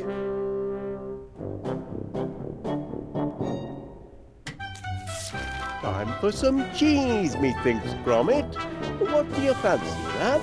Edam or Wensleydale?